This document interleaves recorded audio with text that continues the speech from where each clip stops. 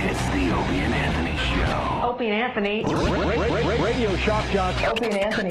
In the world of radio shock jocks, the biggest are Opie and Anthony. These people say shocking things that border on offensive in order to entertain their audience. I refuse to sit here and think that radio has to be nice. Why?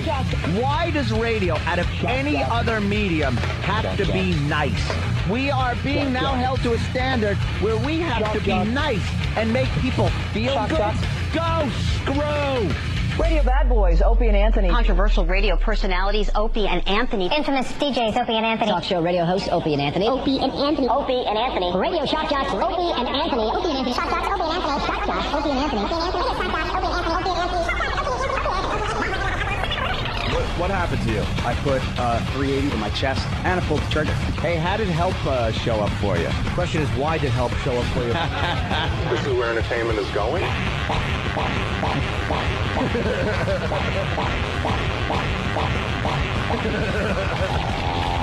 They are sick freaks. Right, so you're kind of like a transvestite or transsexual. Sorry. Okay. On your underwear, do you have a sign that says "Pardon our appearance for remodeling"? This is the worst show This is the worst show I've ever been on. But enough of this palaver. Let's get the show on the road.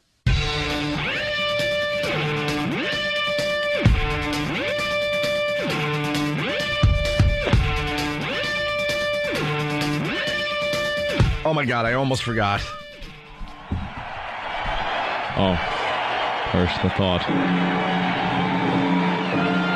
Jose, can you see by the early light?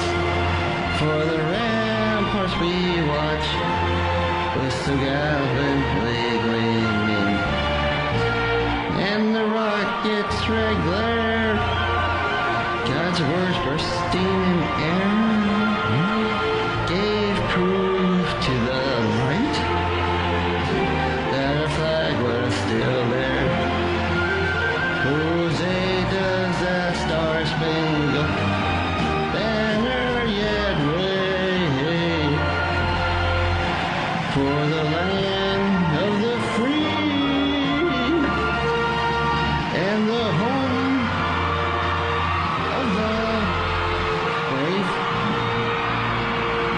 It's showtime.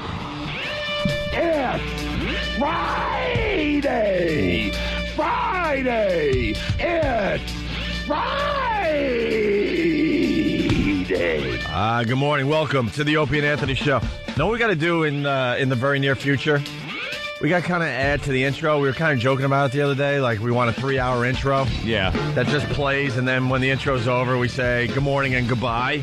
Yeah. Well, one of these days in the very near future, we got to, try to add to what we have already and see how long we could go before it's not interesting anymore. Because right now you got that weird production that the New York City station does before we come on the air. Mm-hmm. Before they push the on switch for the syndicated show. Yeah. That is the Opie and Anthony Show. And just let it roll.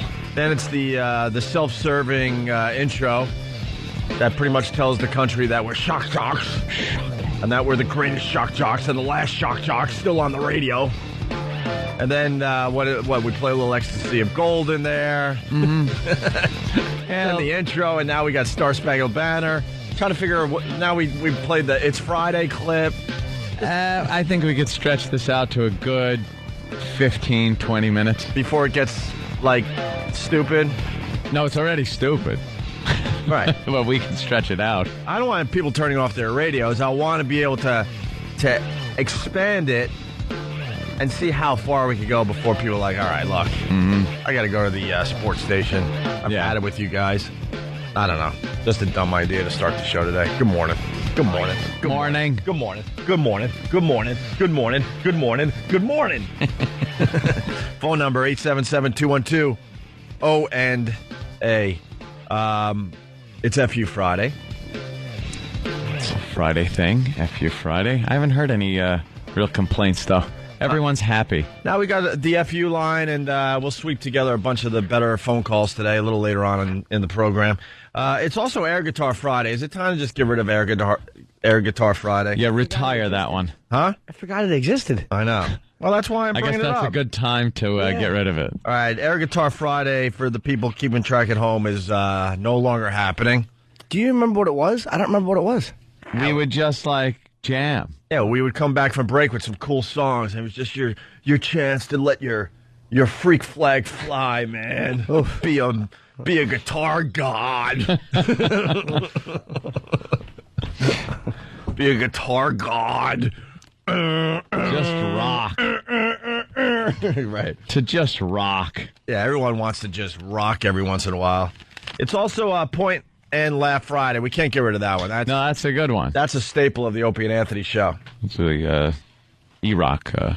Also known as... becomes a victim of that every show. The E-Rock bit. Is Tom Alive Friday? Are we off or on for this week? Well, he was in such bad shape last week.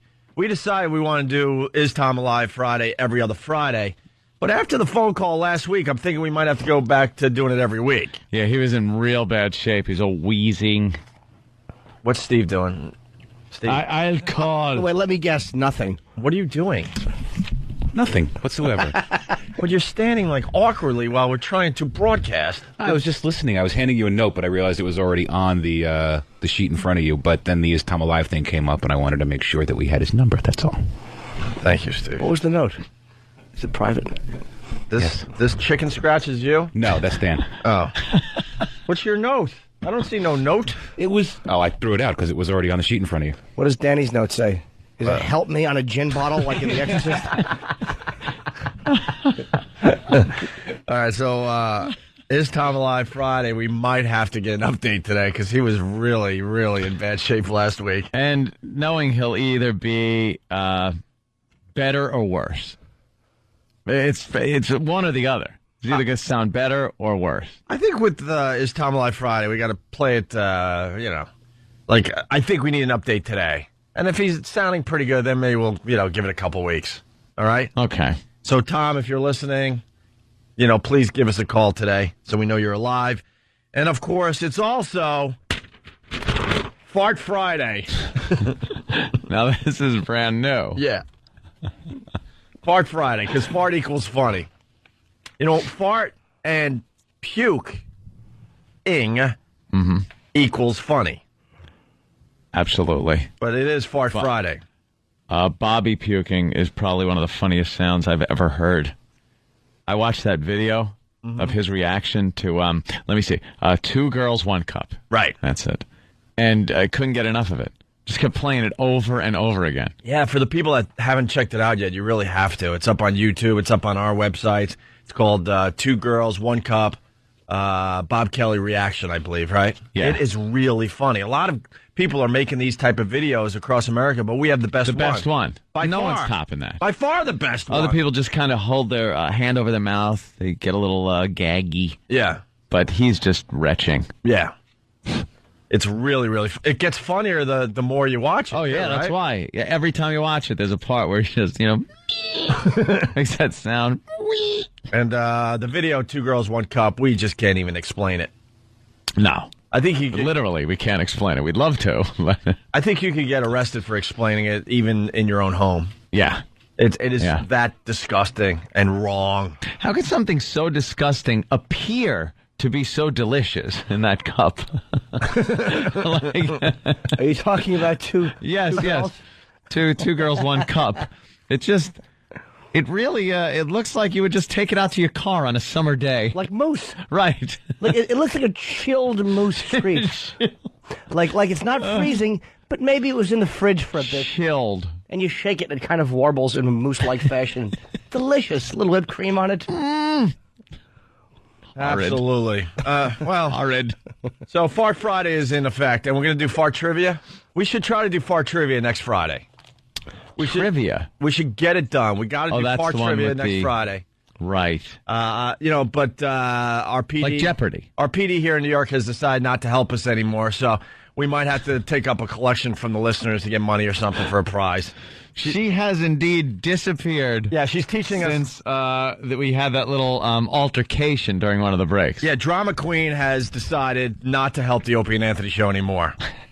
drama queen has decided to just avoid us at all costs. Is that like a get us back thing? I guess so, because that's worked so well in the past with you and I. And PDs. I think she's like playing a little game of I'll show them. I'll show them. Please don't show us. It just doesn't work. It never works. We don't give anything much thought, and we don't care.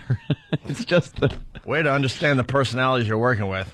I'll show them. Oh, I'll leave you alone.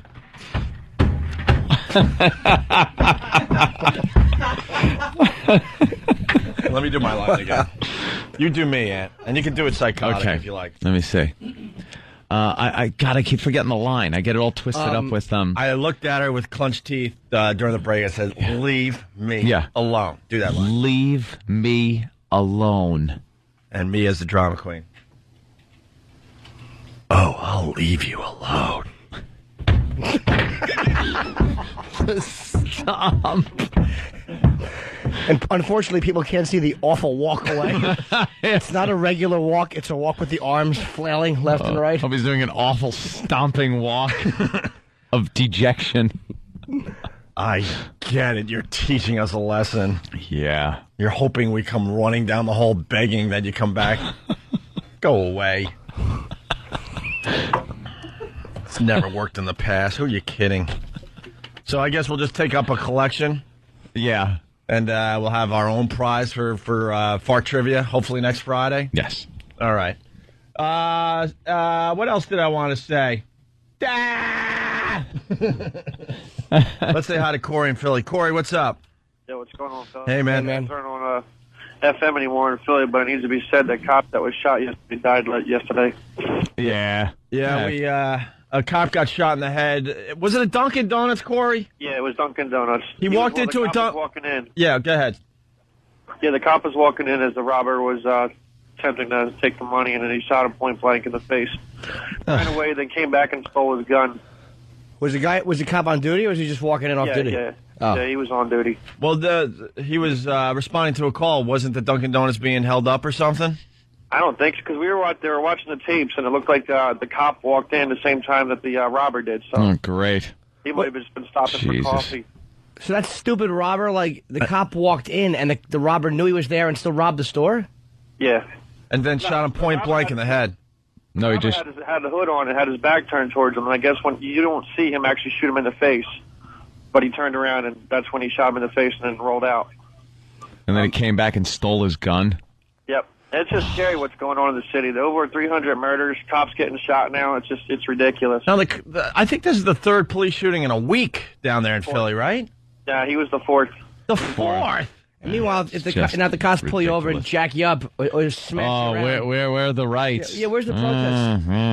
And this cop that died, he was on the force for what, 21 years, sir? 25 years. 25 years on the force. Seasoned veteran. Oh, yeah. And that's how he goes out. Do they have any idea who did it? No, there's sorry guys, I'm real nervous right now. There's a reward for like $115,000 plus other unions that are associated with the police. The FOP are putting money in towards it also, hoping that somebody will snitch on the guy. But yeah, hopefully some fellow scum, I can't even say it. And are you? He is. Will get the reward money. How do you know so much about this, Cory? I got plenty of my friends are cops in the city. One of them was real close. He was partners with them back in the day, and I don't know. It's scary. I mean, if the brothers are going to kill the brothers, that's one thing. But when they turn around and kill cops, guys who are just out there trying to keep us all safe, that takes it to a whole new level. Well, what the hell are they going to do down there? Well, we've got that new mayor coming in, Michael Nutter. He wants to do that stop-and-frisk thing, and pretty much everybody who is not doing illegal crimes has no problem with it, but it's all the people who are up to the illegal crap are the ones that are up in arms about it going on. It's a stop-and-frisk thing where they could just roll up to you, just stop, talk to you, frisk you, make sure you have no illegal guns or drugs or anything on you. That'll probably never fly. Yeah, I don't think that's going to go. That'll never fly. Isn't that what happened with you guys up in New York when Giuliani came in? Did he do something He did like a quality of life crimes thing where Rudy, it was like they just busted pot dealers and like little softer crimes, like, hookers and stuff like that. And they're like, why don't you concentrate on the big things? And he was saying it's like a quality of life thing. But I don't know if they had a stop and frisk thing. If they did, I don't know it. So I basically just talked for no reason. Yeah. There seems to be a little constitutional problem there. If you could just it's a stop rough and one. frisk people without cause, What they were going to do here after 9/11, it was like last year, a year ago, 2 years ago, they wanted to be able to search your book bags or whatever, or your things in the train station. Because they were worried about an attack. I don't even know if that was allowed or not. That was a problem. Well, we got to find this cop killer, Corey. Absolutely. How do you donate to the fund? Honestly, I'm sorry, I don't know. I know they have a lot of the local news agencies. Would be like NBC 10. Right. They probably have information to help and capture the guy, or donating towards the fund. Is there an official fund? Because I have no problem throwing money at that. I haven't heard anything. If you get some info, please call us back. Absolutely, fellas. All right, yeah, we got to find the cop killer down there in Philly. It's ridiculous. what's going Don't they have like the surveillance tapes and all that, or? They do. They sent the tapes out to the FBI to enhance the video. Right.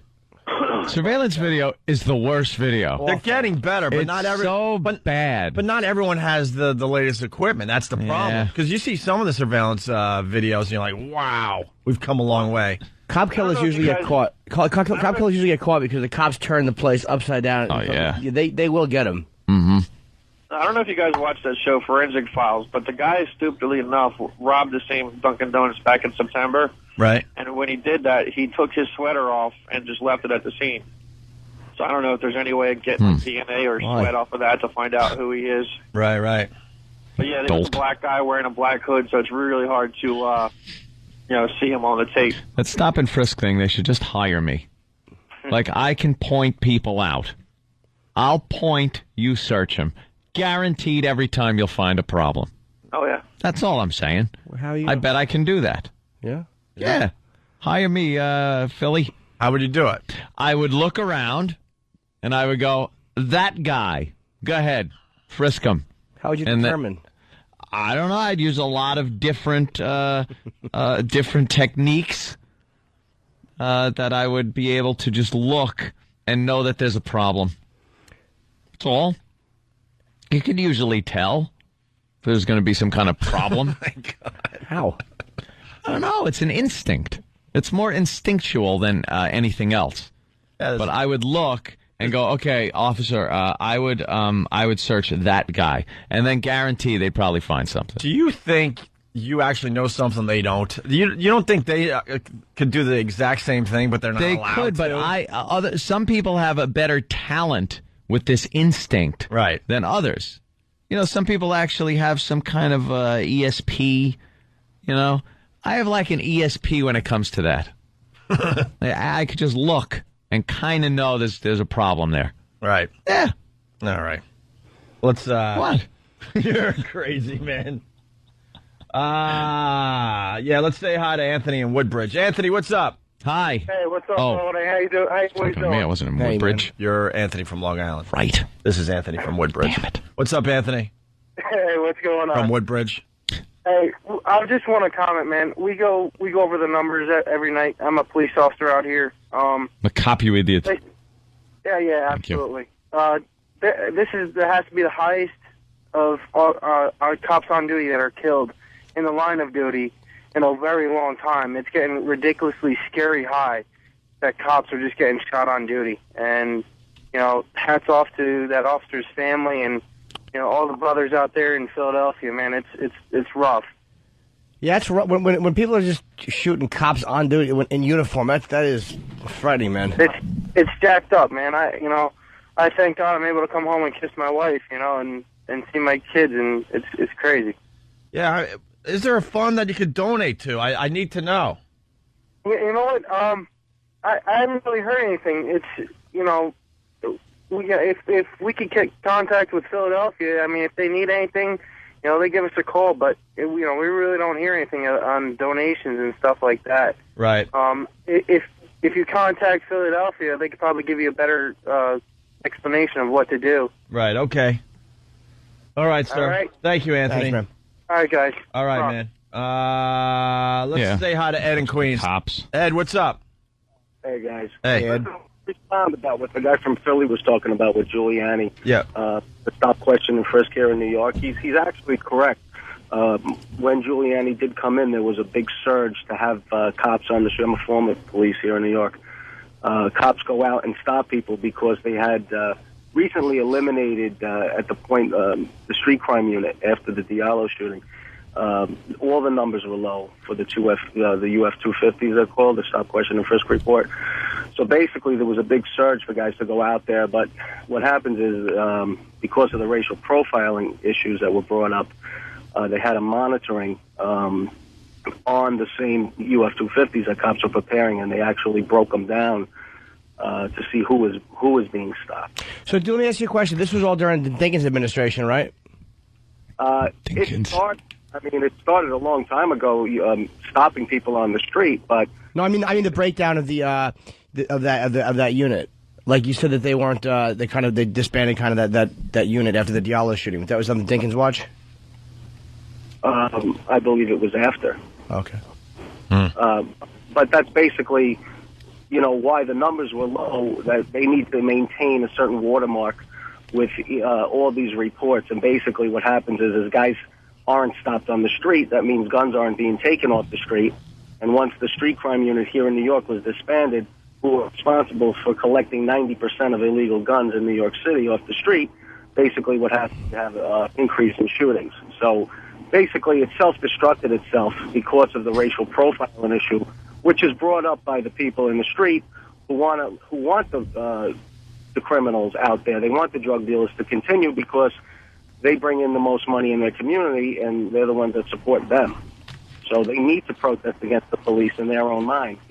Right. They're taking bread and butter out of their community. So most of the people that are against these type of things, they support the criminals.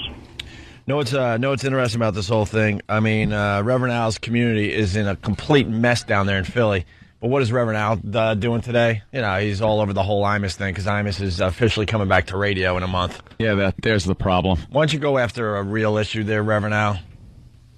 Why don't you send your people down to Philly and have a nice protest and try to figure out what to do down there? Because it is, if you do a little reading about what's going on in Philly, it is insane how out of control it is down there. Well, he'll go down there when one cop hits a guy with a nightstick, right? And they'll cry police brutality, and that's when they'll show up. They're in a no-win scenario. They go in force to really clean up a neighborhood, and they're accused of all kinds of crimes.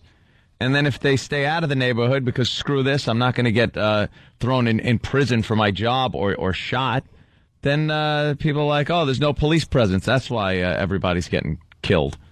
So they no matter what they do, they can't win.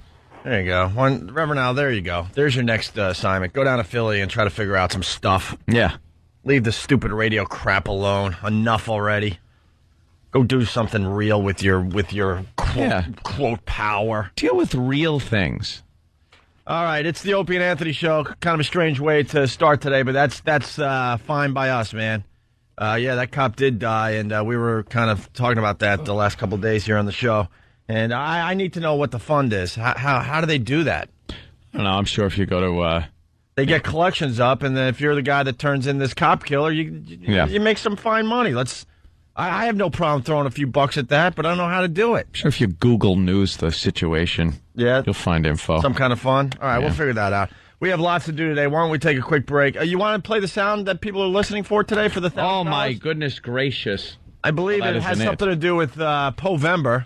Yeah. Our own Master Poe, our trained killer that kind of, I don't know what he does really, but he does stuff for us. Here's what he does. He wears an odd-looking suit jacket, and when we walk into XM, he has a fist up, and we bump fists, and he goes, "Good morning, gentlemen."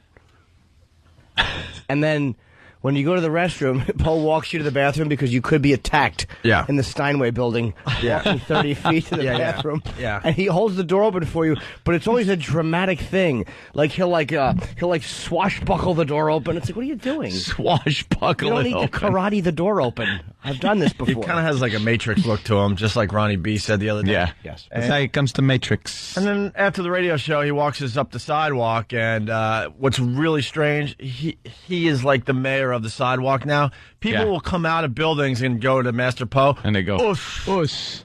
And Master Po goes back to him, Ush, and continues walking. And then we go another 10 feet, and there's another, like, doorman. Ush. Yeah. And then Master Po goes, Ush. I don't know what the hell he's doing, but he's making friends everywhere. Yeah. It's really, really strange. They don't know what it is either. They just know that the kook in the leather jacket is happy when they say us. And that's what they know. They don't know why, but he says us. He's a sociopath. They can see it because he doesn't blink enough. Yeah, there you go. Oh, it's nuts. He's a strange one. But here's what you're listening for today between 7 and 7:30.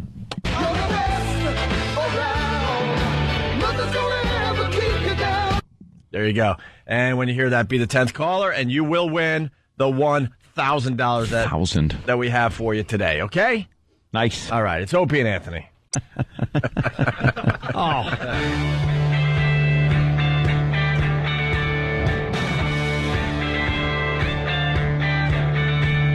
Good morning. It's the Opie and Anthony Show. We appreciate the listen. We got a guy named Shane on the line. He talked to you yet? He's a cop. Shane, what's up, buddy? Hey, how's it going, fellas? There he is. What's up, man? Listen, hey, Ant, I talked to you the other day. My buddy Jimmy gave you the phone. Yeah. It was in the middle of a real bad day, and it was nice talking. It cheered me up a little bit. I just want to thank you for it. Oh, I'm glad, man. That's that's a bitch. Unbelievable. What are you doing? Like you scouring the city? Right now, everybody who's working or not working is out looking. It's just one of those things. I mean, this was a guy that was very well loved, very well respected. You know, it's just one of them things. But if you guys want to throw something towards his family's fund, you can call the Philadelphia FOP 629-3100. What's the area code, sir? Because for the rest of the country. Oh, I'm sorry, 215. All right, wait a minute. So 215, go ahead. 629. 3100. And you call that number, and they'll tell you how you can donate to the Charles Cassidy Family Memorial Trust Fund? Yeah, that's the Philadelphia Fraternal Order of Police Lodge 5. Okay. Give them a call. They can give you all the directions. But like I said, I just wanted to... I have an address, too. I mean, and I'm sending a check, like, immediately. So this is definitely the right address? 901 Arch? 901 Arch Street, Philadelphia? Yeah, that's our credit union. I believe they're working as a clearinghouse for it. All right. So if you want to send a check to the Charles Cassidy Family Memorial Trust Fund, this is the cop that got shot, and he ended up dying yesterday down there in Philly. It's the Charles Cassidy Family Memorial Trust Fund. You can mail it to 901 Arch Street, Philadelphia, PA 19107. Or you can give them a call, the FOP a call, 215-629-3100. And I'm not just talking a good game. I'm sending a check immediately because this crap is just should not happen ever. Yeah, he was shot by a cockroach who was robbing a store. Yeah. And I hope people follow my lead. I'll be sending a check immediately. All right, Shane, hang in there, all right? Thanks a lot, guys. I appreciate it. All right, man. Shane from Philly, he's on the job down there. All right, it's kind of awkward to move on, but we're going to move on to other things today. It is a great day to be a radio talk show host because Fareed, who runs Citadel, hired Imus officially. Yeah. And Imus is coming back to radio, I believe, December 3rd, a month from tomorrow. Is the first guest I hear is the dog. I'm going to have the dog on. They're going to chat. Can you imagine? Can you imagine? That's very funny. How funny would that be? Would everyone just be staring at their radios like their what jaws drop to the ground? Michael Richards and then the dog. We got an action-packed show today. A lot of guests. Yeah, Michael Richards, Let's Dog bring the in Bounty Hunter. Michael Richards, and then Dog the Bounty Hunter is going to come in, and we're going to go over his phone call, and I don't see what's wrong with it. Imagine. See no problem with it. And then after that, we'll have son's a spoiled little brat. After that, we'll have Anthony Cumia. Anthony will come on. give his opinions on how he can just seem to point out guilty people. Yeah. So it's a great day to be a radio talk show host. There's a company out there that's not scared of controversy. So a mere 7-8 months later, Imus is back on the radio. That's really, really good news for broadcasters. Everyone knew he'd be back. Yeah. Everyone knew he'd be back. Come on. I think he'd have to sit for a couple of years, though. It was Imus. Did he really? Yeah. Jesus. And Reverend Al is, he's going to be paying close attention to make sure Imus changed. And if Imus didn't change, then he's going to get his people protesting and boycotting and calling the advertisers. Shut up. He's in the papers saying all this crap today while Philly's in disarray. He'll ignore that situation down there because that's hard stuff. That's hard stuff to try to figure out. It's easy to go after an old white shock jock for some throwaway comment. Yeah. Really old white shock jock. Right, really old. He's like, Imus is pushing 70. Calm down. But to actually go into some of these communities and really try to get something done, that's too much effort. That's too much work. And it turns your constituency against you. Right. Because you're an Uncle Tom is what they call you if you actually criticize your own community instead of taking responsibility for it. Absolutely. Yeah. He's a phony. Would it be funny if Imus just went on the air and started trashing other shock jocks and destroyed this show? What pigs we are. Imagine he changed so much. I'm like, what? But Imus. What slobs we are. We were the only show that supported you all these months. What are you doing to us? That would be that would be something Imus would do, by the way. Just brings on old Black Panthers to talk about the good old days. Right. Why would we support a guy who's going to come into morning? Why can't they put him in the afternoon drive? He's an older gentleman. Let him sleep a little later. Time is coming at 10. Do middays. Well, he'll get a massive amount of people listening at first, and then he'll kind of calm down. He'll find his audience, which is definitely different than our audience. Yeah, for sure. He skews slightly older than us. Yep. I would say a lot older, but I don't think that's true anymore. We do 18 to 49, and he does 25 to 106. There you go. But yeah, I was going to go with the serious answer, but there you go. 25 to 106. This is why I love Fareed, too, because Curtis and Kubi, it's kind of local, but they're here in New York. They're the morning show. People see them on Fox every morning. And they did, I think, better in the ratings than Imus did here in New York. But Fareed is still putting them on for the national. I love that. Good. Yeah, it's very smart on his on his. Did you realize I didn't know what I was talking about technically when I said the national thing and I threw my arms up? People can't see driving, but I'm such a dope. I went, for the national. I didn't know how to say platform. You threw your arms up. Yeah, that's all you needed to do. Yeah. Let's go to Sean in Jersey. Sean, what's up, buddy? Hey, good morning, boys. How you guys doing? Doing well, Sean. All right, cool. Hey, listen, I just caught the last half of the discussion with you guys helping out the policeman's fund down there in Philly. Just wanted to say thanks. You guys are always behind the firemen and the cops. I'm a fireman in Central Jersey going to work right now, and just wanted to say thanks, guys. Sure, man. Look, man, we got a lot of cop friends. Chill out with the supporting the firemen thing, all right? You're going to get us in a lot of trouble here. We're neutral. We like both sides. We'll allow them to fight it out during all the parades, but when it comes down to it, we like the firemen and we like the cops here in New York City. And the cops are tougher because there's always people complaining about the cops. Firemen, I think pretty much everybody's behind. You can't be anti-fireman. Yeah, what are your place is burning down? They should let it burn. You see, David Berkowitz and 5 other firebugs standing outside booing the firemen. I think even the hardest of criminals are pro-firemen because nobody wants fire to burn them. I love the old TV movies or TV shows, whatever, and you got the creepy firebug looking at what he did as the firemen are trying to put out the fire. Yeah, they always show up. They have to stand there and watch. He's in the crowd, and you can just look and know who it is. Yeah, it's the one staring with love in his eyes. And then they give you in his pants. Then they give you a close up of the firebug, and through his, the reflection in his eyes is the building burning up. Fire. Just the loving creepy it. Firebug. All right, Sean. No, I mean that crap's it's not going to stop, unfortunately. But you gotta take notice when a cop gets shot on the job. We really do know a lot of cops, and they're insane to do what they do. I know. I don't know how they do it. And then they have to lose their life after being on the force. This guy was on the force for 25 years. I know. And crazy. blam, a bullet right to the head, pretty much point blank range, right? I couldn't be a cop. I'd be shooting everybody. I would just be shooting everyone. You want to be like that as a regular citizen? Dirty Harry, just pull the gun out and start shooting at the first suspicion that there might be a problem. Yeah. That's it. I don't know how they walk into situations and just don't start firing. All right, Sean. All right, boys. Thanks. Punching out. All right, sir. Thank you. So, yeah, good for Fareed and ABC here in New York for hiring Imus, December 3rd. I completely agree, man. Hey, do we have is there a dog update? Does anybody know what's going on with Dog the Bounty? Yeah. I saw him on TV today, and I didn't see what was being... Wait, that number's wrong? Yeah. What? Oh, boy. Oh, my Hope it wasn't God. hope it wasn't someone sleeping. Sorry, guys, but that why did we get that number then? All right, listen, we're flying by the seat of our pants, but the Charles Cassidy Family Memorial Trust Fund, that's the cop that was shot and has since died.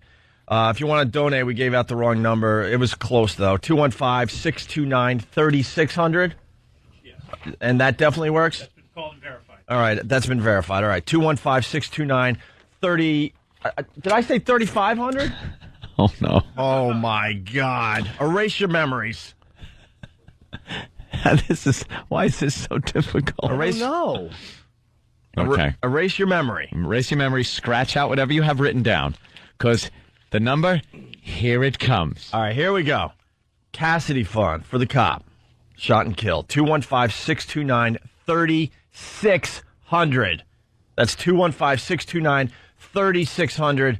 And we'll put that number and some more info up on onaradio.com as part of the show rundown. That's Stephen S. from Bayshore Writes. Okay? Right. Sorry about that. 215-629-3600. All right. Dog the Bounty Hunter, an update on that? I just saw him on TV, and there was words. Whenever they show your picture in the top left-hand corner and a bunch of words, it's normally an apology quote. Yes. But I just didn't see what it was. Yeah, it's never just, hi, how you doing? Yeah. This guy's just stupid. Dog the Bounty Hunter is just stupid. He obviously throws the word around and has no problem throwing it around and all that. But why, if you have a hit TV show, would you leave a message like this on anyone's machine? Well, it was it wasn't a message. I don't think. I think it was his son, because you kind of almost hear his son talk at the end. Oh, really? Are you kidding? I thought he left this as a message because the son wasn't there. We'll have to listen again. I got it right here. You know what? Because he does say a private phone conversation. Yeah. Conversation? You got his son inside. His son was on the line the whole time? He was talking to his son, telling him and his son was recording it, and then his son sold it to the Inquirer. Did the son cut out his part? No, there's the stuff that's not there is not sensational stuff. Like, it just, his son is saying why, that's not true. No, he just let Dog go off. He let his old man just go off and hang himself. I think on the last track that you have, you can kind of hear his son. All right. On one track. He must have hated his father, too. This is not just this. He must have been just really not liking his father. This is someone who's, in love, and his father wanted them to break up, and Did you guys ever watch the show? I couldn't get into it. No. It was so over the top. Never and watched just it. Yeah. Over the top, dramatic for no real reason. It was made to look dangerous through editing or something. Yeah. Fat lady. Who's afraid of a fat lady? Yeah. Wanted on warrants for traffic tickets or something. Does anyone know if his son was part of the show? Yeah. He was. Uh-huh. Okay. That was part of the issue of the whole thing, was to continue being on the show, he was to ditch the girlfriend. Right. And then if he wanted to keep the girlfriend, Dog was like, hey, I'll get you another job, but you can't work here because we throw the N-word around all the time. And, I am not ever going to jeopardize what I worked for 30 years, not ever, to lose it all because of some bleep. Yeah. Well, he lost it all. Yes, he did. I mean, A&E is kind of like having a wait-and-see type they're conducting an internal investigation. Yeah, but we know how that goes. Let's play the voicemail again or whatever, the conversation, and then we'll give you your Dog the Bounty Hunter update, okay? Yeah. I'm not taking a chance on some... I don't care if she's a Mexican, a whore, whatever. It's not because she's black. It's because we use the word sometimes here. I'm not going to take a chance ever in life of losing everything I've worked for 30 years because some heard us say and turned us into the Enquirer magazine. Our career is over. I'm not taking that chance at all. Never in life. Never. Never. If Lisa was dating, we would all say you, and you know that. It is really frightening that a private conversation, like your professional life, can be sunk by things you say in private. It's really, and this is what A&E is probably going to drop the show. They have to. They have no choice. But you know what? Hey, look at this stuff Snoop has said. Look at this stuff. It talks about gang killings and is a gang member. And what does he get? An AOL time endorsement. So it's such phoniness. Yeah. The guy's a douche, but it shouldn't cost you your professional life, considering what other guys are getting endorsement deals for doing. It's sickening. If Lisa brought a black guy home, it's not that they're black. It's none of that. It's that we use the word. We don't mean you scum without a soul. We don't mean that. But America would think we mean that. Oh, geez. And we're not taking a chance on losing everything we got over a racial slur. Because our son goes with the girl like that. I can't do that, Tucker. You can't expect Gary, Bonnie, Cecily, all them young kids to, because I'm in... You know, all those people you just named? They all just... Hardcore racist. Those guys, like... They're throwing the word around like crazy. I would love to see the tattoos those guys are sporting. American History X tattoos. Oh, my God. Confederate flags, you name it, man. Kids, too, because I'm in love for 7 months. I that. So I'll help you get another job, but you cannot work here unless you break up with her and she's out of your life. I can't handle that. He's a douche. He is. Dog the Bounty Hunter's a douche. That's not as bad as I'm telling you, man. It's just scary that's going to cost him a gig, and it's a private conversation he had with his son. And it's like we're judging now your public thing by what you say to somebody in private. It's frightening. And where's all? I want to know where all the privacy advocacy rights people are. No one's going to get behind behind this. Same ones that complain when cops get too many powers to pull you over and stop you. No one will get behind this. And guy. the ACLU and all these people that complain about video cameras being pointed at the street. Where are these people complaining that a guy's going to lose his gig over something he said to his kid in private? This going to be out there by himself, man. I know. This is some good old-fashioned, like, Stalinism or something. It's like the kid turning in the parent like that. We'll give you the update. And destroying his life. Here's the last part of the clip that we have. Teresa told that group never to come by her house again, because I told Dwayne the same thing. And I'm going to have your wife hanging around with that girl. You're not. That was the son, by the way, in the background trying to get a word in. How many of us have heard? Had these conversations? Not these exact conversations. No, not the subject matter, but just a conversation where you can't even get a word in edgewise. Yeah, let me make it perfectly clear. Come by her house again, because I told Dwayne the same thing. And I'm going to have your wife hanging around with that girl. You're not working for Dog the Bounty Hunter. Dwayne called this morning, and Teresa, and it said we are not hanging around with that girl. So just like Dwayne Lee, just like you, if you hang with that black girl, I do not want you in my house, because it's already been proven that you run your mouth to her. That's it right there. So you just let me know. I got to go. What you're going to later. Bye. You know, I didn't hear that yesterday when we played this. That he said it's already been proven that you run your mouth to her. Yeah. Hello. Wow. He ran right to her and said, "Look what I got." You know what it is, too? It's like, could he have announced who he was more? He named everybody on the show. Yeah, it wasn't even like he could have said, hey, it wasn't me. Somebody, imitated me. He just knew everything. Now, Tucker, we all know that I am the bounty hunter, and he just kept saying the name of the show, the time slot, the producer's name. I swear to God, I bet the mole on my shoulder that I... A tool. He's a bit full of himself, huh? What a naughty boy. So we got an update on this whole story that's breaking today? Yes. Television bounty hunter Dwayne Dog Chapman's son taped a private conversation in which a reality star used racial slurs repeatedly, then sold it to a tabloid for, quote, a lot of money, Chapman's lawyer said Thursday. Now they're positioning. Doing a little positioning, his lawyer. I guess because of whatever level of anger he had of his father, he felt the need to express it in that manner. Attorney Brooke Hart told the Associated Press. Show's in its 5th season in one of A&E's top-rated programs. It has not been canceled, but as we said before, they've suspended production on it. Hart said that his client is not a racist and vowed never to use the word again. How is he going to go through life without saying again?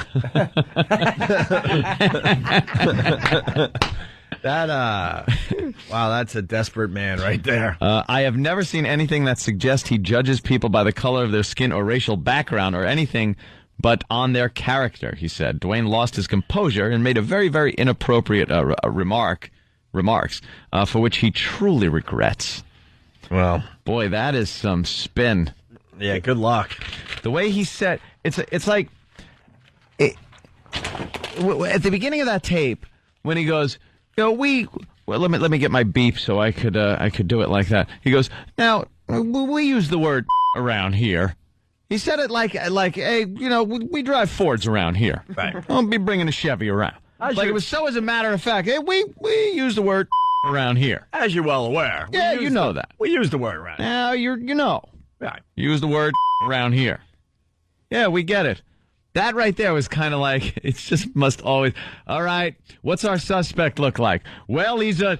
No kidding, No, man. it's just every time. No kidding. And then the story afterwards when they arrest him, did you see the way that ran? And I maced him in the face, and you just know it. All right, well... A&E is thinking of bringing the show back in the very near future. They should. Why wouldn't they? They just have to redo the theme song. Yeah.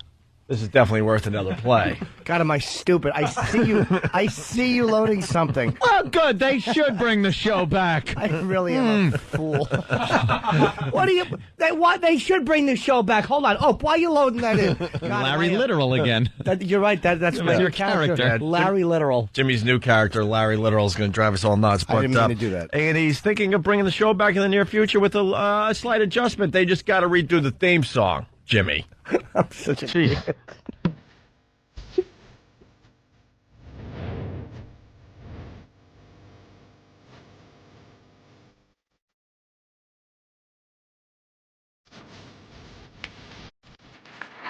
Yeah. Oops.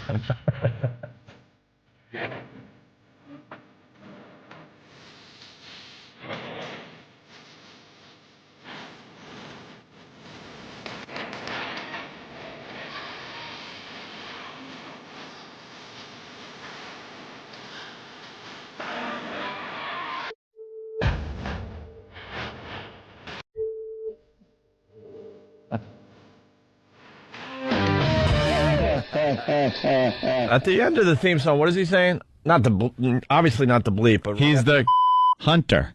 Oh, okay. Yeah, that's what he is. Oh, that's very fresh. All right, we got to take a quick break. Who's going to win the $1,000 today, huh? We're going to find out soon. Stay there. It's Opie and Anthony. Officially, the contest is on. When will we play the sound? That's a good riff, man. Sometime between now and 7:30. Could it be right now? I don't think so. Aww. Opie and Anthony. Jim Norton doing a special little thing. Yeah. But isn't it supposed to be a surprise? So if you announce it, it's not a surprise anymore. I don't get it, Jimmy. I don't get it. MySpace has something called secret stand-up shows that they do, but then they announce you. Yeah, thank you. Time out. Secret stand-up, but here's the big announcing of the secret. Well, maybe isn't a secret supposed to be? Don't tell anyone. Secret. Do it in secret form, at least. All right. Make believe you're like just telling one friend. I have a secret. Next Friday night, I'll be doing the only New York show I'm doing of the year. No way. The only one of the year. Hold on a minute. You're not doing it in secret form. But that's how I would tell a secret. No, you got to be like, shh. All right, listen. And you got to look around. Make sure no one's listening. Okay, secret. Next Friday night. Now that's don't tell anybody. November 9th. Keep it between us. Okay. I'll be performing at Caroline's Comedy Club. Okay. One show only. It's a 7 o'clock show on Friday night, November 9th. All you have to do is bring your MySpace profile. It's a free show. It's free. Free. Meet Jimmy in the bathroom. Touch his foot with a wide stance. Meet him in the bathroom for free tickets. I'll be between stalls 2 and 3. Just drill a hole in between them and slip your MySpace profile. On Friday, November 9th at Caroline's. The only show I'm doing in New York for the year. They're just idiotic. Could you Can you announce a secret show, please, on the Opie and Anthony show today? It's so secret.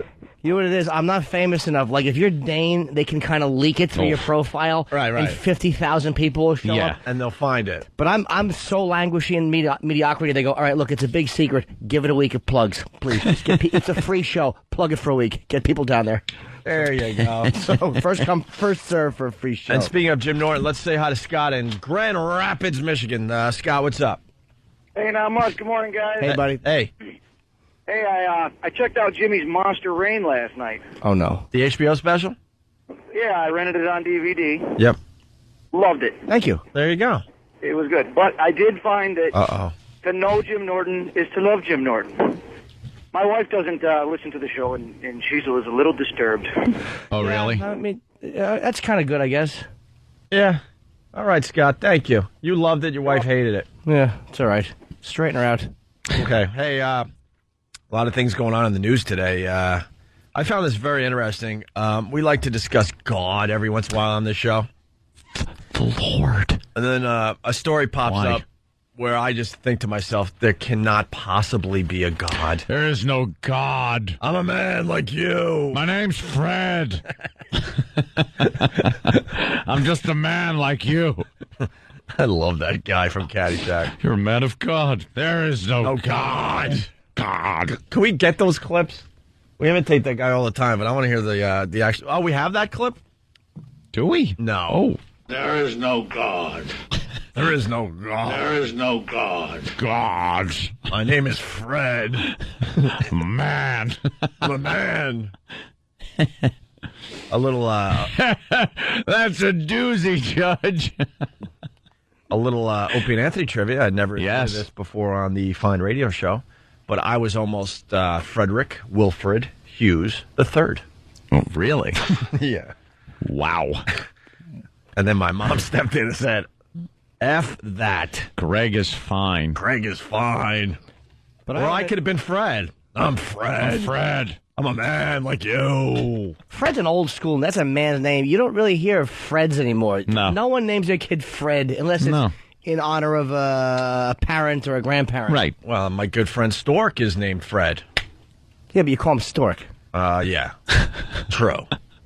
Works for Newsday. He's a great guy. Getting married soon. Ooh. You know what's a name a lot of kids don't have? The name Guy. No one names their kid Gus. Has gone by the wayside. Guy. Just what nerve? That's a set. Oh, what do you want to name him? Guy. Right. So that's what he is. By the way, there's a little humor involved here. We don't feel like discussing if there's an actual God. It's just a nice bit we like to do from time to time. So relax out there, please. Jackass. But there are stories that pop up, and you really question if there is a God.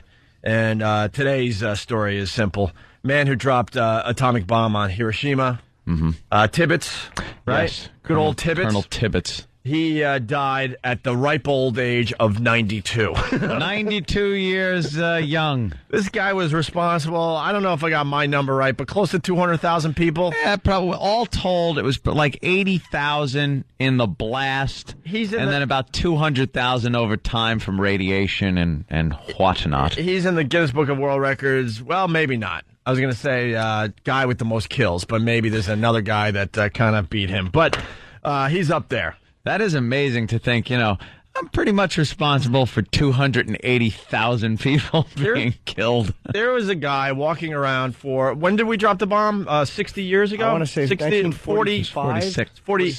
40, yeah, okay. Yeah. Yeah, we just had 45, sorry. 45. Yeah, August. 45. I know we had the 60th anniversary recently, within the last couple of years. So 62 years. So the guy was... Guy was 30 years old when he dropped the bomb, right? Tibbets? Yeah. And then he walked around this earth for another 62 years just whistling a happy tune. Fine and dandy. Probably getting broads and going out and playing around a golf with his buddies year after year after year. And this guy was responsible for 200,000 deaths. He stayed take a few. He stayed in the military for about another 20 years until like 1966. And then retired. Gave a lot of interviews, which he didn't hold back anything, really. He didn't have one regret about dropping the bomb. Using some colorful, what would now be considered politically incorrect language about ending the war. he realizes that if the war had continued, it would have been a lot of American casualties. If we would have had to invade the actual island of Japan, Tokyo, and get into Tokyo, it would have just would have cost a lot of lives on both sides. So he realized he ended the war. He was pretty instrumental there in ending the war by doing what he did. So that's how he slept at night. Yeah, so a lot of people think that because that happened, it saved a lot of lives in the end. Yeah. You think this guy, I like to think weird crap. You think this guy ever walked into a sushi joint?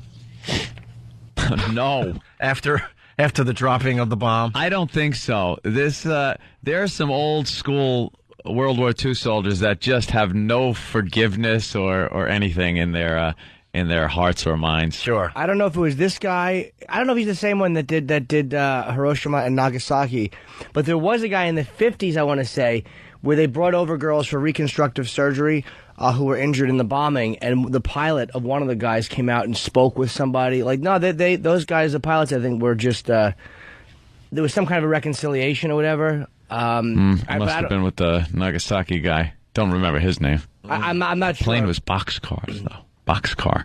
Did the guy at least suffer in death in his dying? Probably not. Probably just breathed like peacefully slid away. Just slid away slowly with the birds chirping outside his window. No burn marks. No, his image wasn't burnt on the cement wall next to him. His family around, everything was just perfect in death. I bet you with this guy, just perfect. So keep believing in your gods. But he said, you would think God would throw everyone a bone and go, look, this guy really doesn't deserve to live. Just goes to show you God was on our side. That's what it was. Hey, there you go. I like the spin there. God gave us the atomic bomb. There he is, Paul Tibbets. He said, hey, I didn't bomb Pearl Harbor. He goes, I didn't start the war. He goes, but I'm damn well gonna end it. That was his quote? Yeah. It was great. Good old codger. Right. Old curmudgeon with his A-bomb. Like 30 years old or something at the time. 30, yeah, like 30 right on the nose, man. That's a hell of a 30th celebration. What have you done at 30? Think out there if you're 30 years old. What have you accomplished? This guy was flying a huge bomber during the biggest war in the history of the world, just ending it. He was probably, for a few 100,000. He was probably up there singing "Happy Birthday to Me," blowing out candles just before he dropped the bomb. You know what I did for my 30th? I went to Disney in Florida with my brother. Yeah, this guy's dropping A-bombs from the Enola Gay. That's what I did for my 30th, which was what 2 years ago. Yeah. So Enola Gay, his mom's name. It was. Was it really? Yeah. So what the plane's name was Enola Gay. That's named a great after name his mom. Great name for a plane. Enola Gay. That was before, the word gay was what it means now, which I'm sure in hindsight he probably was very angry. Yeah. What was that 80s song that had Enola Gay in it? I forgot. That's a nice little trivia question today. Whatever. We'll play it and we'll play some silly sound effects over it or something. There's a thing on HBO On Demand about the survivors of the, I think we talked about it once, about the survivors of both the bombings. There are people that were actually fairly close to the blast radius that lived. Still alive. I mean, they're messed up. 2 A-bombs and they're still alive. Yeah, but there's this, it wasn't as good a special as I hoped for. It wasn't as moving as I thought. I just don't think it was shot as well as it could have been. No, it just wasn't moving. But it was still, Yeah. It was still very good if you have HBO On Demand. Hey, also in the news today, well, stuff that we're finding interesting, but then I don't think it's that interesting. There's a thing that came out, the 10 manliest video games ever, and I looked over the list and realized I didn't play many of those games. Yeah, you were saying it's like a lot of old school games. Do we have that list in front of me here? Like the only one I recognized was Counter-Strike, which is the Half-Life thing. That's pretty good. But now it's all about TF2. The top 10 manliest video games ever. Ever. And they don't even have they only have one game, only a couple games after the year 1999. You go with number 10 is Pro Wrestling from Nintendo. I don't remember When that did game. that come out? 1986? Yeah, that was like a wrestling game, but they couldn't get any actual licenses for real wrestlers, so everything was just a cheap knockoff of generic kind of. Like Starman was my favorite character. Oh no! Oh, you played this game? Oh, religiously. You played it too, E-Rock? Yeah. Of course he did. God, I don't remember this game. And they have like screen caps of these games, and they're so lame, the graphics. Yeah. And I remember, like, back in the day when you just started playing video games, you thought to yourself, wow, it could never get better than This looks amazing. It's so lifelike. Fast forward a decade or two, and these games look ridiculous. Like a flesh-colored square with a head and two legs. Yeah, you really played this too, E-Rock? Yeah, they were all block characters. Ugh. That's a little racist. Block. Oh. So that was the 10th manliest video game ever. French. And then you got Counter-Strike was in 9th place there. Which is a great game, obviously. Yeah. Online version of Half-Life, basically, right? Yeah, it's a little different, but yeah, you just go against young little smacktards with their headsets on, laughing at you when they kill you in their high-pitched 10-year-old voice. I want to start a new bit where we play like Counter-Strike Online or whatever and just mess with the little dweebs. That's probably a good idea. We should do that. Get some audio and play it on the show. Just hook up the headset. Sure. Then you got Double Dragon from Nintendo. Arcade and Sega, 1987. Don't know that game either. Oh, that's classic. Two brothers go fight some bad guy, some thugs to get their girlfriend back or something like E-Rock, that. you know that one too? Yeah, I wasted a lot of money on the. There's an arcade version and the Nintendo version. Oh, thought you were changing subjects on it. It's not always about food. Oh no, you didn't. Correcting it? Strikes back. I like it. In a harsh fashion. Like Double Dragon. Yeah, that was one of those games where... Sorry, Jim. It's okay. Sorry, I had to defend. By the way, and the answer is OMD, Orchestral Maneuvers in the Dark. Yes, they did a song called Enola Gay. Very good. Lewis from Butler? Butler, New Jersey. All right, and then in 7th place, like top 10 manliest video games ever. This list really is lame. I don't even know why. Stinks. Yeah, Street Fighter 2 from 1991. Oh, Street Fighter 2 was pretty good. Yeah. 6th place was Ikaruga. Yes. Something like that. What was that about? They're just trying to be cool. That's a really hard Dreamcast shooter, one of those things where a spaceship is going and you just shoot things coming off. They are trying to be too cool for the room here. This is like, picture Rolling Stone, some guy from Rolling Stone putting out like the best albums ever and picking like old school obscure stuff. Right, because they just that's want what to he's be doing, cool. man. Look what I remember. I used to like these top 10 lists, but yeah, something happened where you get the people that are putting these together, they have to have their little cool spin. Yeah. I'm going to be outrageous. I'm going to put an Iggy Pop album on the top 10 albums of all time. Well, like, where's Grand Theft Auto? I mean, that's a... Exactly, that's what I'm getting at. Come on. That's not on there. You want to talk about manly games, that's right up there. Yeah. Of course. I'd love to know... smashing hookers over the head with baseball bats and stuff, that's pretty manly. Maybe that's in the video game world. Manly. Best comedy games, maybe. It'd be funny if you release a list like that, or games most likely to induce a rod. Yeah. Let's run through this list. I don't think people care, but Tecmo Bowl, what's that? That's just a class, like one of the first football games ever. And then John must Madden, have been great. John Madden saw that and said, I think we can do a little better than this. That's from 1988. All these games are really old. Metal Slug is in 4th place.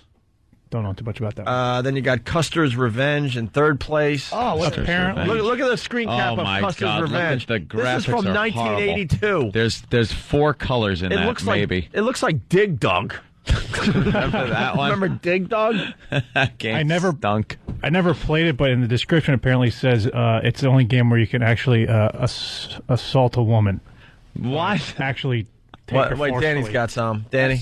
That's the entire purpose of the game. Like, it's not like that's just like one area of the game. That's the whole game. It's like Atari during the whole selling point. Yeah, during the early '80s, they came out. There was a few like X-rated video games, and that was one of them. It was Custer's Revenge. All you did was sexually assault Native Americans. Wait, you sexually assault this thing that's on the screen cap? That's supposed to be a woman? 3 pixels that are supposed to be a woman? All right, listen, it says, had Custer's Revenge come out in the robot-heavy early 1990s, it probably would have been called Rape Simulator 2000.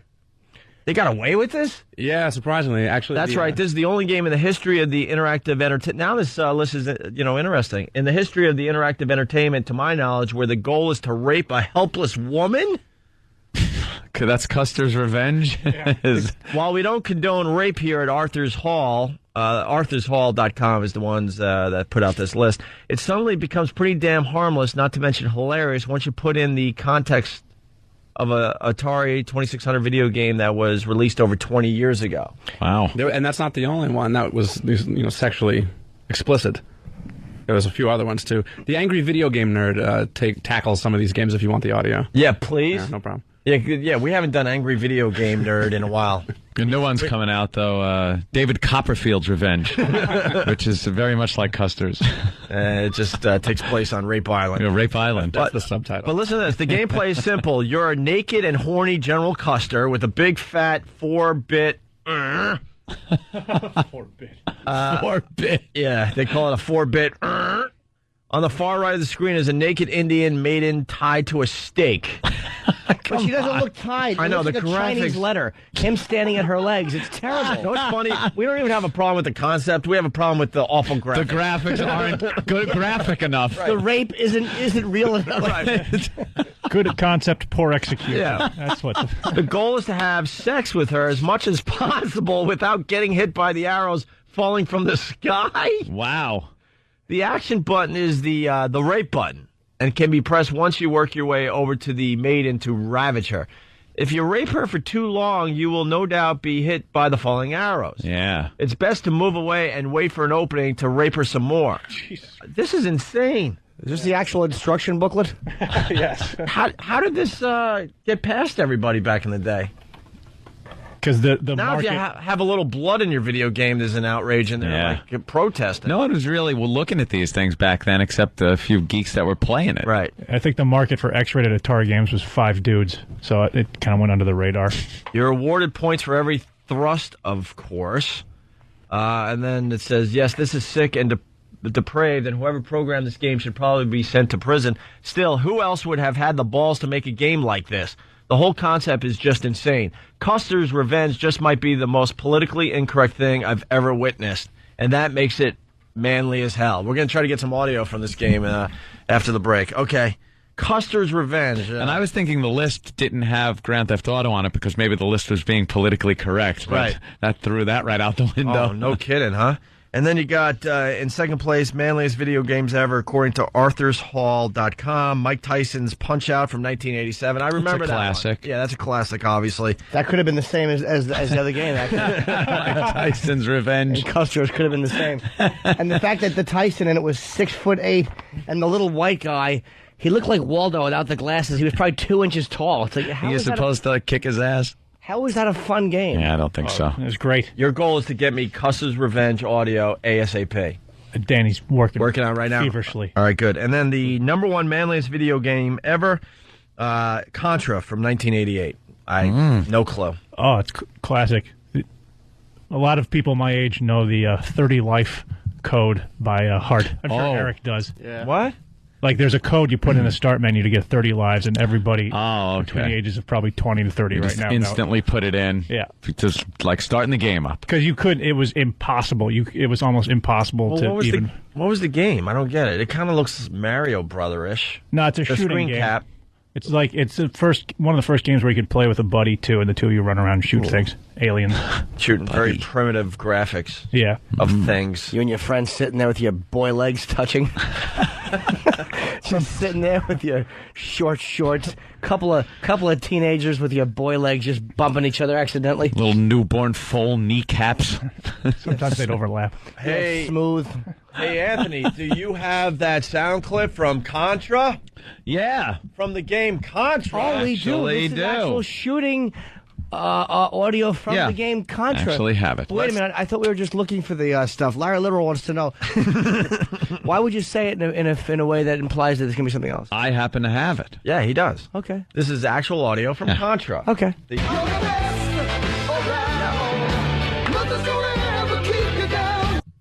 From the manliest video game ever, according to Arthur'sHall.com. Manly. We do believe that's audio from the game Contra. Yes, gentlemen. I'll be playing Poe's Revenge. It's set on a video game of F.H. Riley's. No. In the parking lot. Oh, yes. Want to make it very, very clear. Well, you have to walk through the establishment first. We don't condone that activity at that fine restaurant. And you go out back. Poe's revenge is he ties you to a stake and then talks to you.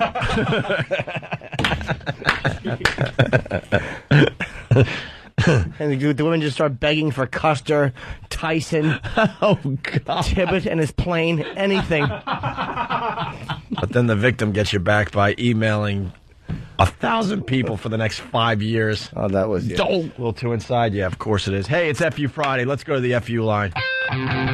Thanks for calling the Opie and Anthony FU line. Here's the latest batch of FUs. You have 8 new voice messages. First voice message. Hey, O&A, this is Matt from Chicago. I just want to send out a big FU to everybody who's taking you off the radio in Chicago. You. Next message. I'd like to send a big you to the fat and her disgusting, scrawny little husband that I just had to kick the door into the hotel room and arrest. Stop wasting my time, you. Next message. Hey, this is going out to Britney Spears, who's turned into the biggest of the universe. Yo! Next message. I'd like to leave a big you to the cut me off today, and I had to track down and kick his ass. You. Next message. Hey, you stupid little rich. You think I brought you your pizza so I can get a 30-cent tip? You stupid bastard living in your big house, standing there smiling at me. You. Next time I'm going to take a big on your pizza. Next message. Hey, this is Jamie. I want to give a big you to 103.1 The Buzz in West Palm Beach. More rock, less talk, right, boys? That's what's going to hold your number 2 rating spot. I hope your ratings crash and your studio gets blown up by a drunk fuel truck driver with everyone that works at that stupid station inside. The Buzz. Next message. I'd like to say a big F you to Ronnie, my soon-to-be ex-wife, for 12 years for waking up after 12 years and telling me I don't love you anymore. Hey, F you. I'm such happier now with my 22-year-old girlfriend who rules. I love you, Tammy. Next message. Hey, WYSP. End of new messages. Call the Opie and Anthony FU line. 866-FU line 1. That's 866-FU line 1. Thank you and goodbye. Gotta tell you, another busy show today. It's Opie and Anthony. Absolutely. Let's quickly congratulate Peter. He won $1,000. Peter, what's up, buddy? Hey, what's up, guys? Hey, you just won $1,000 just for listening to the show. Congratulations. Hell yeah, dude. I'm a loyal fan, too. I'm not no contest pig. Oh, I like that. You know, I was listening to you guys since you were on other stations like WNEW back in the day. Yeah. Thank you, sir. That goes back a while. I was at your softball game, too, with a couple of buddies of mine. Yeah, I think we're going to try to bring back the celebrity softball game this coming that was like summer. a couple of years ago. It's not about the softball, by the way, for the new listeners. We actually make believe it's a huge, like, softball game, my team versus Anthony's team, and we get the celebrities on both sides. And then you realize after the first out, no one gives a crap about the game. No one cares. It's all about flashing in the stands and drinking as much beer as humanly possible. And there's no celebrities. That's the beauty. Yeah, and there's no celebrities. People show up and go, oh, my God, wait a minute. These guys are considered celebrities? Our idea of a celebrity will be out in left field. It's Pat Duffy. Right. Yeah, when you fill up your roster with interns, you realize you have no friends in this business. Oh, it's horrendous. Right. You call a lot of the guys that have done the show and like, I would love to, but I'm touring Japan. Yeah, very busy. I forgot my sneakers that day, so I had to wear my stupid Doc Martens and my shorts. And I played on Awful Opie's team, and he sat me on the bench to start the game. Did I really? Opie just loads his team with ringers, and I have all the drunks, and that's because you don't care.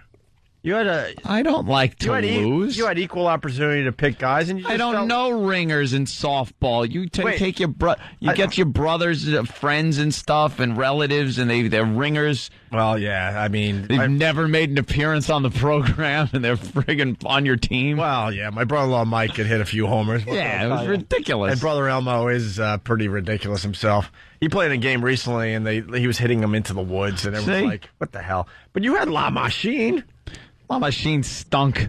Yeah, it's great if someone's coming to assassinate you. When you need someone to pull a pistol, or you need an uncomfortable fat man to stare at you, La Machine is perfect. Something interesting came out today on this show, and we were just saying congrats to Peter. He won the $1,000.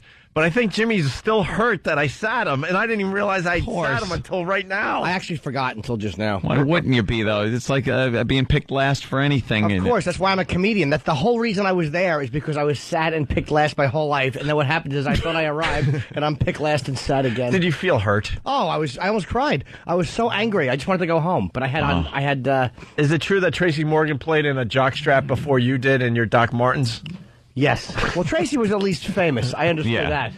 But by then I was on the show all the time, and I still sat there. You know, we got sat. Every day they update that ONA radio.com. If they could find a clip of Tracy Morgan walking out in front of 6,000 lunatics in just a jockstrap. Yeah, that was inning. That was a huge find that moment. video or at least some pictures of that. That was an amazing, amazing thing that happened.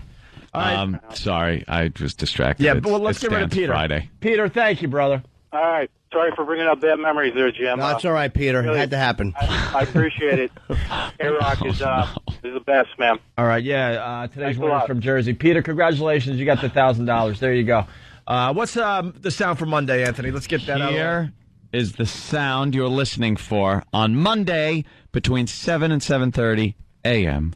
to win $1,000. Here's the sound. Damn, you just been pwned. Yes. Okay. That's for Povember, the month of Povember, as we are calling it. On Monday between 7 and 7:30, you're going to hear that, and that's your cue to call to win the $1,000. What's wrong? I don't know. I was just watching Dance Friday there on last week. CW11, and there were two guys on there, and one guy was shaking his ass.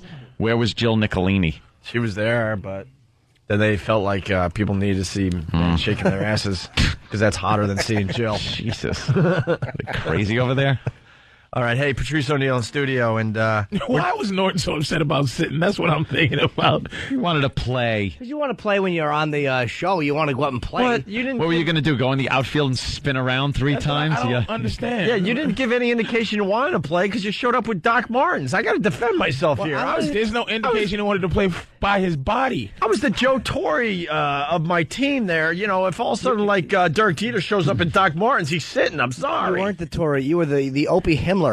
Yes. It wasn't about fun with Opie. It was about loading the team up with ringers, sitting the people that are on the show, and yelling at and winning people, the game, and just yelling at everybody. He should have. He absolutely should. Thank you, Patrice. No, I would have started one of those Derek Jeter full-size poster, just a poster over you, just him, a picture of Derek Jeter before intimidate you. the pitcher. You don't understand. I was a good ball player when I was younger. I was big. What ball though? Jacks. No, I was playing marbles. Don't say anything when you moved. I was a good. I resent your implication that I was a slug. I was a good baseball player when I was young. Yeah. Yes. But you spun around in the outfield 3 times, and the coach called you a ballerina. That was when I played for Young's Glass Service. When I was in 5th grade or 4th grade, I was the right fielder, which is always a position of honor. Position of honor. Jimmy hits the ball, and he slithers wetly and slowly like a slug to first base. Oh, but the pitcher has thrown salt on him, and he's dissolving. He disappears. There was a... He starts to sizzle. No, I had a nervous tick where I would spin to the right once. This is the complete truth. That I was doing it in the outfield. I was spinning right to the once, and I'll never forget. My father was there, and the coach screamed from the bench, "Hey, Jimmy, what are you, a ballerina?" in front of the other team and the stand. I just had to go, no. Oh, you know, now that I think about this, there was a drastic difference between the two teams. Oh, hell yeah! Anthony's team, after like the 4th inning, smiling and having fun, was pretty much too drunk to get out on the field, and And I'm making my guys do like calisthenics in between innings. We actually had to have, and this isn't a lie. This is the God's honest truth. We had to have someone from my team go over to your dugout to steal your beer. Right. Because we drank all ours, and you guys weren't really drinking that much. Well, my team wasn't allowed to drink the beer. So we had to go over there and actually make a beer run into his dugout. I hope people realize this is more of a bit than anything. They drank whatever they wanted. But I did take it a little more seriously than Anthony. Certainly did. Hey, we were just talking about... You know who you are? You were the other coach from Bad News Bears. Yes. Oh, the same right there. Vic Morrow. It's always Morrow, right. Slapping the courtship of Eddie's father kid in the face. Yeah. Jimmy missed the play. And I just marched out onto the field and grabbed the ball from him and slapped him. But I've been coming in studio a lot. And he slapped me on the face, and I just laid there in just a little withered hunk. And then a tranny runs out on the field and looks me in the face and goes, "I hope you're proud of yourself." No.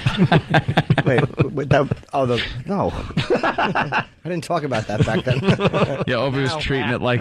I didn't even get that. For a second, a tranny goes, "How dare you not start?" Well, it was a little takeoff on the scene that we were kind of play acting. Yeah. Wasn't it the mother that said something to Vic Morrow? But in my... Vic these are scenes from taught Bad her who News was Bears. boss. Oh, this is on one of those deep. This is deep white. Well, you can go Karate Kid and think Right, Opie was okay. like the sensei at the Bad Dojo. Martin Cove. Okay, I can go with that. You were sensei at Bad Dojo.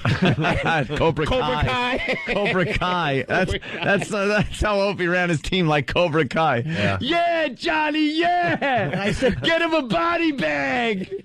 But Opie, I can beat this guy. And he said, what did he say? Sweep the leg with your Doc Martin. And then do it. And then we needed a couple runs, and Ant didn't even realize that I was sneaking my brother into the lineup. Like he was batting every fourth batter. Oh, it was ridiculous. And then your pitching just stunk. Mine? Yeah. Like the catcher would throw the ball back to Ope, and Ope would immediately throw the ball back. Like the bat, and I was trying to tell my guys, step out of the box, make him wait. And my batters would just sit there and 1, 2, 3. It's like, Three strikes, you're come out. on. I go, step out. Though, man. Step out of the box. You don't have a hitting strategy with softball. You do. You don't swing at every friggin' pitch he's throwing at you every second. Now, was it one toss inside. or was it 3 winds? Nah. I was just throwing it inside. I strategically was throwing it inside. He was throwing inside, but it was the speed between pitches. I was handcuffing the. He just kept he'd pitch it, the catcher would throw it back to him, and he'd instantly throw it back at you.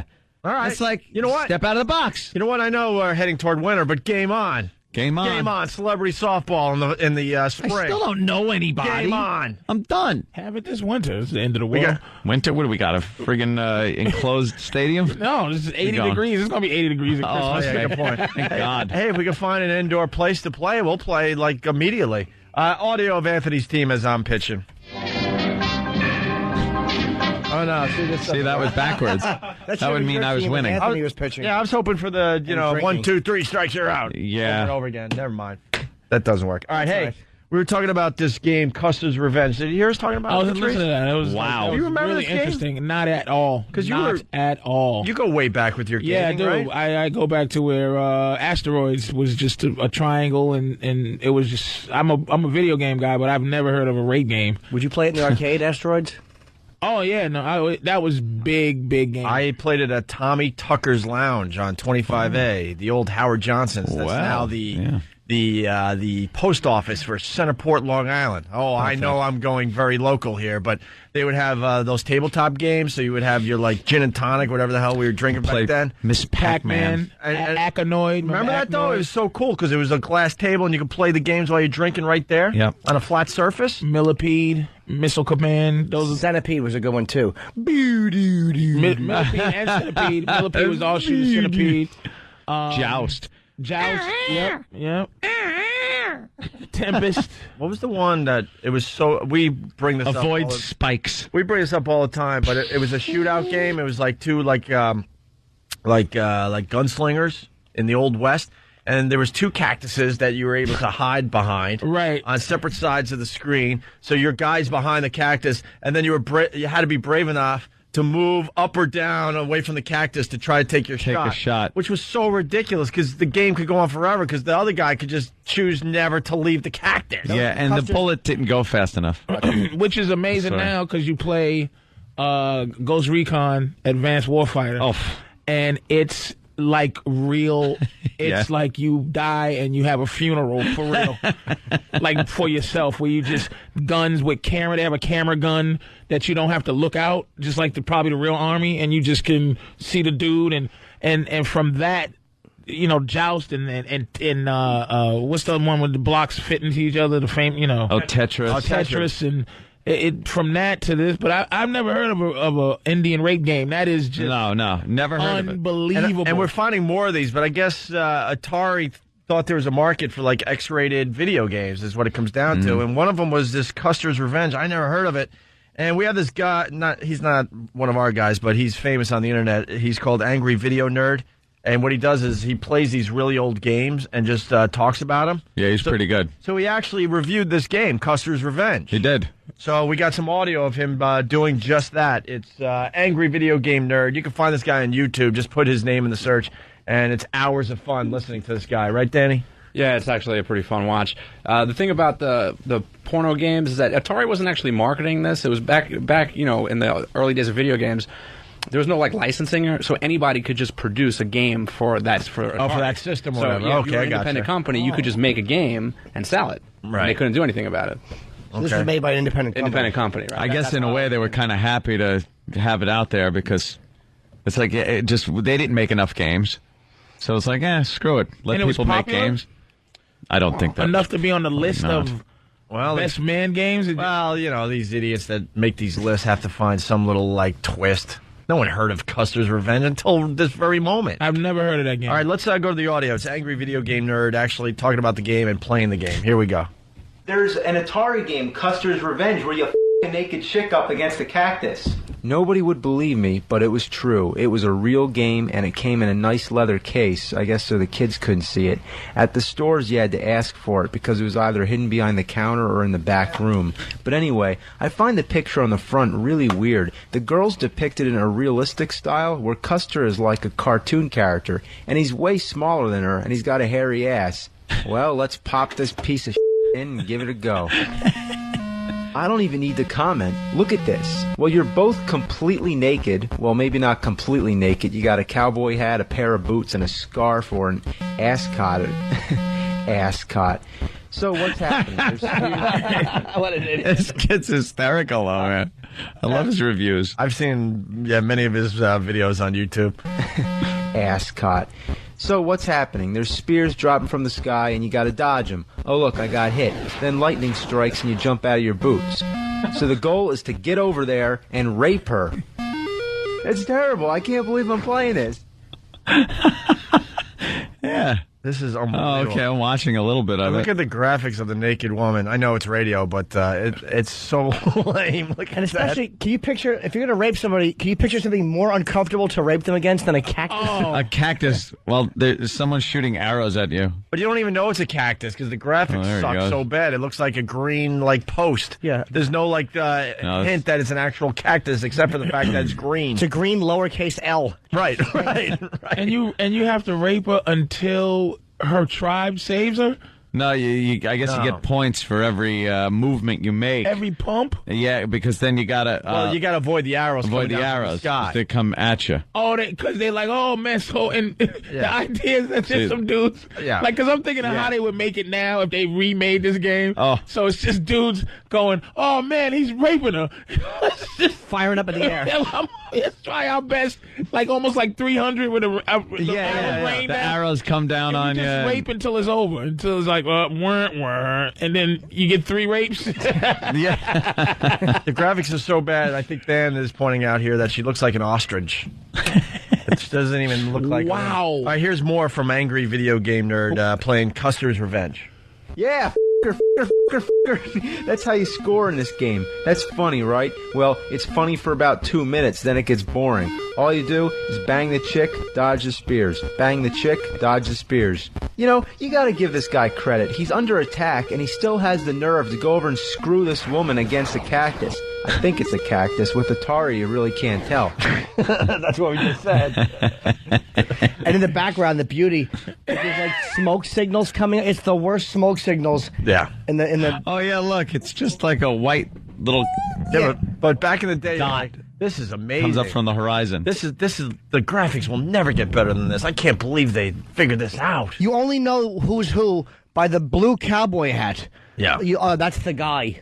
Right. And then she has some awful headdress, but you can't tell it's a woman. No. And there's a little red X, which is supposed to be something. And like Eric said, it's a little football puff of smoke coming up. I guess it's the fire. But back then it wasn't about the we didn't even say, the graphics. It was just the game. Couldn't believe you were playing the game was just it. But now it's just like... It's ridiculous. All about the graphics. Go to YouTube, Atari Crap, Custer's Revenge, because I'm sure ONA Radio.com is not going to be allowed to have this up there. Why? Got to keep it safe. Here's one more It's not clip real. from Angry Video Game Nerd. You know what bothers me? The spears don't even come down all the way. They disappear, so it doesn't even make sense when they hit you. But overanalyzing this game isn't even worth it. It's nothing more than a joke.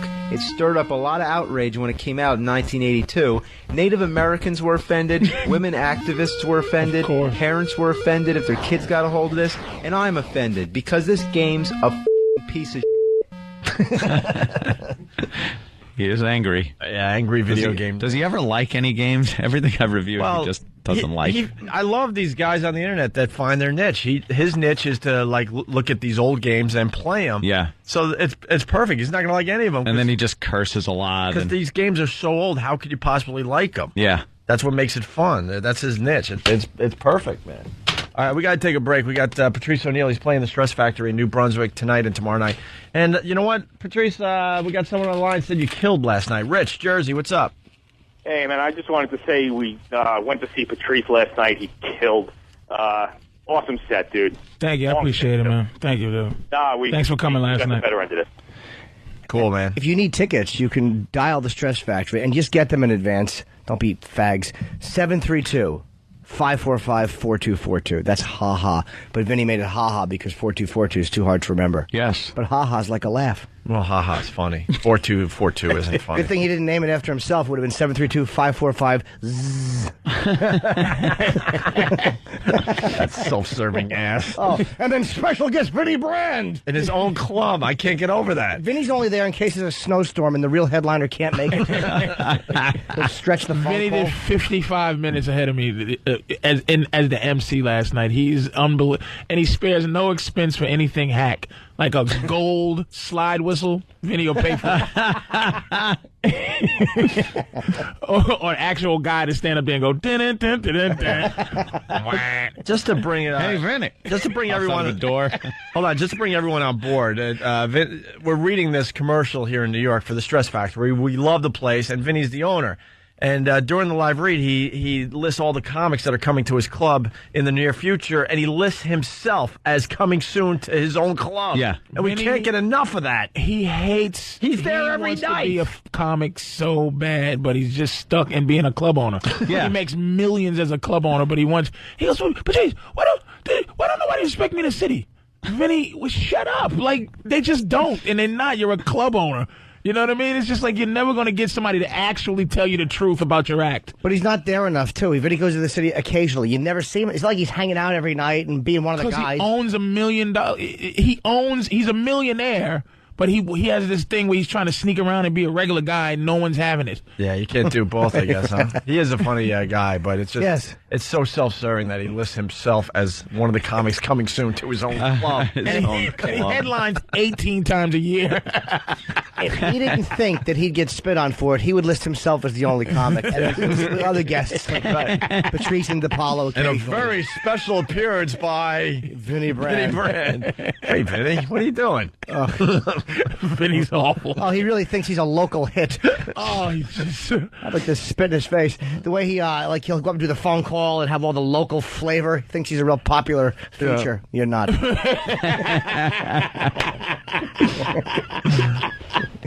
Oh, Vinnie Brand. Went to his house for the Super Bowl last year. I'm never going back. Was it awful? Like, you ever go to some, Vinny's friends are so white. Like, they're not color white. They're just these white people, and I'm there, and I'm just so disappointed. And I said, Vinny, you know what this is like if I invited you over my house and we were fighting dogs and shooting each other. Like you come over, hey, Vinny, come over to my house to eat, and everybody's like, what? Playing dice. That's how white his friends were. Like almost Republican a convention. scene out of Menace to Society? No, a scene out of his house. It was Wicker Man. You felt like they're getting ready to burn me in some type of... Oh, right. It was a weird whiteness going on, and I was just really upset with Vinny and his choice of friends. Were they fun people, though? Absolutely not. They weren't white people with problems. They were just like, hello, all had sweaters that fit. You know how white people like their clothes to fit? And like you could see the waist of the sweater. It didn't even have enough length to to blouse under, and it was just so white it bothered me. Because Vinny, I'm never coming back to your house until you get some. Because if you get some diversity, like Need a little diversity. You've been around the world, you travel, you know people. Right. You can't have this whiteness. It bothered me so bad. I was just like, I can't ever come back. You got to throw in a token or two. That's what I felt like. It wasn't even. You were his token to say, look, see, I'm cool. Token black guy. Yeah. I was really bothered by that. My goodness, Vinny knows a Negro. And those are the people. Those are the people. Lovey, look. And they've never had any interaction with a black person, so that was probably very awkward because they were trying to be overly cool to you. And it was kids there. Who gives kids at a Super Bowl party? Just a bunch of kids with sweaters running around. Kids with sweaters, and wives were sitting there trying to pretend to like football, and guys were like, well, breaking off into blah, blah, blah. You want to get into the pool? Ugh. We're doing a football pool. It was a football pool. I just wanted to slap everything down, his pretzels and his dumb Rocky II pinball machine, even though... Does he have a Rocky II pinball machine? Vinny is... Oh, invite me over to that house. Vinny is classic white in terms of if you're like a black kid that never went to a white house, white person's house, if you don't know white people, his house is like, wow... White people live a dream. This house should be on top of a cloud. That's Vinny's life. We really got to take a break. Patrice O'Neal is playing Vinny's Club tonight and tomorrow. That's right. Stress Factory, New Brunswick, New Jersey. It's Opie and Anthony. Opie and Anthony, Jim Norton, Patrice O'Neal at the Stress Factory tonight and tomorrow night. New Brunswick, New Jersey. Not all of us. Yeah, I know. Well, you said Opie and Anthony, Jim Norton, and Patrice O'Neal at the Stress Factory. That'd be a hell of a lineup. To see a whole montage of people. You'd get to see two great comedians, and then one or two of those comedians pointing at Anthony and I in the audience, and we stand up and wave and get our acknowledgement. It's easy. Sit back down and have another brew. Hey, we got lots to do here. Patrice, we were talking about Dog the Bounty Hunter. Very interesting, man. I don't know. It's one of those things like the Imus thing was immediately I've learned as I get older, I try to understand the context. And I think if you boil it down to what's wrong right now with us in terms of this whole problem we're having communicating, context has been taken away. No one tries to figure out, all right, come on, what did he really mean that?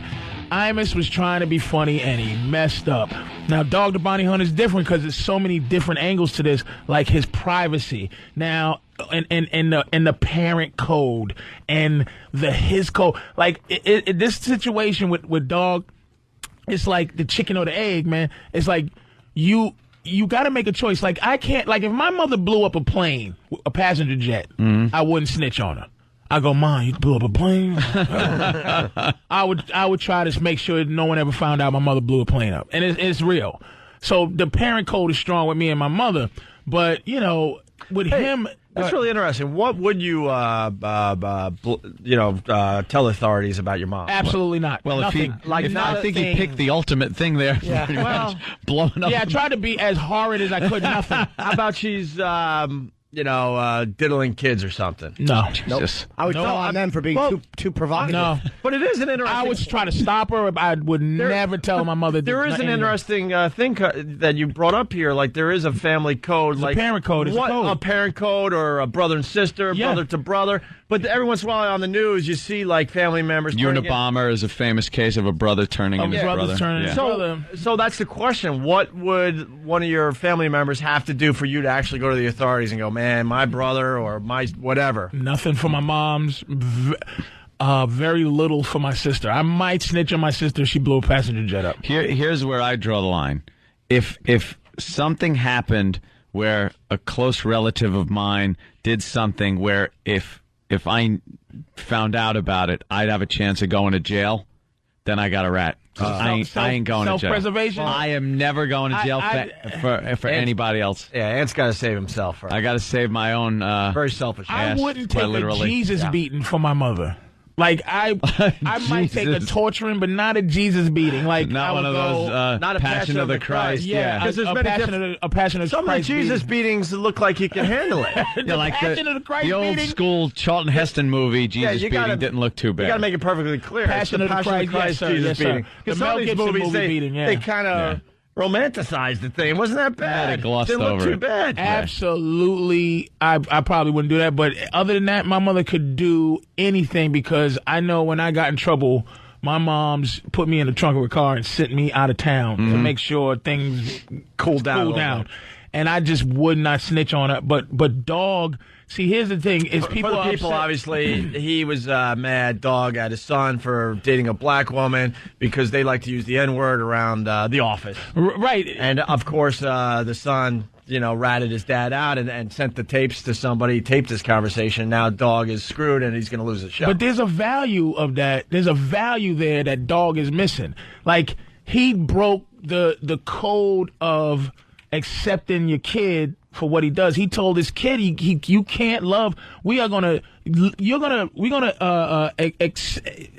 excommunicate you from the family because you're gonna marry this black girl or you're gonna be with this black girl. And he stopped the code right there. And another thing, the value of being a complete racist in your own home all the time, it's like, who you blame? Do you blame dog for being this foul? And it goes down to his son because did he break the code and then his son broke the code? Like it's a very touchy thing, man. And now it's the privacy of his own home. Now he's apologizing for things he'll say in his house.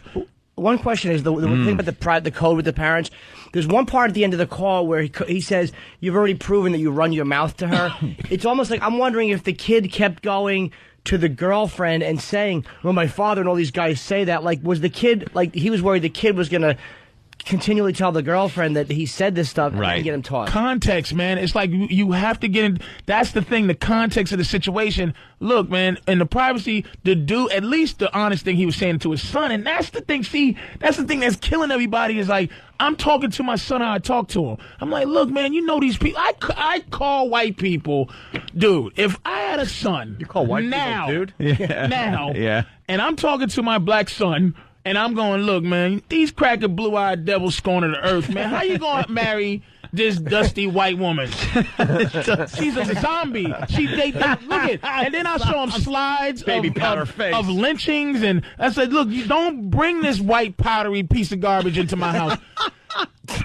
And it's still, I think I would go, I know I'm racist, but I'm not. See, here's the thing. I think you should be allowed to be racist in your own home, especially. Why are they trying to stop me from being like? I don't need to like you. If he didn't say anything about like, listen, if you marry her, I'm going to take it down to the basement gallows that I have, the basement gallows, or the guillotine that I have, where all the other Negro heads are, and I'm going to chop your Negro, your little niglet wife head off. Right, that's different. That's some other thing. But he's just in the, and he's not dog the Reverend. And he's not dog the tickler. He is a ex-criminal who hunts down the most vicious animals with mace and his fat wife. He can be racial if he wants. Notice you didn't hear gun in there. He's not allowed to have a gun. He can't have a gun because he's a criminal. He's a convicted the dude felon. has this. One of the worst ratty mullet. It's more than a mullet. You know that guy's racist, but because he can't carry a gun, he has to use his fat wife as a distraction. His wife is just a mess. The wife. He sends the wife in first. The people go like, oh, it's like a flashbang grenade. Right. He sends his wife in to stun the crowd, and then the rest can rush in. They think a talking pig has entered. They all stare for a moment. Flanks him. And it's stupid to even say this because it's just not going to happen. But A&E should continue with the show. You want ratings? Wrong. He blew it. He's done. He is done. He's so done. But what? Don't you think he should be allowed to continue?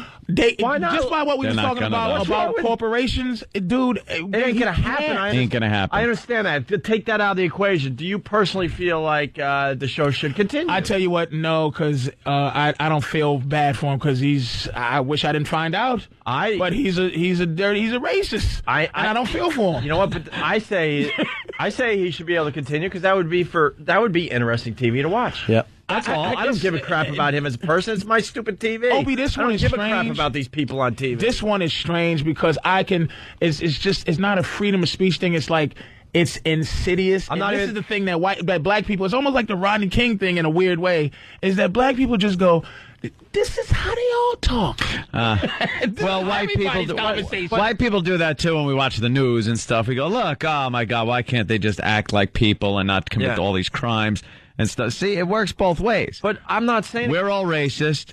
And you guys are all criminals. Yeah, it's pretty much what everyone thinks. I'm not even talking about freedom of speech. I'm talking about just good TV watching. I'm like, then wow, now this is a show I would personally check out. And you know something? And I feel what you're saying. They're doing that with a lot of reality shows. They're starting to do background checks on these people, and if they have anything that happened in their past, they don't want them on TV anymore. And those are the type of people I do want to see on reality shows.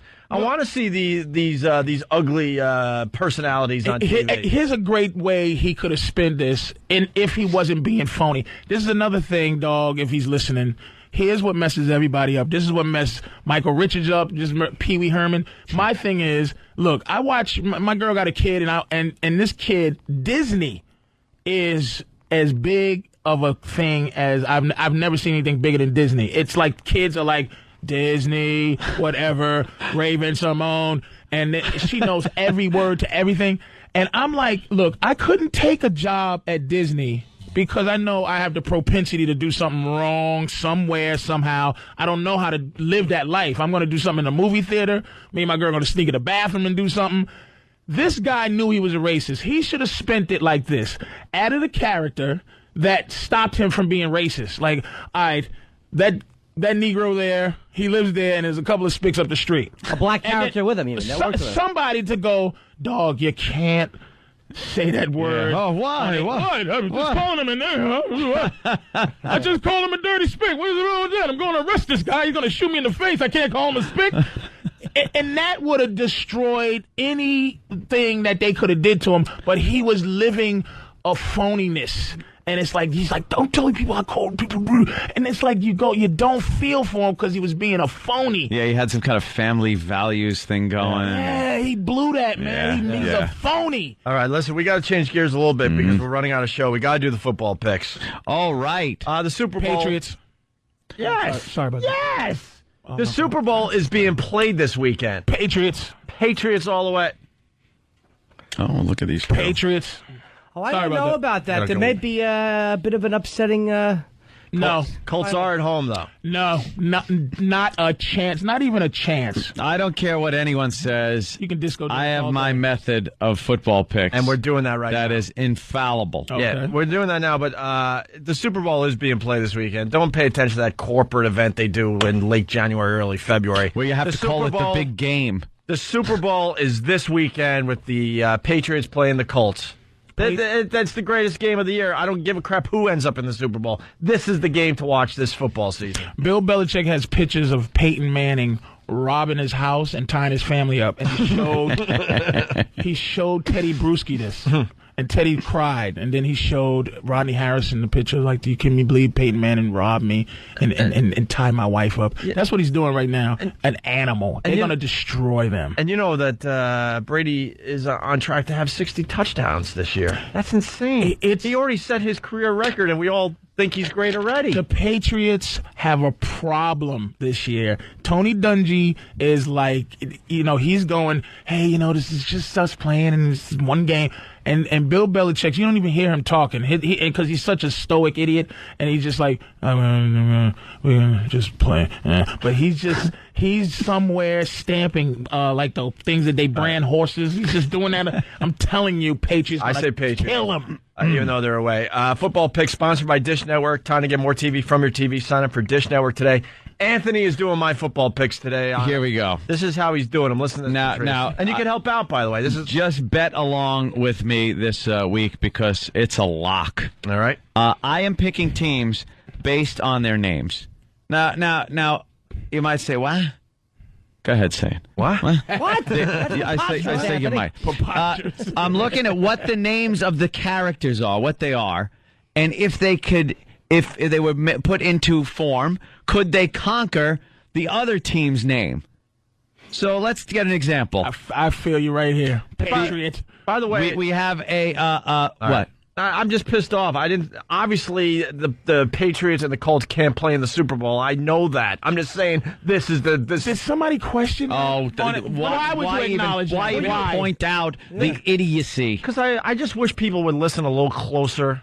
Just a little closer to the show, you idiots. I'm just saying this game is way bigger than any Super Bowl they could throw. You know who knows that? Later on in the year. 800 million Thank people you. out of the 802 million that are listening. All right, two don't know. All right, turn off the instant feedback. Jeez. Done for today. Goodbye. Go ahead, Andy. I'll use that big game as an example here. You have the New England Patriots, with a gun, the Patriots against the Indianapolis Colts. A horse. Now, a horse. You know that you've seen many Patriots riding horses. They shoot them to eat them when they were starving. Whatever. They controlled this animal. Yeah, controlled it. But you can only shoot a bullet every 20 minutes. Yeah, but you can shoot a horse once. Dude, right it doesn't say the New England Patriot.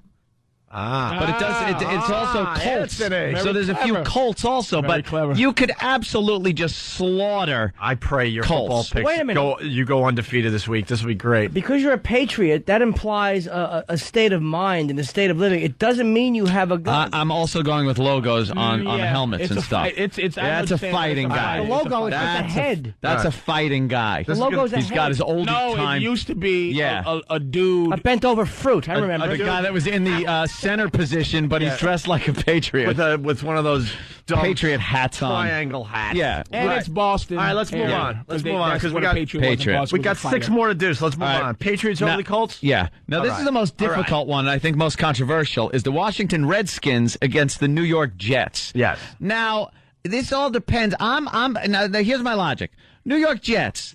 I believe they used to play at Shea Stadium when they were first made as a team. And that's right by LaGuardia. Right. So I think that's why they got the name Jets. Well, they used to have a jet on there as their logo. So I'm thinking, and it's passenger jet. Yeah. Not like a fighter jet. Right. It's passenger jet. That's key. Because I think a bunch of Indians, oldie-time Indians on horseback with hatchets can completely make a plane unable to fly.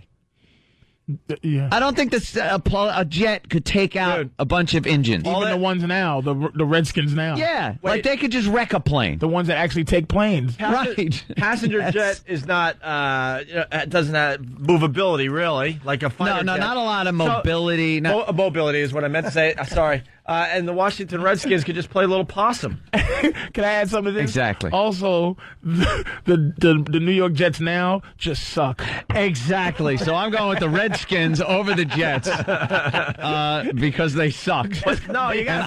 I think Redskins can actually take their tomahawks and stuff and hack apart a jet and make it not. And you go, oh, a jet could fly. Well, flying a passenger jet can't hurt the Indians, and eventually it's going to run out of gas and have to come down. It's over, John. And following your logic, a jet has only one move: to crash.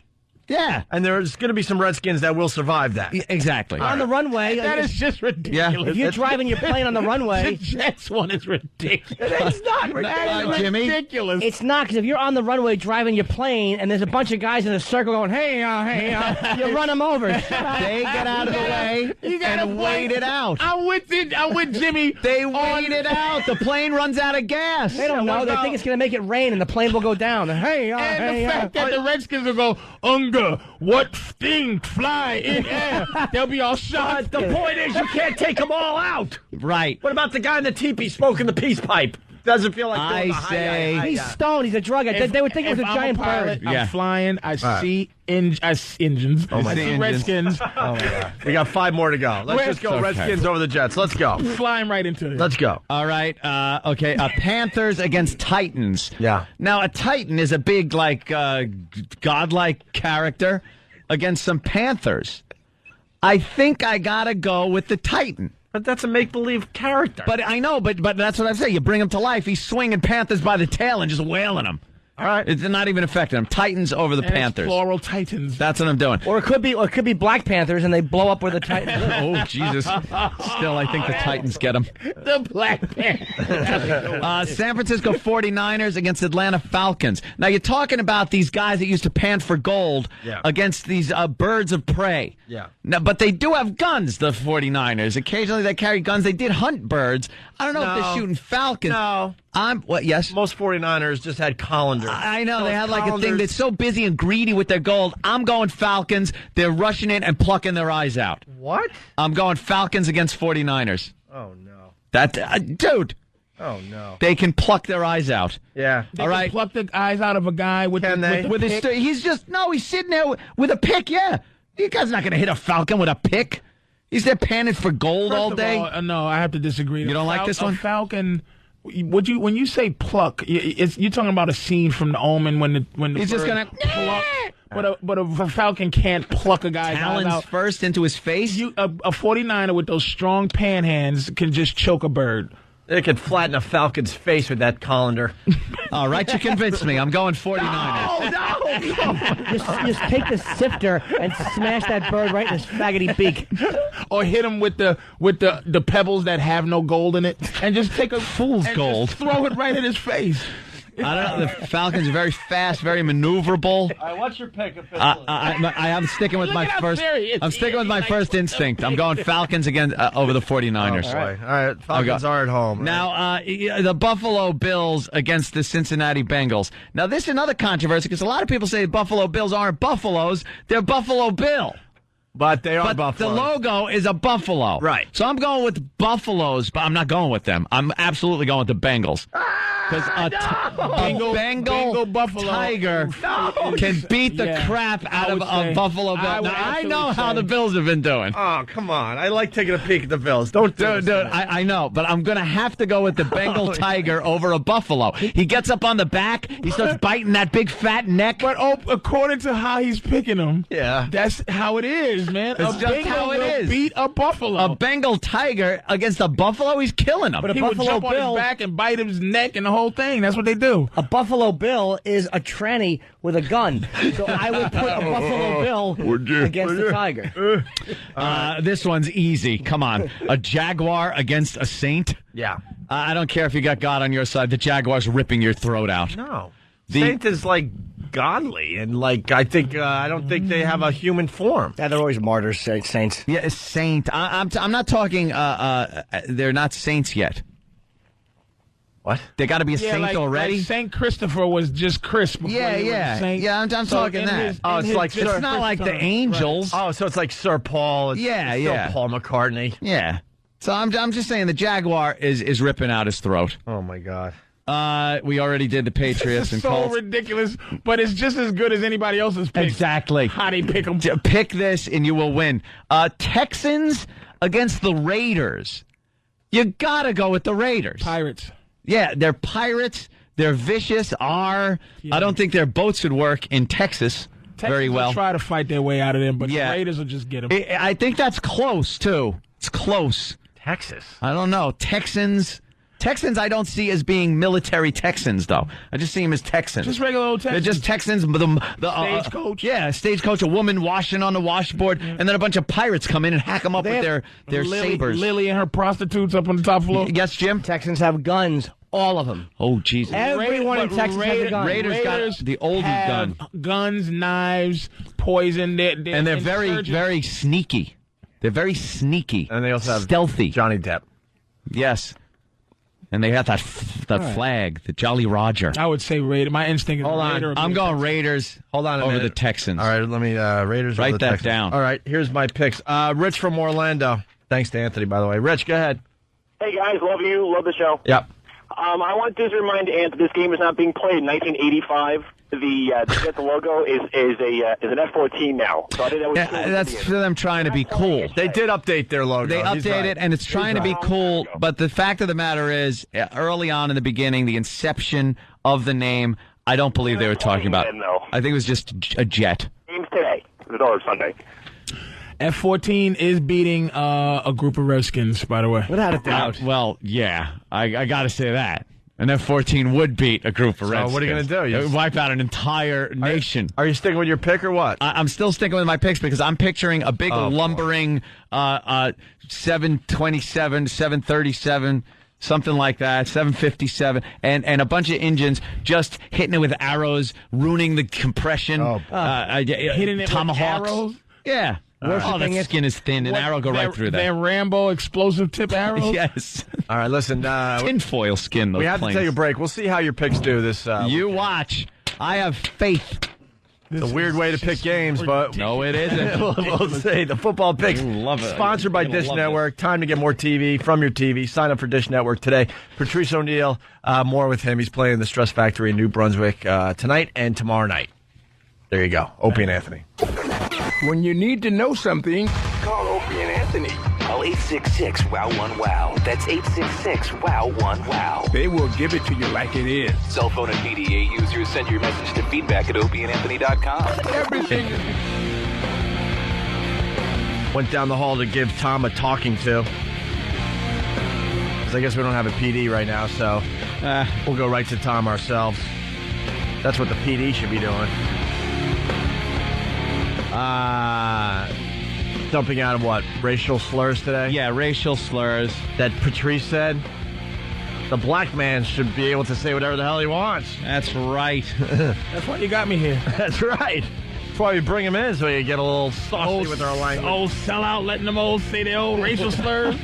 And that sellout's going to be at the Stress Factory tonight and tomorrow night. Patrice is just amazing on the stage. Absolutely. You got to watch him work. And you want to promote what? PatriceO'Neal.com? PatriceO'Neal.com, my podcast that I say everything that you guys are having trouble saying right now.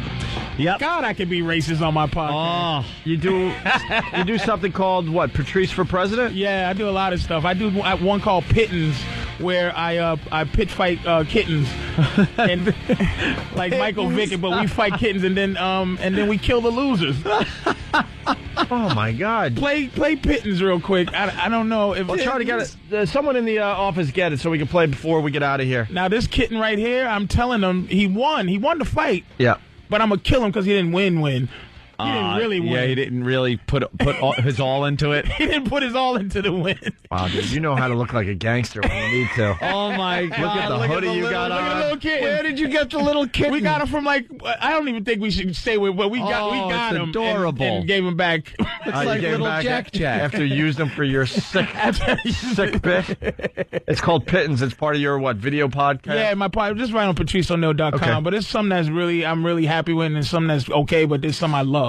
You know, but I like know Pittance, her. I love. That's my woman. I know. Well, I didn't know you wanted me to say that. Yeah. She's part of your video podcast. And she has Who's to do doing something. the video work? Look at that cleavage she's showing everybody. For your imagination, and we just do it together, man. Yeah.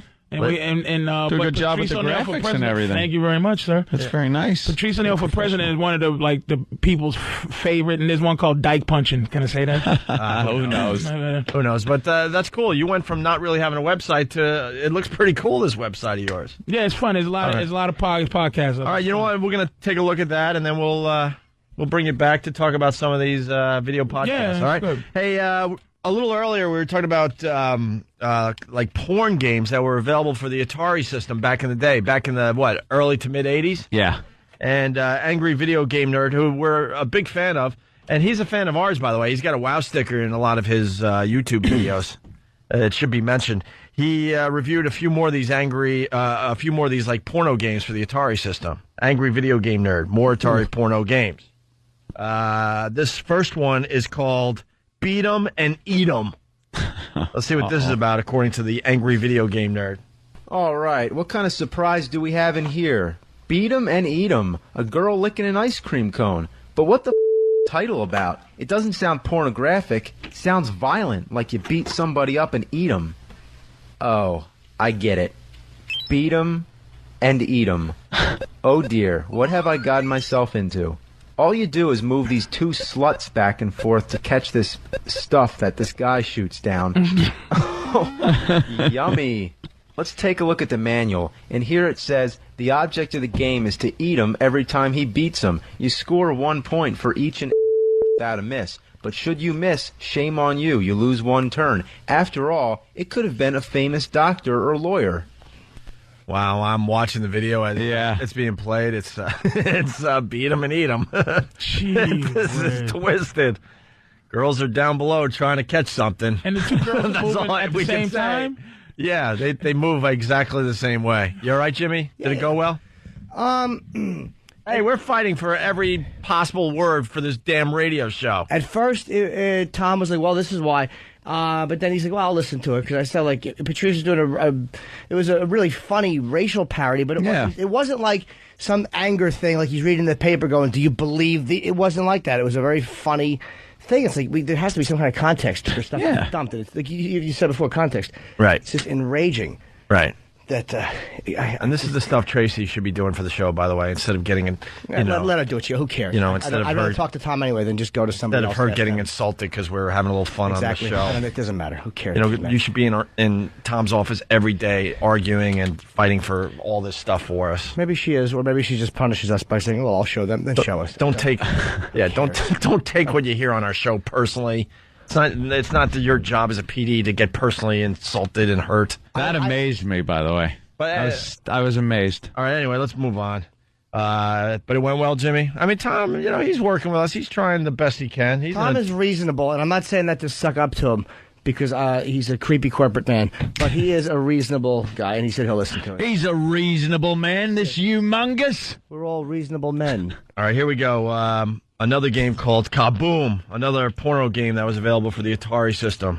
So the gameplay is basically the same sort of thing as Kaboom, except Kaboom was a great game, but this is just a... Oh, okay, this is more on Beat 'em and Eat 'em? Yes. And they're comparing it to Kaboom, if you remember that game. I don't, obviously. Remember the name. So the gameplay is basically the same sort of thing as Kaboom, except Kaboom was a great game, but this is just a miserable load of...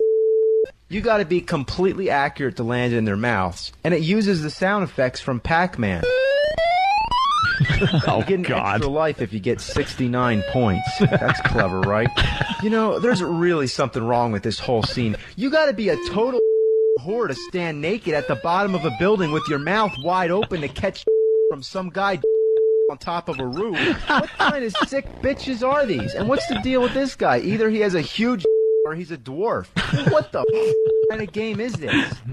Tony, this guy has found his niche, obviously. Angry video game nerd. We got to get him on the show. I've been saying that for a while. Yeah. There are guys that are trying to rip him off, too, and do their own, like, angry video game reviews. He's the innovator. He found a niche. He was able to do it and pull it off, and he's very popular. He's authentic, too. Like, you can tell that's his thing. Yeah, he knows the games. He's not overacting or anything. Right. This is just how he is in his regular life. We got to get him on the show, please. Have we? We're trying? What's the answer, Dan? We've been trying since we had... He's so famous that we can't get him on the show. He's a fan of the show. He's got a WoW sticker in some of these videos. Yeah, I saw that. That are on YouTube. Yeah. All right, let's move on because we're running out of show here. Another game that was a porno game for the Atari system. This is Bachelorette Party and Bachelor Party. All right, now here's one for the girls. It's called Bachelorette Party. Yeah, it's a whole bunch of naked dudes. Whoa, watch out, guys. It's some crazy bitch bouncing off the walls, and it hardly even looks like a girl. I mean, look at this. It could be Swamp Thing for all I care. The gameplay's basically like Breakout, but flipped on its side. You control that thing on the left to catch the girl and just bang all the guys. What a whore. Now here's one for the guys. It's Bachelor Party. It's the same exact game, except it's a dude going around having sex with a bunch of girls. What a stud. This one's called Gigolo. The idea is that you're this nude woman on the streets going around breaking into random houses where you find men to have your way with. So what? Exactly. The sounds are amazing. Yeah. Some of these are better to watch in video form, obviously, but great audio. Moving on, this is a game called Philly Flasher. Always sounded like static. Huh? It always sounded like static, the sound effects.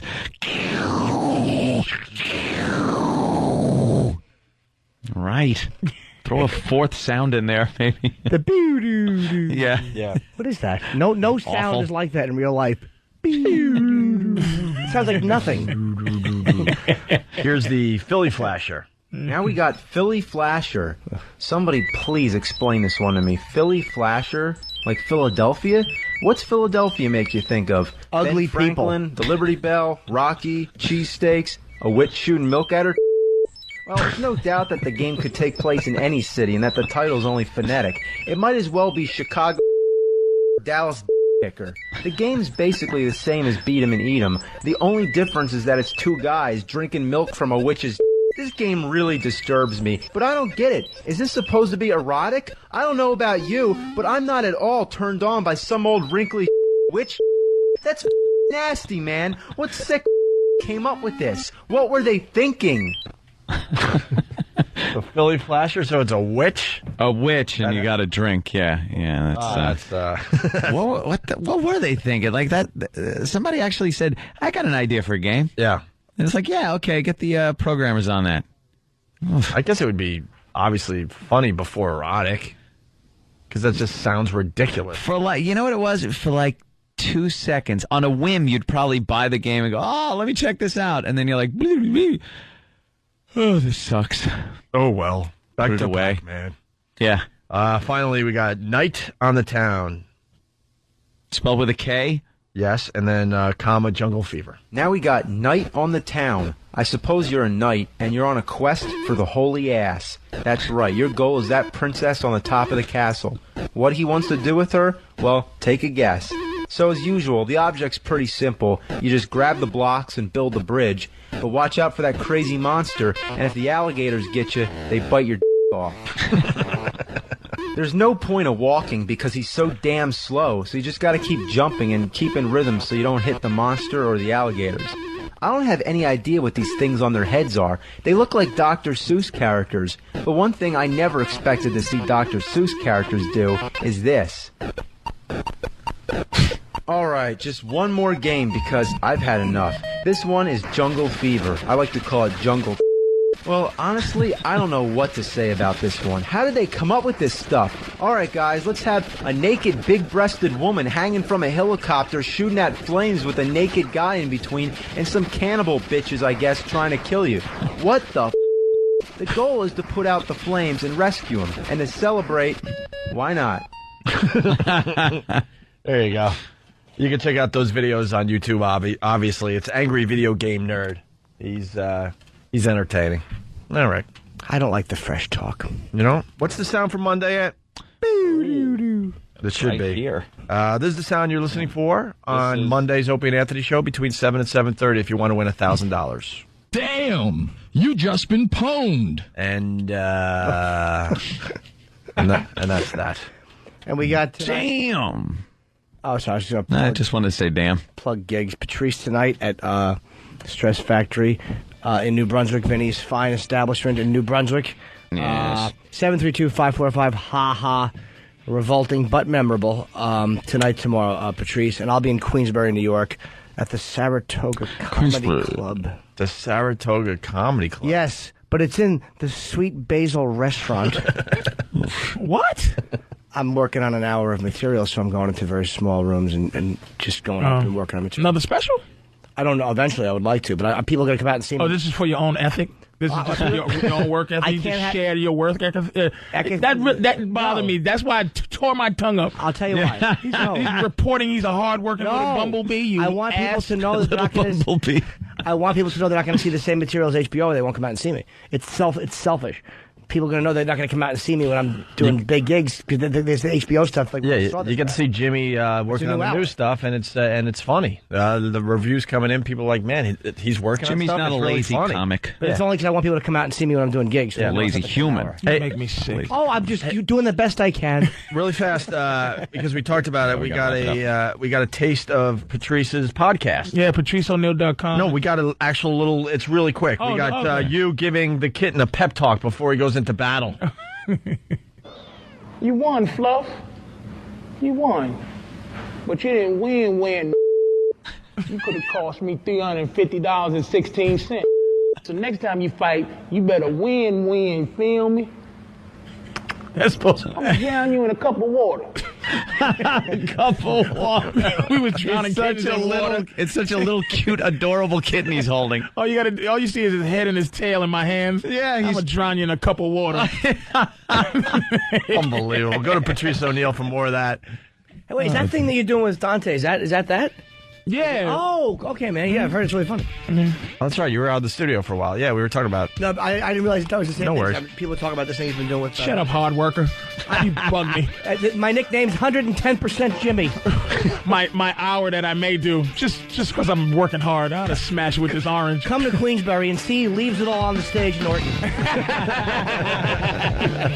Hey, guys, have a great weekend. We'll see you guys Monday, all right? So long. Later.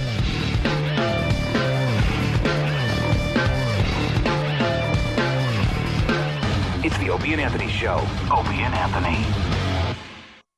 Talented comedian. He's a very funny man. Very popular comedian. Great stand-up comedian. Otto and George. Hi, this is Otto and George, America's funniest X-rated ventriloquist. Come and see me at the Comedy Shop in the Holiday Inn, Parsippany, New Jersey, Friday, November 9th, 9 p.m. Show up. Visit www.jjcomedy.com for tickets and more information. I hate these fucking guys that try and do like a funny commercial.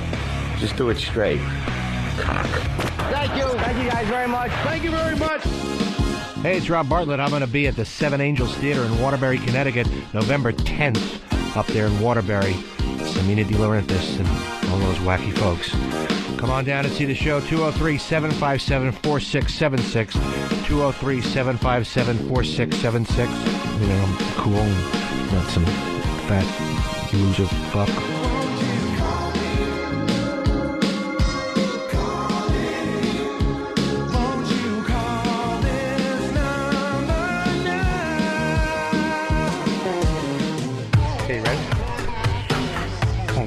Christ.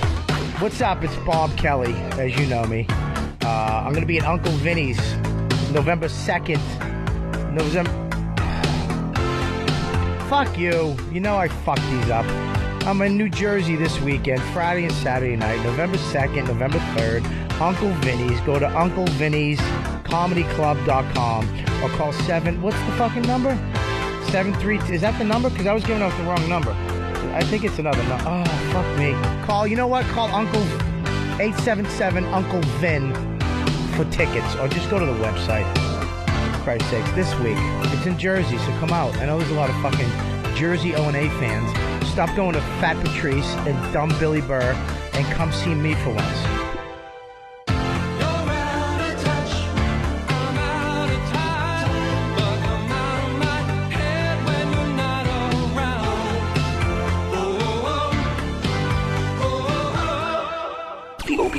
XM Walkover begins now.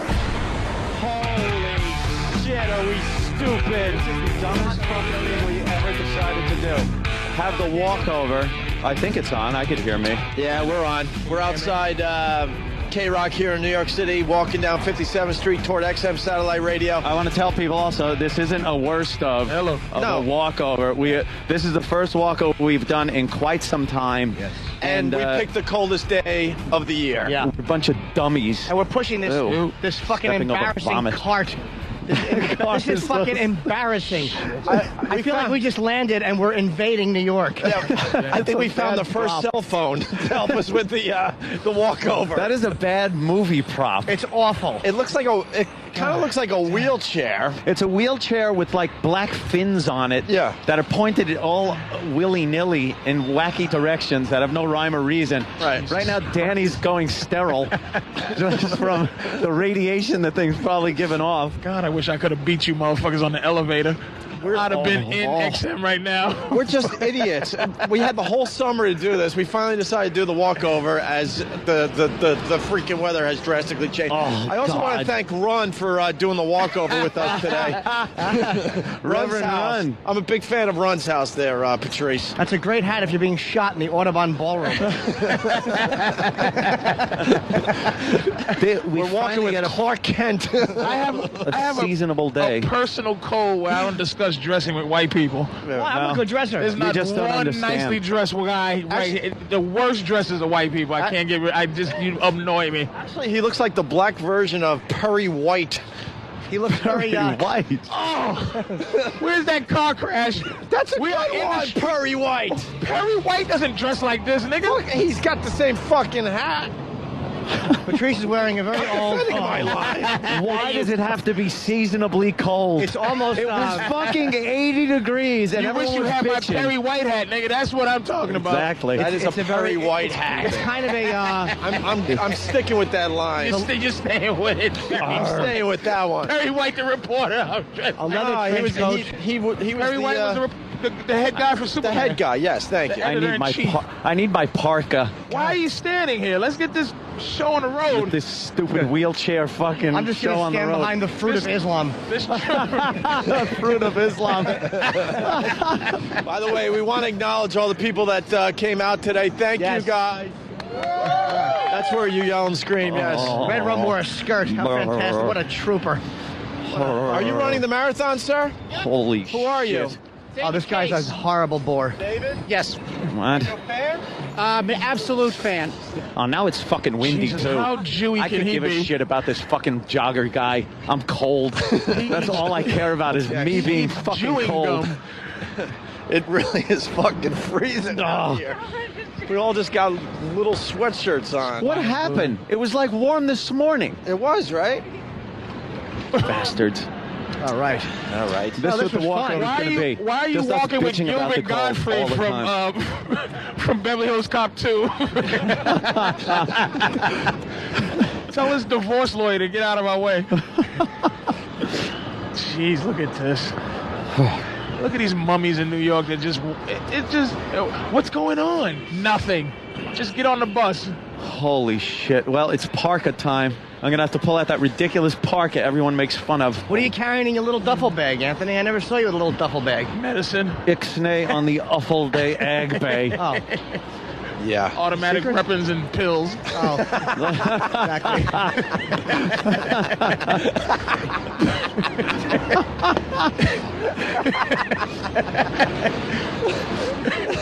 He's carrying around his own pharmacy at this point. I said pharmacy and weapons. Don't fuck with me. I swear to God. Hey, at least we're not those guys. That sucks right there. Yeah. Digging a hole in I this bet they weather don't today? feel cold. They're working. You think so? All right, No, well, that this was fun. sucks. Fellas! They want nothing to do with us. Yeah, I want to just fucking that's shovel dirt. good. How mad would they be if we just started kicking the dirt on them? All right. Just rebury them. What happened? Are all these people? Shake it up! Philly. Mayo. I'd love to hang out What's with up, bro? everybody. I'm freezing. All right, what's happening? We'll just get everyone upstairs and do this in a warm climate. We'll let Come you guys upstairs. all up. That's some pernt. All right, there's the first walkover in a very, very long time. It's and the the Opie and last. Anthony show. We'll be upstairs in a moment. The Opie and Anthony Show. The virus is spreading. XM 202.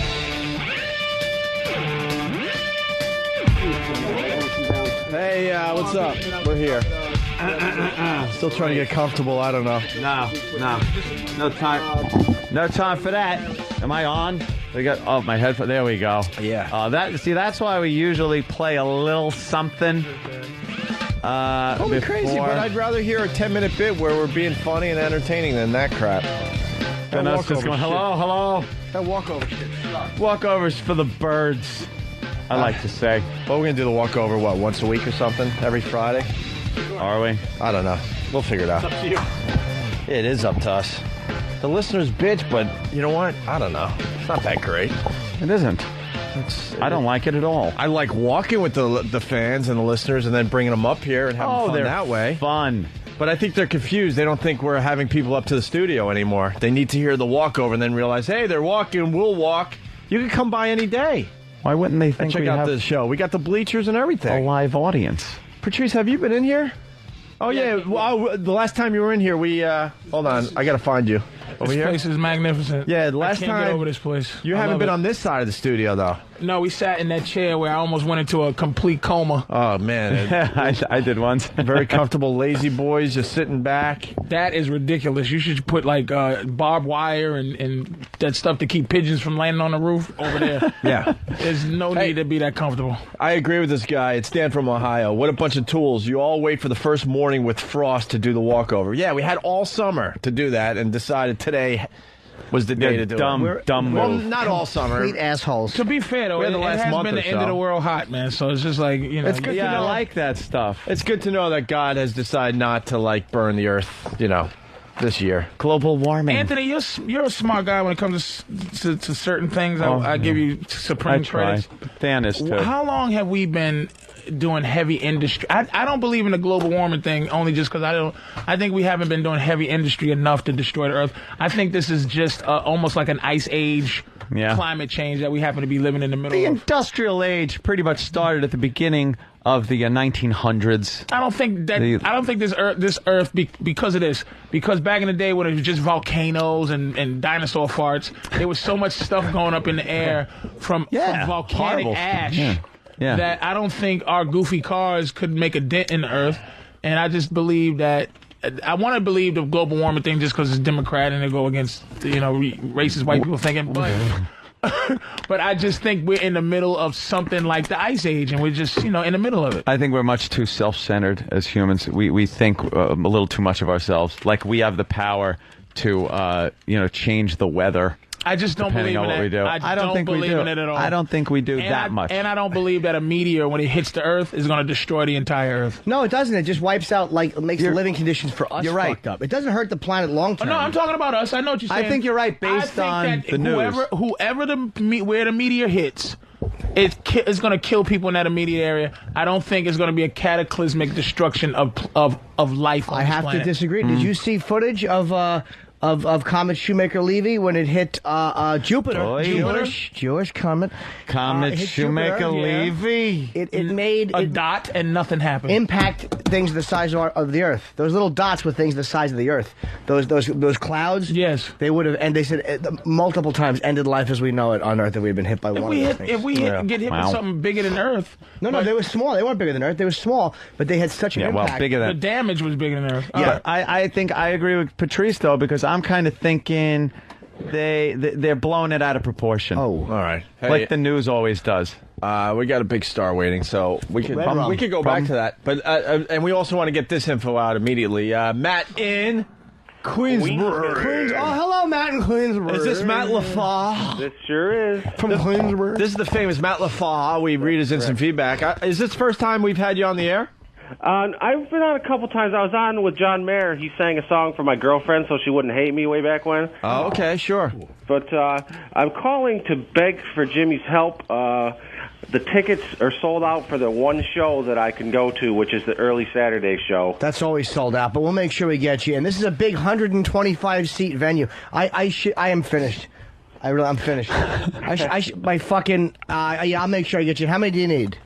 Well, please say 100. I would say fuck my friends because I'm doing all the legwork here. But I guess 2. I guess 2 I can do. Any of your other friends, tell them just to buy tickets for the late show. This is kind of cool. I feel like I'm talking to a famous person. This is the great Matt LaFar from Queensborough. How do you say Queensborough? Well, now I say it like that. But before, in the olden days, we used to say Queensberry. Yeah. No. But it's been updated. I believe even on the maps they've added some extra R's. And they take away the U. It's just QUEENSB, 6 R's, and a Y. And the Y has that little Motorhead 2 dots over it. I don't know why they're there. Queensborough. Now, also, I have a band gig the late night on Saturday, which, Jimmy, I wanted you to stop by if you'd like after your late show. I'd love to, but I'm not going to be able to. Only because we're driving back that night, probably, unless somebody fucks me, and then we're staying. Yeah. Well, I can arrange you have that a girlfriend. too. So we're driving back. There you go. Oh, okay. I can arrange the fuck part, but I know you have a girlfriend. So what's the name of your band, buddy? King's English. King's English. Yeah. In Queensborough. King's English. King's English in Queensborough. What kind of music does the King's English perform? Well, it's a cover band, and we do play the lute. Pretty much everything. No? We do. We have a lute, and we do some klezmer, and it's a pretty good knows some operation. wacky instruments. All right. Well, good luck to you, man, and I'm looking forward to meeting you. Yeah, me too. So what? I'll just be able to come up and say who I am, and they'll let me in. Yeah. And leave information. Actually, no. Yeah, do that. Nah, we got to take care of Matt from Queensborough. Hold on the line. Okay. We'll figure something out. Get his name at least, and Kenny will figure something Matt out. LaFleur. Hey, we have an old friend stopping by. Patrice. No, fuck him. What? Hey. Patrice is a pal. Is he? Is he really? Is he really? Let's be honest. Is he really? It's Poe Let's going talk crazy about with this. paperwork That out is there. true. I was actually hurt that I didn't get invited to that Memorial Day party. I would have went. Shut up, no. I would have. Hello, sir. Wow, that's what I mean. How Chris are you? Jericho. Hey, dude. Looking like an actor or Like a something. businessman, actor. I don't know what the hell happened. He is beautiful right now. What happened to Chris Jericho? How beautiful Chris looks. I am now Chris Jericho, famous author. So he has to dress the part and Yes, I everything? have to dress. I have a monocle and an ascot and a pipe, and I sit in front of a raging fire reading segments from my novel. Is this a different book than you plugged on the Bronx Bunny? Or just the same no, book? this is the same one. It just finally came out. I've What's been the working on it Bronx for like Bunny? a year and a half. I told you about the Bronx Bunny. I thought that was hilarious, dude. That Bronx Bunny. Bronx thing. Bunny is this show from it's from Ireland, and it's like these guys who they're like puppeteers, and these puppets interview you. Gotcha. But the thing is, once you start the interview, you don't even realize there's a guy on the floor who's like manipulating the puppets. You actually, and they're really great. They like really insult you, and it's just a wide open show. It's a lot of fun. It's kind of like this one actually. And you're just talking to the fucking puppet. Yeah, that's right. Getting insulted by the puppet. It's like, hey, you fucking suck. And it's like, shut up, puppet. It was the best one. He goes, the puppet goes, because Chris would be like going, he would start at something and go, yeah, and then they would go, will you just answer the fucking question?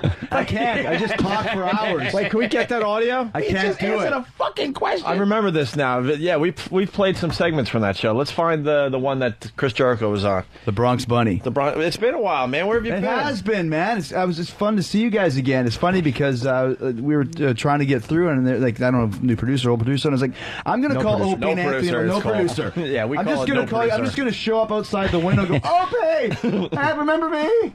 Yeah, man. I've just been working on this book and been doing a couple other things, but fucking writing a book, man. I got to be honest. Holy I smokes. haven't been able to read it yet. There's so many authors coming by these days. I got like they're stacking up in my house because I really try to read a little before you guys come in. But I'll tell you this much: it's called A Lion's Tale by Chris Jericho, and right on the front cover, Mick Foley writes, "Thoughtful, thorough, and laugh out loud funny. Jericho's book is winner." And I've heard further from Mick that he's scared that your book is way better than his, and I loved his book. Well, that's the plug I'm giving you today. That's all I could give you. Well, I think this book's in the same vein as Mick's first one is, and obviously that's kind of the top of the mountain. You want to try and write that because the reason why this book is a lot of fun is it's not just a book written for wrestling fans. It's a book written for people that don't know about wrestling because it's more the story of this dream I had from wanting to be a wrestler at 8 years old, watching wrestling with my grandma in her basement, forced to. Well, I'll slow you down a second. Who did you watch when you were 8? AWA was from Minnesota. Some of the guys, Winnipeg. though, So it that was we might know. Hulk Hogan. Okay. When he first started, before he went to WWE, and the guys like Nick Bockwinkel and Baron Von Raschke and all these wacky guys from Minneapolis. And I watched Bugs Bunny at 5, and I watched Hockey Night in Canada at 7, and wrestling was on in the middle. But because my grandma was in charge of the TV, you couldn't change the channel. That's all there was to it. You're watching wrestling. So that's how I got into it right off the bat. And then soon afterwards, I was like, I'm going to do this. I want to be a wrestler. Right. I don't know how I'm going to do it. I'm 8 years old. I'm like a midget. 8 years old. Yeah, So I left home. Yeah. Little knapsack on a pole. The Child League, which was really underground. Very much so. It was a Fighting sweatshop. kids. Yeah, so that's kind of the deal. And this is how I followed my dream of becoming a wrestler, but all around the world, going to Mexico and Japan and Germany and all these different places, and not just the things that happen in the ring, but like some of the things that happen outside of the ring, the life-threatening situations and the dangerous things that happened. And so it's kind of that's the tale. I think that's why people are digging it. Yeah, very cool. Yeah, man. Was it hard to write? I'll tell you what. I thought, I'm going to write this book. And, I know Jimmy just wrote a book too, Dude. and he just made it seem like it was easy. Well, then he's a genius, man, because it took me about 18 months to write this thing, and even crazier was that we had twins last summer, and I have a son too. So my wife would be with the twins. I'd put my son to bed at 10. I'd write from 10 to 3 in the morning, then get up with my son at 7. And that was my schedule for like 18 months. It was like being a radio host or something. You wrote 5 hours a night, man. That's amazing though to do that. You have to kind of do that to like just regiment yourself, and I was never able to do that. It's tough, and then I'm such a control freak. I edited it myself. I wrote all the Oh, you copy did? and everything. Took pick the pictures, pick the captions. But once again, I think that's why it works, because if this is my story, I don't want anybody else writing it. Right. No one else is going to know how to do it like I can. You're happy with the way it came out, right? Yeah, it's exactly the way I wanted it. Good. Exactly. I'm obsessed with it. I'm an idiot. You do a good show too on XM, man. Do you still do the show? I got fired off of XM. Why? Sorry. They had a new program. Way to go, Jimmy. It was on Sunday nights, and you played good stuff, man. 2 years. For 2 years, I had the show, and then they got a new program director, and you guys know how that works. Wait, what show did he do? I was on the Boneyard. Yes. It was called The Rock. Best station on next to this one. It was called close, man. And what, you just played whatever you wanted? Yeah, The Rock of Jericho it was called, and I Very did it cool. for 2 years. 2 hours, man. It was fun, but then I had a new program director. What were your favorite hair bands growing up? I was more into the harder stuff. Although like Boneyard's more than hair bands. Yeah, that's not more fair, of a really. Iron Maiden guy, Iron Maiden, Dio, and those type of guys. How about you, Patrice? What was your favorite hair metal band? I knew a lot of them. Patrice knows He'll white trip stuff. you up. Yeah. I know he does. I know what you were doing, Chris, but he'll have an answer for you. You know what? That's very fair of you, because I'm doing some asshole shit right now. I'm just the shit you was talking about. It was just bugging me. So let me. I'm just fucking with you. He was reading the paper, man. He was reading the sports I was section. just seeing how many stars they gave American Gangster, and you know what? Patrice has a great way. You know what? You're fucking absolutely right. I was just disgusting. I'm with you now. You have a great way of making people feel insignificant. Right. This guy pouring his heart out. And you're talking about this is my life. Once upon a time. Yeah, he's really pouring his 3 soul stars. out. That's bullshit. Everybody's figuring out names of books. I'm gonna call it. So he was going through them like, first one is Top Rope. Your favorite hair band, Patrice? Let's go. Favorite hair band. He'll have an answer for you, Chris. I would say No, Sabbath wasn't a hair band. No, that wasn't a hair band. Who said that? Chris would agree that Ozzy was a hack. You would agree with that, right? No, I can't, man. You know, I just want one guy to say it in front of Jimmy. Hair bands were very one-hit wonderish. So I can't imagine there was a one that was like this hair band hair got mixed in with all of it. They were great. It seems like they were Motley Crue. Well, there's a couple that stuck out more. Feel the noise. A bunch of that mess. Quiet Riot. But that's what they. Patrice O'Neal's I favorite wanna hair rock. And Twisted Sister. Twisted Sister. Come on, let's go. I don't know any other. Motley Crue. You know Motley Crue. I would. Would you welcome to the jungle? Guns N' Roses. Guns N' Roses is hardly a one-hit wonder. Probably the greatest band. Let me tell you Hit wonder, maybe. Patrice is the most knowledgeable black man on white people I've ever known in my life. Ever. I mean, to have the reference point to pull it, but I know these. He knows us like one learns their enemy. He doesn't like white stuff. He studies white people so he can hurt us with our own information. The art of war. He uses it against us. That's right. Of course he does. Sucks a lot of war. When it comes to Twisted Sister, he hates all things white. But he knows them all, It was back, there was a time, I think we talked about it before, but there was a time where you knew each other's music. There was a time where, like right now, it's got to be a bad time for white music because I know nothing. You don't hear it, but I was forced to listen to it growing up. You heard white music. I knew R.E.M., I knew this, that, and the third. Now I don't know anything, but I knew Twisted Sister. But you're kind of right, though. There's not a lot of new bands that are really that popular that are crossing over. I can't even think of hardly any new bands that I like recently. White people music is dead right now. I hear You don't like very boring. You don't like music first. I like Wolf Mother. I like Avenged Sevenfold. There's a couple bands that are pretty cool. But it's not like he's saying like it was back in the day when everyone knew who Quiet Riot was, or everyone Let's knew. not forget that we're talking to the lead singer of Fozzy here. You know? That's right, absolutely. Which I, to this day, and this is what I'm saying, if I really was deep entrenched, I would go. I just thought you were doing a wrestling thing. I did not. I thought it was a work. Right. I just didn't realize this was a serious thing for you. The first time I ever did O&A was when I first started Fozzy. Oh, you wouldn't break character. Doing like a Spinal Tap Blues Brothers thing where I came in as Moon Goose McQueen, which was my alter ego. We were calling you Mule Juice. Mule Juice McDick. The first time, like, you guys didn't know who I was. I didn't know who you guys were. We've come a long way, Chris. It was so funny because like you guys were trying to make me break character. I wouldn't do it. You were busting my balls. I was busting your balls. The best thing was, you guys probably remember this, Andrew Dice Clay was there. And Dice he didn't have a clue what was going on. He was like, was this guy a wrestler? Is he a singer? Yeah. And you guys are going, he's a wrestler. And I'm going, I'm a singer. He goes, listen, he says he's a singer. He's a singer. Give him a break. So it was Jericho and Dice versus Opie and Anthony. Moon Goose McQueen. What pissed us off, too, because we were huge fans of your wrestling back then, especially, and we're like, fuck this stupid music thing. We want to talk to Chris Jericho, the wrestler. Just how insane was it at the time? Because the Fozzy thing did take off, and it became, this thing for a while. Yeah, there was so much going on with your character at the time. We wanted to kind of talk about that, and you wouldn't even fucking break character. I was being I was being so pretentious. Oh, you were. To do it. We used to make fun of your Pebbles hairdo and everything. Everything, man. It's so funny though. Now we're like buds, but that's what a way Oh my god, you got us so pissed off. We actually were calling your hairdo a cum fountain. You guys were so mad at me. Yeah, that was so funny. Hey, can I ask you? That was awful.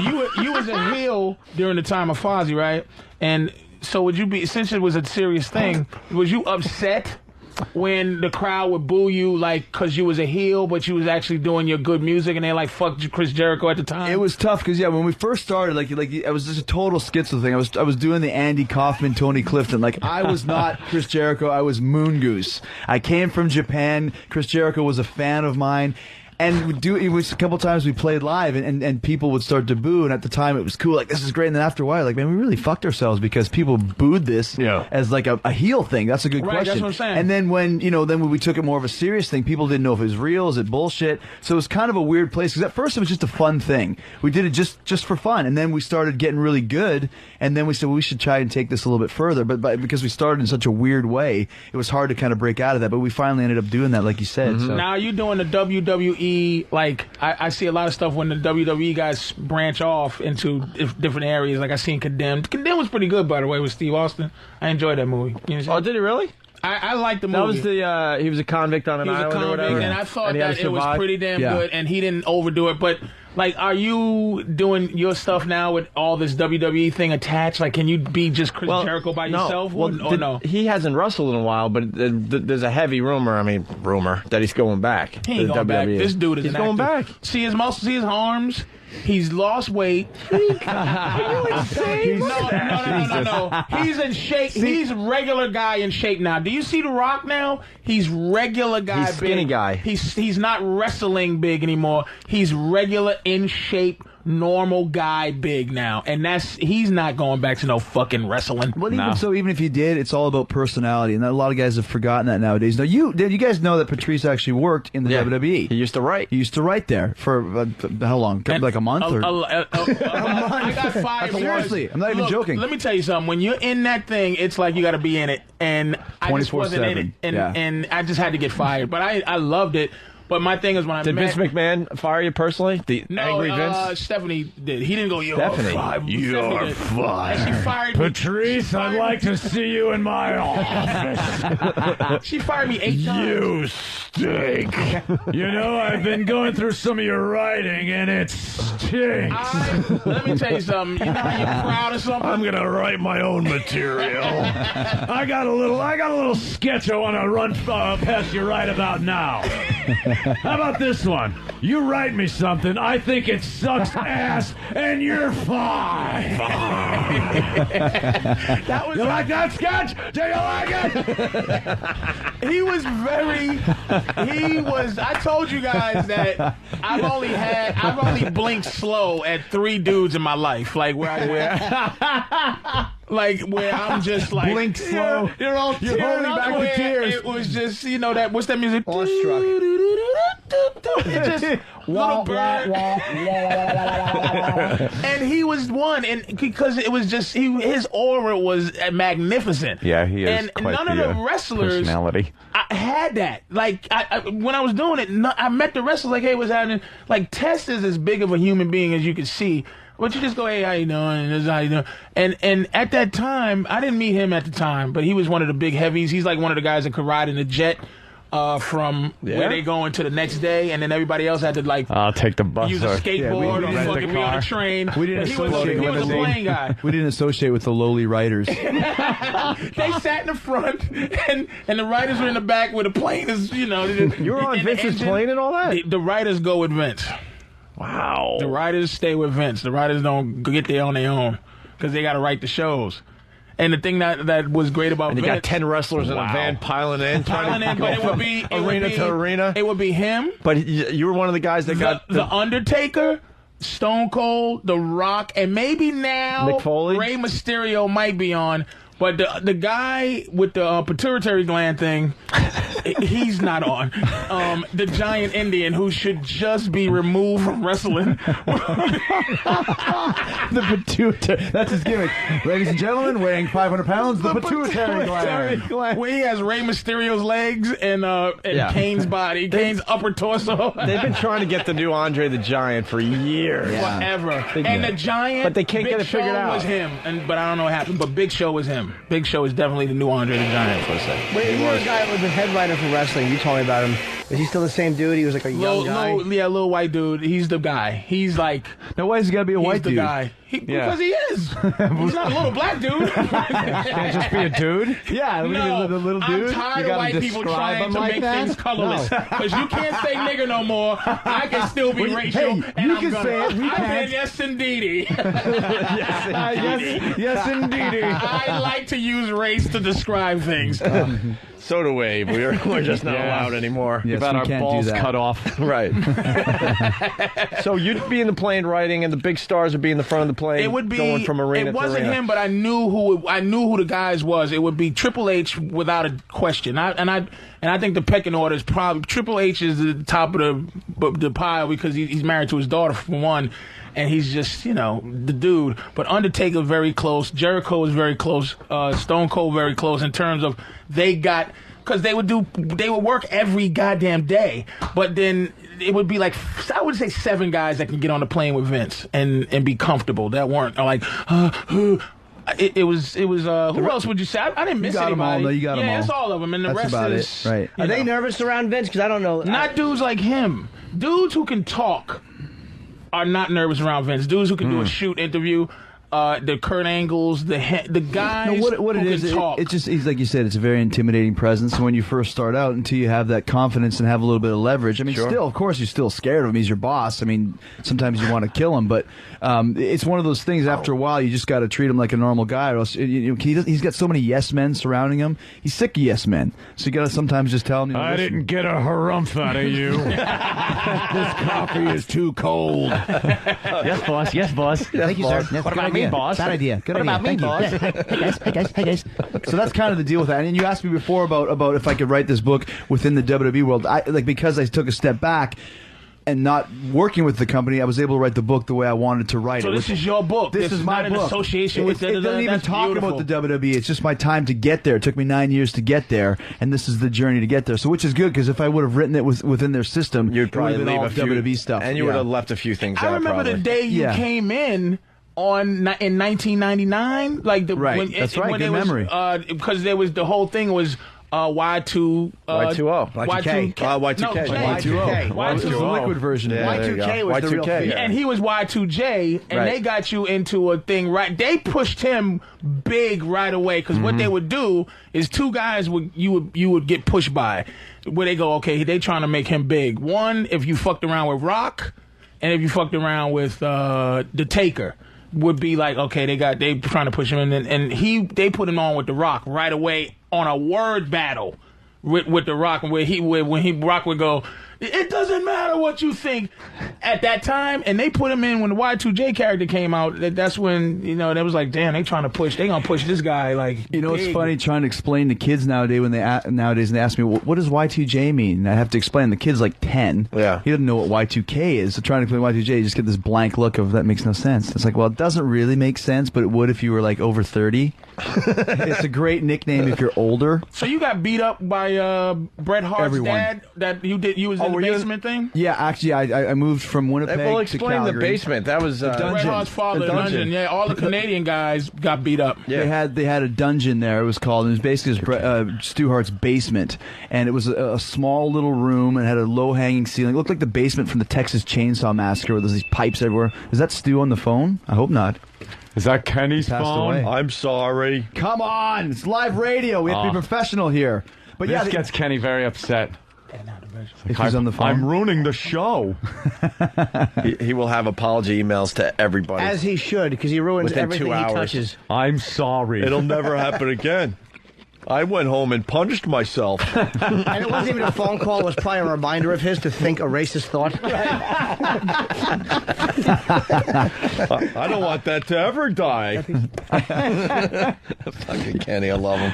You know what's funny? We're talking about Calgary. Up in Calgary, there's a friend of mine who lives up in Calgary. His name is Speewee. He imitates you guys because he listens to you all the time. Wow. But he imitates this guy right here. Oh, Jimmy. What are you talking about? Sounds like a racist thought. And I'm like, what are you talking like? He goes, I listen to Opie Anthony all the time. But he's imitating you guys all the way up in Canada in the middle of frickin' nowhere. People are imitating you, Jimmy. Oh, good. Thanks. Jimmy's fun to imitate. Perfect. You'll lay down, have a girl shit on you. You married?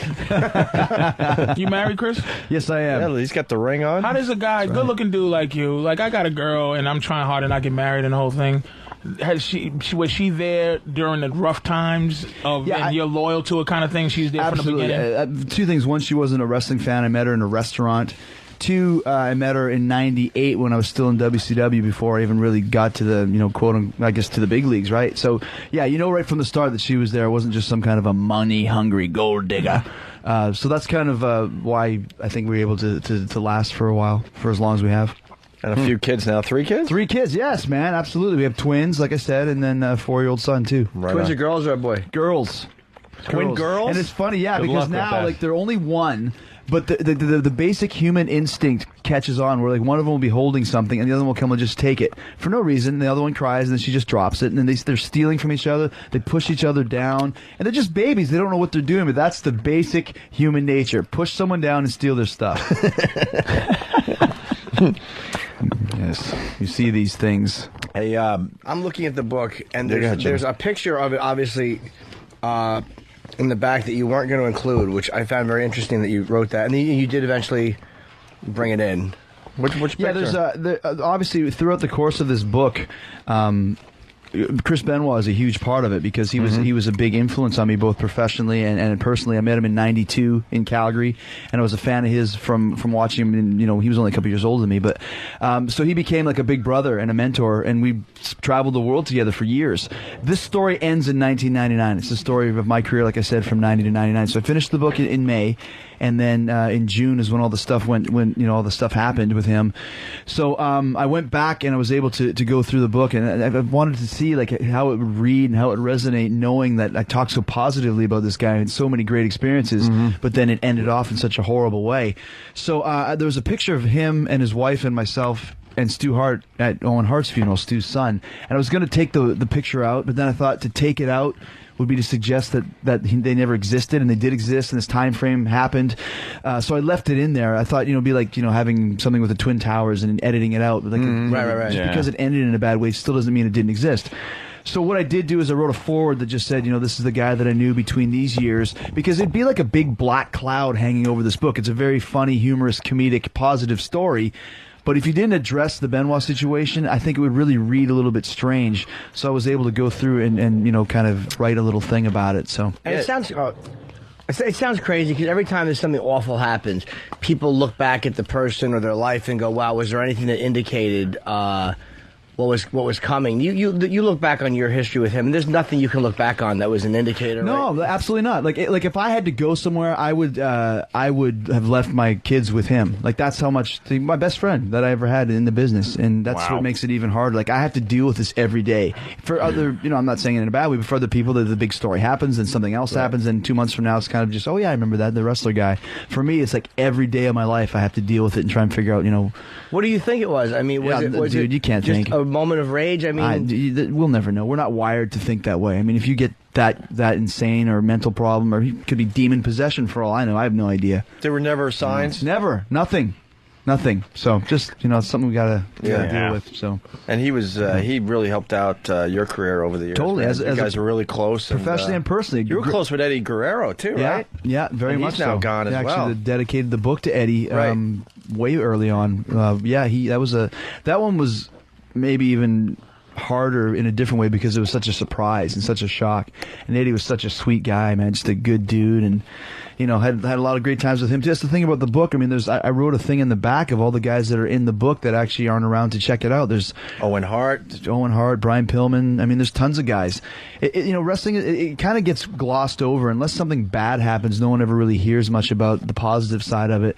But it's such a difficult job because there's only a handful of people in the world that can do it at a high level. But there's millions of fans that want to see it everywhere, worldwide. So it's very mentally and physically taxing and grueling. It's a tough job. I have to say, dude, I know, and this is the thing. It's like I'm a wrestling fan, and I mean we're not gonna gloss over because even Vince McMahon tries to give it something else because they know it's not. A 200-pound man punching another 200-pound man in the face is death. Yeah. But to watch them, what they are, and I'm not trying to marginalize it, they are stuntmen who can act. So they're falling. Like after everything, there's a guy running in a room with some dude trying to put his dislocated back in place, like a chiropractor who goes, "Hey, what you do? I think I probably slipped a disc in my neck," and you just see it going crack back in.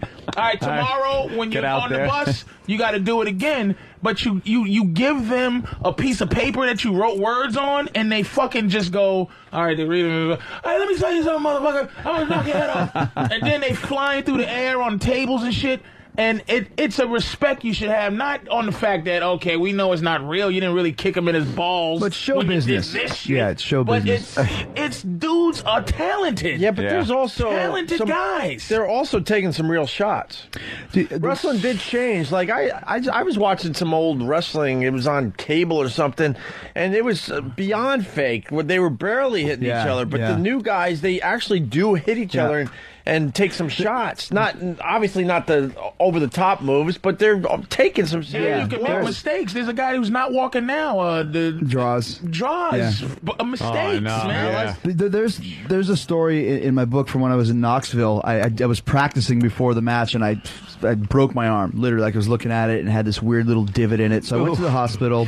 He said, well, you got to have surgery right now. And I said, well, I just have this wrestling appearance I have to make, and he goes, okay, well, tomorrow at 7 a.m. you're getting surgery. So of course I basically snuck out of the hospital, went back to the arena, dumbest thing, put my gear on. The promoter was all like, what the fuck you break your arm for? And I was like, don't worry, I'm still going to wrestle. Okay, no problem. So then I went in the ring. I wrestled this match with a broken arm. I had aspirin in my system. I was all like whacked out.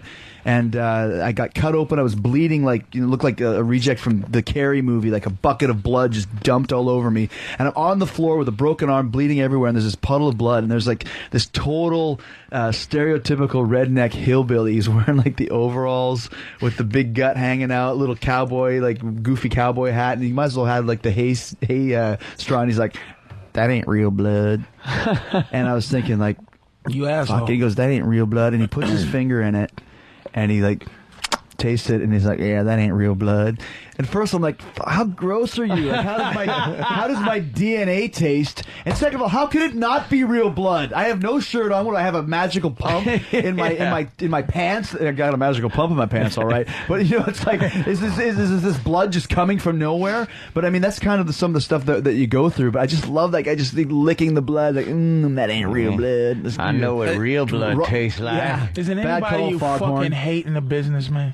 Hey, dude, you know what, man? At this level, you're just a professional. You go out there. Some guys that rub you the wrong way, but it's business. It's business. Who rubs you the wrong way? This guy, you want to get not gossip. who, but what type of personality rubs you the wrong way? Guys that take themselves too seriously, and that's a good way to ask that question, Patrice. Because at this stage of the game, like I said, I had this goal and this dream that I accomplished. I win. I'm not bitter towards anybody. Some guys are assholes. Fuck them. I don't care. I'm happy. I did what I wanted to do. But guys that take themselves too seriously, especially on this job, because this is show business and it's comedy, man. Like, just you got to have fun with it and then enjoy yourself. And it's not real. Did you hit him a little extra hard? Well, not here, but overseas. Like when I first started going over to Japan, for example, being a foreign guy, they don't like having the foreign guys over there as much. At least they didn't used to in the early '90s. So it would be a little bit more of a fight. The first match I ever had in Japan, I wrestled this guy called Ueda, and he was a kickboxer who actually wore boxing gloves in the ring. And this was before there was MMA. It was kind of this weird mixed martial arts wrestling company, and this dude came in, man, and he wasn't pulling anything. He was kicking me and punching me, like I could see it in his eyes. You know, who's this little fucking foreign guy?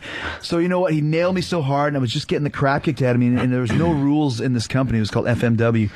So I just went to the floor and I grabbed a chair and I went back in the ring, and he'd turned his back on the pretty boy, and I hit him in the head as hard as I could with the chair. With the chair, I was like, "Fuck this!" And man, you could just see him. He just like wilted and just fell down. And after that, he was very nice, very very easy to work with afterwards. But you know, you just kind of had to get yourself some space and get a little respect. Right. Same thing in Mexico too. The foreign guys come in, they didn't like it. It was a little bit more of a shoot until they knew that you could actually work together. And then the point of the business is to work together. It's like improv comedy. You want to work together to put on the best show, and the more you put the other guy over, the better it is for everybody. As the guy's about to hit you with a chair, someone yells, "Freeze!" Exactly, freeze. Now you hit me with a rubber chicken. I hate being such a giddy wrestling fan. It just bothers me, but I just love it. I just love. Where do you, Yeah, where do you guys hide the razor blades? I've always wanted to know that. It's a magician's secret. A lot of guys have different places to put it, but it's an art form, man, because they could get in the way and cut you when you don't want to be cut. I'm sure that's happened. I always want to know that question. I think I know, actually.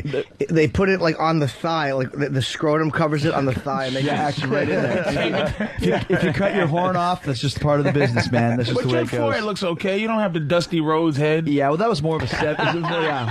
When him and Abdullah the Butcher used just the road knives. The roadmap on the foreheads. It's just hard to look at it. Yeah. Some of the guys just took, They weren't careful. What am I trying to say? They weren't careful. That's there was sure. guys in Mexico because they will wear masks there. They're all like cultural superheroes, like comic book heroes. Their chins would be totally scarred up, like they had a beard of scars because only their mouths are showing, so they couldn't do it under the mask. They would do their chin instead. So like these guys, like totally normal face with like this horrible goatee of scars. That sounds like a horror movie. Goatee of scars. Did you plan for the future where you're like, look, man, I like in your contract was like, I will bleed only on pay-per-views? No, you just do it. I mean, you're smart about it. Yeah, like some guys thought it was cool. Like, I'm gonna get bloody. I'm hardcore, and it's like, fuck, man, you're gonna look stupid. Like when you're 50, walking around with a roadmap on your forehead. Did they tell you had to get bloody for this one, that one, or would it just be kind of like you said, this is a good one to get bloody on? Shit, like I said, it's show business, man. So it's all an elaborate show. You know, like I said, that's the most important thing. It's like a Shakespearean morality play for the modern era. There's a good guy, there's a bad guy, there's a confrontation, there's a denouement, and there's a finish, and then that's kind of, if Shakespeare was alive today, he'd be writing wrestling shows. Do you have a favorite match ever? Got a lot of them. Probably WrestleMania 19 against Shawn Michaels in Seattle at the Enormo Dome or whatever the hell it was called. That was a good one because a lot of people said it was the best match on the show, and at WrestleMania is like the Super Bowl. So if you want to get out there and put on a show, that's the time to do it, you know. And it was just cool to be at that level, especially all these, you know, working at a kid's birthday party when I first started, getting paid a hot dog and a glass of orange juice, to you know, being held up on the side of the road by a chick in Mexico City in the middle of nowhere. I picked her up. She was going to take me to a party. Her and her brother held up like Rob. Yeah, Rob. Banditos. She was going to take me to a party. So we're driving. Yeah, it wasn't sexy. We're driving to this party, and her and I are making out in the back, and it's like, this is great. This is gonna be a party, and this girl's hot, and I noticed it's getting more and more desolate until we're finally like in the middle of nowhere. Like, dude, there's nothing. Like Mexico City, murder capital of the world. Holy shit. So I go, where's this party at? And the guy's like, the party is, you know, right here, and the gun right there, man. And if you've ever seen the beginning of the James Bond films where you see those grooves on the inside of the gun, yeah. I never knew what that was until I actually saw the grooves on the inside of the gun sticking in my face. You said a girl? A guy and a girl. Oh, I thought you just got robbed by a girl. Well, even worse. Yeah, right. No girl do shit to me. Yeah. Just put your little pink gun away before I eat your pussy. Dude, I'm glad you added a man to that motherfucking shit.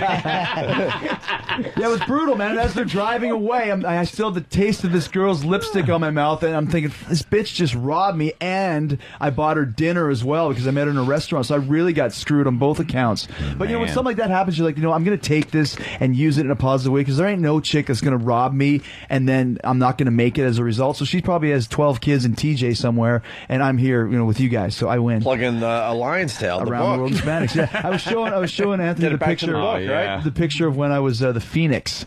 Phoenix. Go in the color. Go in the color. The color insert. I had no gigs going on, and nothing was happening for me. So I decided I need a gimmick. I need a fancy gimmick. So what I did was I found this Egyptian mask, and I thought I'm going to be the Phoenix. So I got this goofy mask, and then I glued all these like feathers on it, and then I went and bought some aluminum poles from a hardware store and soldered them together in the shape of wings. Then I wrapped a bunch of spandex around it and got like a bunch of sparkly sequins and stuff. And then I thought like this is it. This is going to be my ticket to the big time. So, like, if you see, like, the picture is like the wings are crooked, the mask is like not even. It sucks. You got mangy feathers on there. It's terrible, and I didn't have money for straps, so I stapled some spandex straps on to the contraption. Then I go outside to like where I'm going to take pictures, like I guess like in an open field, like near a forest, which apparently is where phoenixes are from. And as I'm ready to take the picture, the wind starts blowing, and they blow the wings off my back, and then I'm chasing the freaking wings down the field. But I actually a complete ass. Totally, and I mean, I look like an ass in that picture. I sent that out as promo shots. Book Chris Jericho as the Phoenix, and like, you just had nothing going on, just grasping at straws. So to finally continue to take each step to get to where I got to, it was a long process, man, and an embarrassing one at that. Man, yeah. You're also dressed as a liger. Super Liger. Oh my God, Super Liger. Super Liger. There's a guy in Japan who's How'd you ever make it? How did you ever make it? That's what I ask myself that every day. I do think that about myself with radio and stuff sometimes. Sometimes, yeah, you look back or hear some of the old shows and go, what was I fucking what the thinking? hell was I doing? I see a picture of you as the Super Liger. You want to explain this one? It can't be This is 1997 in Japan. Tokyo Dome. Yeah. Wow. Okay. Jushin Liger is a legendary guy there. He wears an outfit like that, and it's one of those things in Japan. People are very. It's a weird culture because something like Liger is very popular. He has horns and is a very big mask. So they're going to bring me into New Japan, which is the big company like the WWE of Japan, to be his evil doppelganger, the Super Liger. So I had the same outfit that he had. Now I've never wrestled in New Japan. I wrestled in Japan a lot, but I always wanted to go there. I was so excited. And the first match I had was in the Tokyo Dome, 75,000 people, huge match, Super Liger. It'd be like being Bulk Hogan, Hogan's evil twin or something like that level of star. Bulk Hogan. Yeah, Bulk Hogan. So I show up there and they give me this costume the night before the show, and it's literally like a hard spandex wetsuit. Like I can't really move, but I'm like, okay, I'll just do my best. They give me this mask that the eyes are covered with red mesh. So not only can you not see through the mesh, but it's red. So you can't see a damn thing. Then the mouth holes are the size of like a pin. So you can't breathe either, and you can't see. So then I go to the Tokyo Dome, and the first thing I notice is that all the lights above the ring are red. I have red mesh over my eyes. All I'm seeing is red. It's like a red blur for what I can see.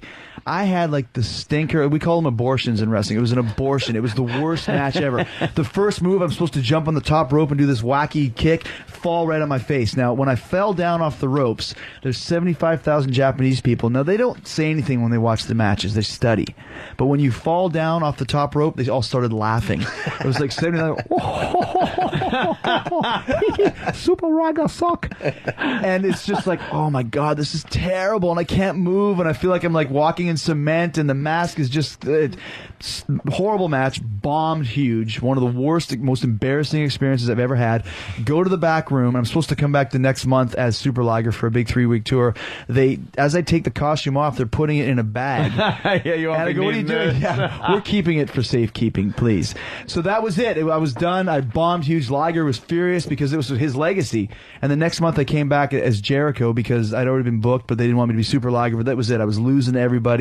Finally had a match, had a great match, finally, and the boss was this guy called Choshu, and he was in the back room, and as I walked back, he looked at me, and he's like, oh, you Chris Jericho? I said, yes. He goes, you same Super Liger? Yes.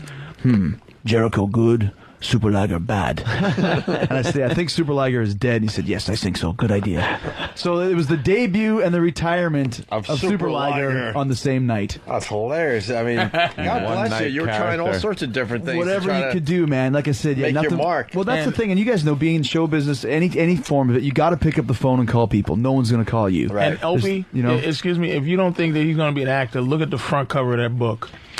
Look at the bottom right thing where he looks like Barry Bonds, and look at his little skinny body now. Look at his body of I want to be a wrestler bad body, and his fucking fuck wrestling, I'm going to look good body. I'm actually 112 pounds right now. Yeah.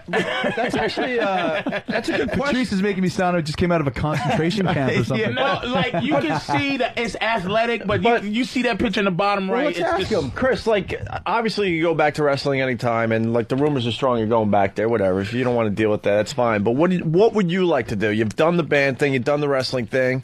Well, I mean, if it was up to you, you're now an author. Do you want to be an actor? Yeah, I've done some stuff. I was in Android Apocalypse. It won the Oscar for best movie a couple years ago. I did a couple movies, which are cool. I mean, I enjoyed that experience. It's like anything else, though. You got to. I mean, obviously, unless you're like The Rock and strike it big, make really some of that huge. rock money. Well, and that's a rare thing, to get that big so quickly. You got to work your way up. And I've done some stuff. I did a couple plays last year, which was a lot of fun. I enjoy. I worked with the Groundlings for a year. Did shows with them, which is a great comedy troupe. Will Ferrell was a Groundling, and Phil Hartman was a Harmon, Groundling. I think too. They put on a lot of really fucking funny Lisa people. Kudrow, Shara Terry, Kristen Wiig. So it was great to work with those guys. I mean, writing the book was great. For me, I needed a break from wrestling, man. I was burned out mentally after 15 years wrestling. But the thing is, it's also wrestling a show business boot camp. You learn a little bit about everything. It really helps you to train for all types of show business. So I could go back to wrestling, and I would go back to wrestling on my own terms, have some fun, because it really is an open book. It's an open canvas to go out there and do what you want to do. Don't make us bring Sam in here. Would you do TNA? Hold on. What's going on? Sam, what do you know about Chris Jericho? You mean as far as him returning? Yeah. Well, he's a huge wrestling fan. The Save Us 222 promos that have been running for like a month and a half. A lot of people think that it's got to be the return of Chris Jericho. We got to call you out a little bit, Chris. Come on. I think Sam's got one. They're very reminiscent of the Millennium Countdown that counted down to life in 1999. What is the 222?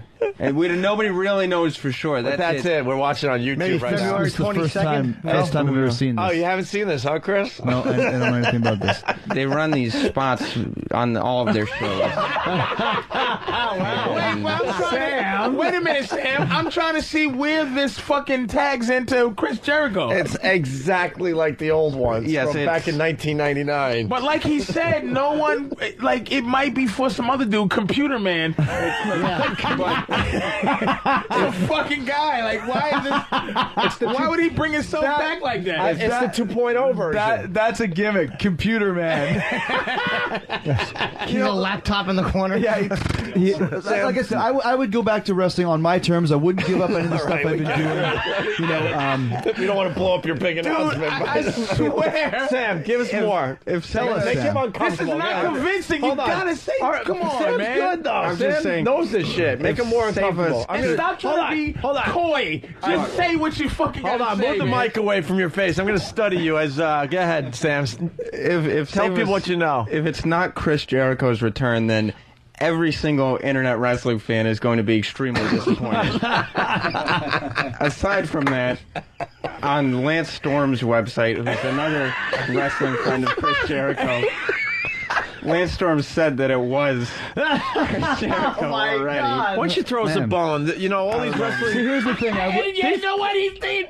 You know why? Wait. He just drank the water. He took a nervous sip. He just took the nervous sip. You liar! I saw that. He took a fucking nervous sip. He's nervously sipping water. Damn. Sam. Damn. I don't want to do it because Sam. You want to kick And his ass? he's looking at Sam like, I'm going to of course not. rusty haired Negro up. The thing is, I mean, how great of Who is this albino giving away my information? fucking Aborigines.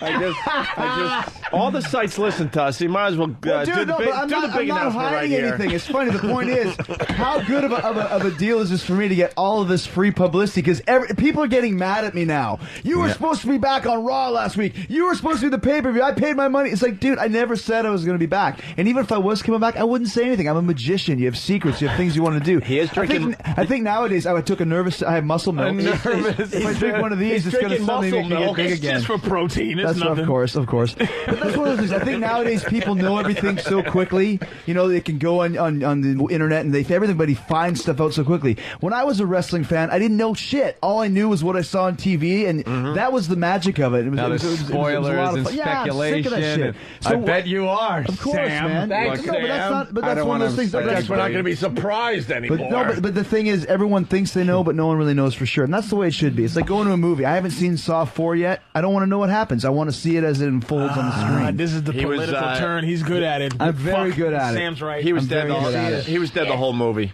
Sam's probably got more. No, you son of a bitch! You probably got more clues. Oh wait, Sam's got more clues. I was looking through your garbage and you wrote somebody. Wait till you see this 222 thing I'm doing. Go ahead, Sam. It's gonna fool everybody. Sam, I don't know anything else. I just know what I read. I don't like spoiling things either. Yeah. I like wrestling for the magic of wrestling. For the show business aspect, right? Sam, Exactly. hello, So it's do I. Vince McMahon. You know, I heard you on the radio today, blowing up our spot. We're trying to keep it secret, and you're being a blabbermouth. I want to hire you just so I can fire you. Pal, it's not my information. You're fucked. Chris, just so you know a little more, WWE sent him a real belt A for his champion birthday. belt, yeah. The real one. Really? Yeah. Why is that? With the spinning thing and Because everything. he's such a huge fan. Are you sick or Talking about wrestling on the radio. Make-A-Wish Foundation. That's what they did. Yeah. Oh, that's why he's talking so much. He has some little white Negro dementia that won't allow him to shut the fuck up. He doesn't have much. He doesn't have much time left. He wants to get it all out while he can. I feel him. Damn, that nervous sip fucked me up right there. I was going with Chris until he took a goddamn Nervous. sip. You're like Andrew Dice Clay years ago with the Fozzie gimmick. We were letting you be, but then it's getting, all right, enough. No, honestly, I mean, everybody's asking about it. Everyone's talking about it. I've been doing this book tour for the last week and a half, and everybody wants to know.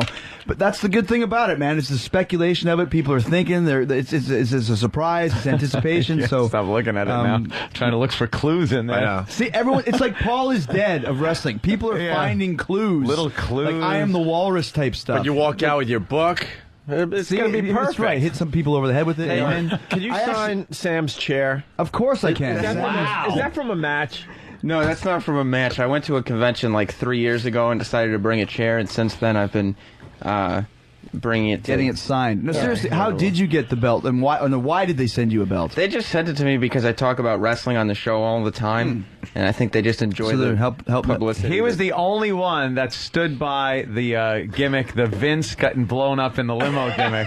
like we went through the videotape and we're just saying, like, Sam, look, you could see that there's investigators on scene, and like he was selling it better than anybody. All right, so he's special. Yes, he's special. That's where I got the belt. With the fake leg I that get falls it out now. of the limo just before it blows up. Very subtly, but very purposely placed. The leg comes out, the leg goes in. The It leg was comes hysterical. out. And then it said the FBI was investigating, but then when the FBI said, hey, we got nothing to do with this, they came up with what?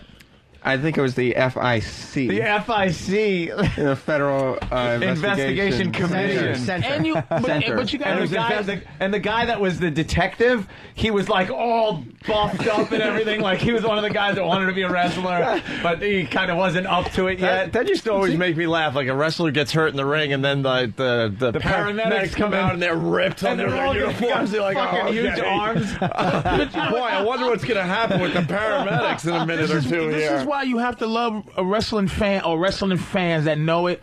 Is that Vince was going with that bullshit, and then Benoit happened, and he just said, "This shit's over." And wrestling now is back. Everybody healed. People didn't go, wait a minute. It's fucking done. I'm done with wrestling. Oh my God. It's just like, yeah, we know, man. You can't. Then all of a sudden he had a love child or something. Yeah, it was like fucking crazy. That's what I'm saying. Yes. It's a form of entertainment that either you get it or you don't. And people that get it, they understand it. They have fun with it. But people that don't, I mean, it really is like the stepchild of entertainment, especially in Hollywood and stuff. It's like wrestling. What? They're a bunch of Neanderthals. They can't actually put a sentence together. Every rapper has a movie, or every rapper does a TV show. Heaven forbid that in wrestling you go to these things. People just don't understand it the same way. Well, could you not say rapper with so much venom as if you're rapper. You rappers. There aren't just people that get it and don't get it. There's people in between that get lost in this void. If you could find that clip of that young gentleman in the stands. Oh yeah, we can play that. Can we Yes. take a leak first? Do you have to leave, Chris? No, man. I'm cool. All right, we're gonna play the crying wrestling fan.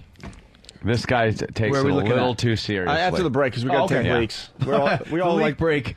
Yeah, we like to take leaks together in the bathroom. I like that. Cross swords, man. That's fun. We can do that now. We're buds. We've known each other for We years. call it the Larry Just Craig grab- challenge. What we like doing is lining up at the urinal and holding the guy's cock to your right. That's right. You just point it. Sometimes you piss on his leg. Like Speewee. The guy imitates you. It's not Jimmy. He's imitating you. Because I thought I was imitating Jimmy. No, he's gonna say that. You hold the cock to the right. And it wasn't the voice. It wasn't the voice. It was what you said. Yeah, that's right. And we hold cocks not with hands. We hold them between our upper lip and nose, like funny fake mustaches. You're nestling them. That's not holding. That's nestling. It's not fun anymore. Jimmy always takes the fun out of the. Jeez, the you homo just breaks. made us feel bad. It makes it so real. Made us feel dirty. I know, it just brings a personal touch to it that we're not Certainly comfortable does. with. Speaking of personal touch, let's all pee. All right, Opie and Anthony, Chris Jericho, Patrice O'Neal. And a lot of fans on the bleachers today. Certainly do. We do. A few yeah. girls too. There's some pretty girls out there. Yes, 1, 2, 3. I see 4 chicks. Hey, Nice. anybody work in the crowd to see if they have anything 5. for the show today? One of these people might have something for the show today, Chris. You never know. Okay, well, It's Opie and they'll Anthony. certainly We'll be add back. more to it than I did. The virus is out. Tell your friends. He's infected. That's right, Opie. Shut your mouth. I love the homoerotic nature of the whole event. The virus made my genitals rot off. Whoa, dude, don't come near me. We're your celebrity skin cancer connection. And it was better than my first kiss. Oh, laugh until your innards spill out on the chair. Anthony Show.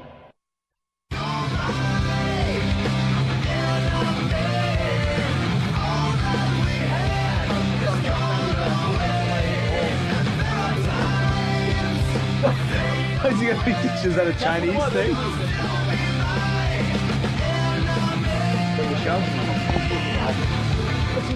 This is one of Chris Jericho's songs right here, Enemy by Fozzy. Are you on, Patrice? You there? Yeah. Drop something. Chris Jericho in studio, A Lion's Tale, his book, Around the World in Spandex. Chris Jericho. What? Yes. Yeah, Around the World in Spandex. Oh, I thought you seen him. Around the World as the Super Liger. But you're doing a book signing, Chris? We should get that info out. Does someone have it? I don't have it. All right, I do have it in front of me here. Where are you going to be today? At Borders on Broadway. On Broadway, yeah, right downtown in Manhattan here. 100 Broadway in Manhattan at 12:30. Chris will be signing copies of A Lion's Tale. Wow. Yes. Until what time? Until they stop coming, right? That's right. That's right. Until everybody is satisfied. Does it like we do, like Jimmy. Guaranteed. Everyone gets it Satisfied. signed. That's right. I have them line up, and I sign 10, 12 books, and then I go back to my limousine. Yeah. That would be great. Have a huge line of people, and then just have a security guy put a cone behind the fifth guy. But that's the thing. It really is like working at a club. Like when you have an autograph signing, sometimes you show up and there's 600 people there. Sometimes you show up and there's 6. You just never can tell. But if there's 6 and you got to sit there for 2 hours, dude, I'm best friends with everybody. I'm writing recipes in their book. Dude, we've been down this road. What was that, Virgin Records, I think? We put out a CD back in the day. It's 10 years ago when we were up in Boston, and some of the CD signings were all day, 6 to 8 hours, no joke. Wow. Yeah, it was crazy. And then we did, it was Tower Records, downtown Boston, and the line was maybe 20 people.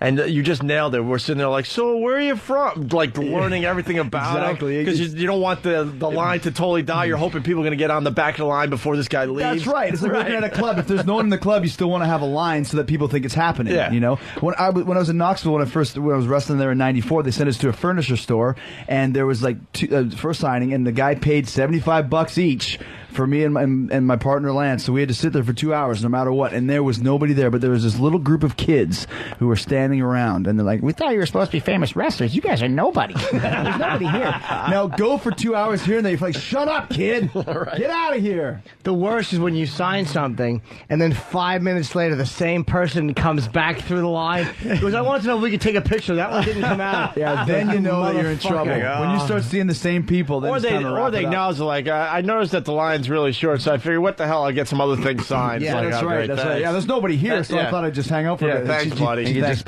babble. We're not feeling bad about ourselves already. Babble about everything to the guy. Yeah, exactly. Yeah, everything. Sure. No, come back. Here. Grabbing his arm. Hey, come. So you've been big fans of the show, huh? Is it any way to be famous without doing this stuff? Like, meaning, like, you do a movie or you do your book, and is there any way to just do this without doing what he's doing? I seen you on TV, you're here. You gotta. Who are you asking? You gotta.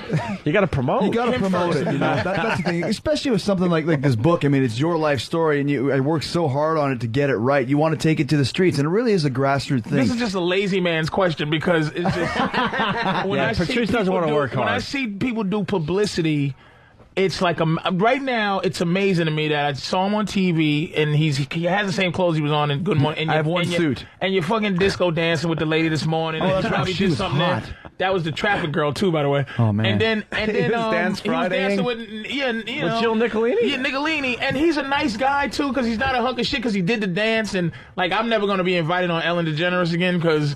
She's doing the thing, and I'm like, you goofy bitch.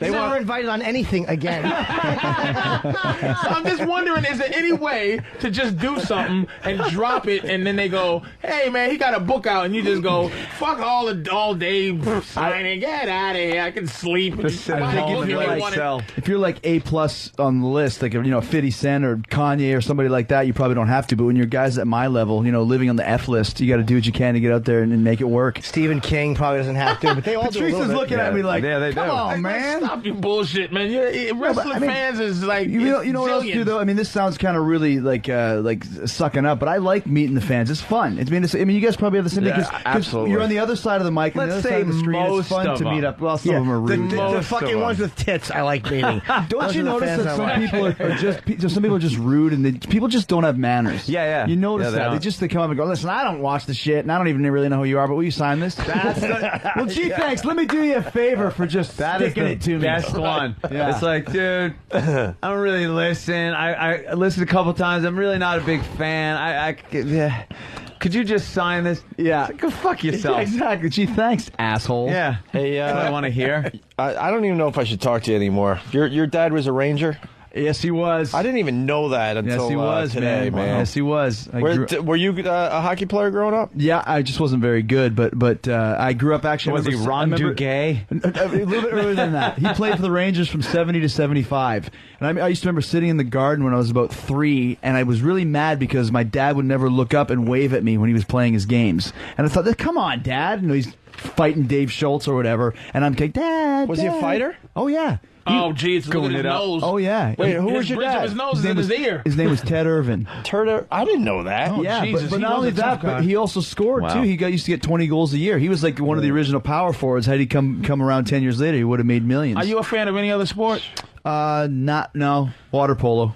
But no basketball. See, I want to know basketball. Yes, like, you're a basketball fan, right? Like, it's like I'm a sports. Yeah, absolutely. I guess I'm trying to find out in sports terms of, like, say, basketball, football.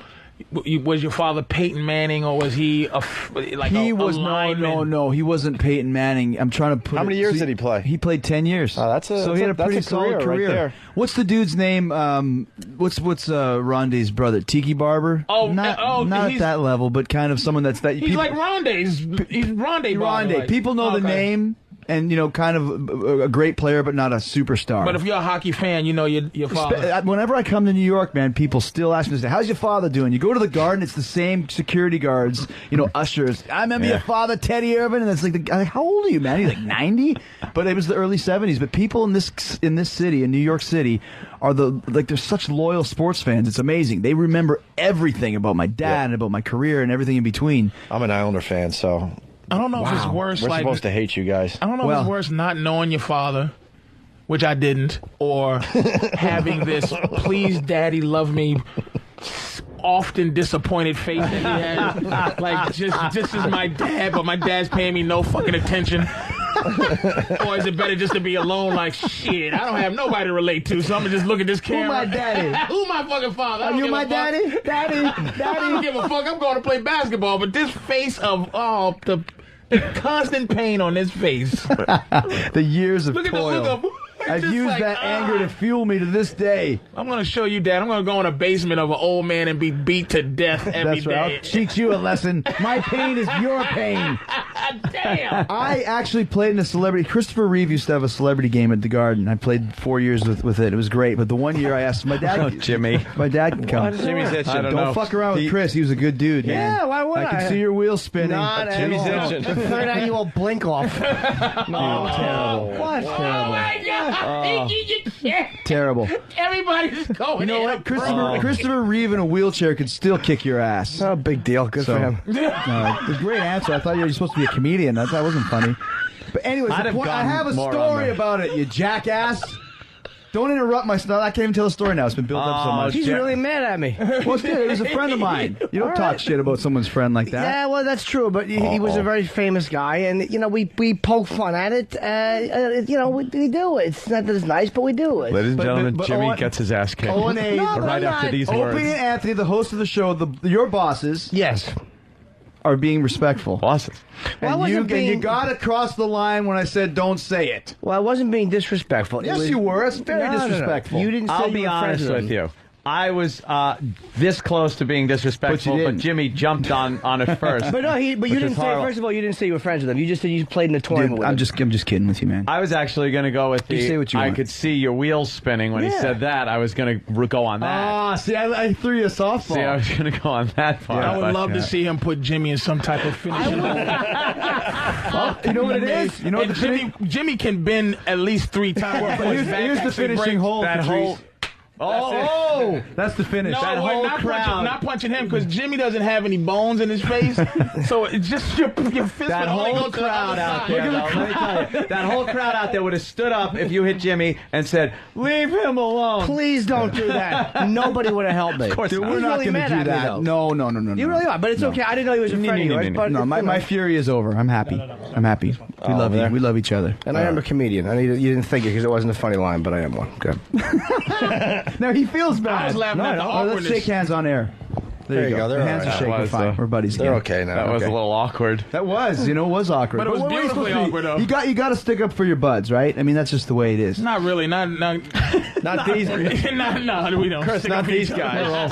Not these guys. What a bunch of scumbags. miscreants. What a bunch of heathens. You should in go here. down the comedy cell and see how these guys treat each other. We're brutal. It's amazing. We're just a bunch of scumbags. It We're is just a bunch amazing. of scumbags. That's what we are. We fucking nothing is sacred. We just kind of took this conversation and took it to a screeching halt, didn't we? Let's talk about this. Does anybody? This is beautiful. How was your cock? Screeching when you- halt. when you peed? Much like Did you hold each other's cocks when you peed? Patrice was holding mine. It felt really nice. It's so funny to see guys change the subject. Let me tell you something. Let me explain something about the word inappropriate in men should not fucking exist. Only look, you go out there, you might make a mistake where it's like it's personal to you, and I understand, but it's like inappropriate. You can't have it. The only time you should be inappropriate, the word used by a man, is like you ever had to shit. You feel like you had to shit, but you just had to pee, and you're sitting down with your fucking dick tucked between your legs, feeling like a girl, and you're just looking around going, Buffalo I Bill. feel like a bitch. This is inappropriate.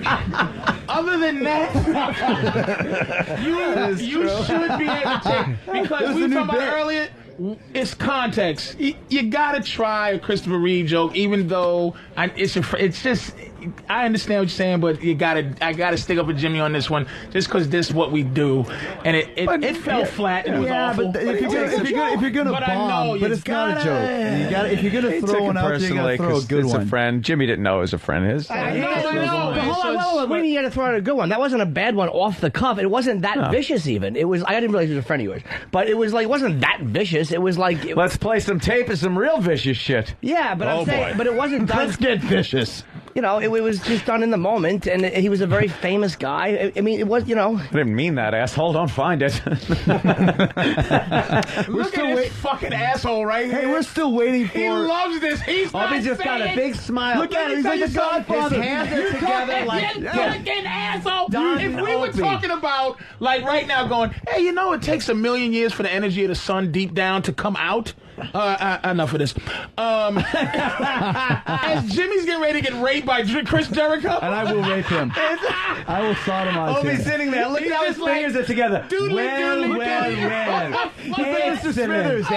Excellent. Excellent. They've turned on each other. Let the animals tear each other apart. You were talking about the nervous sip from the water glass. That says much more right there. Nah, it was an amazing moment. It really was. Oh, See? it was genius. Well, that will make the best of show. There's other things involved with that. That's what makes it amazing. So, like what? Excellent. That's great. He's just fucking sitting there loving it. It just whatever. No, What's the matter? He's so No, something I was going to bring up, which ties everything in. Your mom's a quadriplegic. That's so right. That's why he's a little sensitive. How funny do you think you are now, motherfucker? Wow. So now you feel bad, don't you? No, I told you not to because cross the line. No, but I talk about suicide. My friends have committed suicide. It's like as a subject, you look at something like that. You don't ever want to, but that was something that obviously hit you hard for that reason. But you can't look at me like I'm being a dick on purpose because I'm not. This is hits very close to home, obviously. So when you went there, I was like, wow, this is going to be interesting. That's all I'm saying. Let me say, Oh. my father's a quadriplegic too. Well, he's been dead for a few years. No, Chris. His limbs don't fucking work. But that's funny. That's funny. No, that's bullshit. That's funny. That's bullshit. You're mad at me. Not bullshit. It It's is. funny. It was very funny. No, but I'm not offended as a guy who had to live with it. I'm offended as a comedian. That was just a bad joke. A third annual blink off was not fucking bad. Look at Anthony's killing. I respect his opinion. And that's what made it weird, because I'm laughing because I thought that was funny. It was funny. It's just the third So I got annual blink Patrice. off. And what was funny about it, I'll explain. It's the word blink. And a blink off will never happen. And I got It's Patrice and absurd. Anthony to laugh at that. That's Guys, all it was. this conversation is just going nowhere. For me. I know. You know, if you want me to continue to participate, we know the story now. Let's just move along and have some fun and talk about cocks and stuff. Oh shit. Oh no, we've reached this point. Oh my god. Like, listen to the silence. I will close this part of my. Had you said to me, look, this is my situation. I shouldn't have to. There's certain things that just aren't funny. See, okay, well then to you're, me. Well, but again, I'm not a mind reader, so if you told me that, I would have certainly been respectful. I said don't cross the line. How much money? I said don't say it. I can see your wheel spinning. We were already in the middle of it. Had you set it up like that, I'm going to tell you it would have been different. Yeah. How much sugar in those muscle milks? My mother's diabetic, and so am I. Zero. I don't want that fucking sugar. It's Man, your people are listening to this show just getting burnt, like they're getting a buzzkill. They want to have some fun on this. No, they're fucking Chris. They're fucking vultures, man. Our audience are fucking vultures. Look at the smiling, grinning faces. He on these doesn't like me. I cretins know out he doesn't there. like me, and I know as a jock he wants to punch me. That's what they do. I get it. No. I get it. I'm smart. I go and wire your car so when you get downstairs. I don't have a car. Do you have a car? Yeah, no, okay. just wire Club Soda Kenny. He's stupid.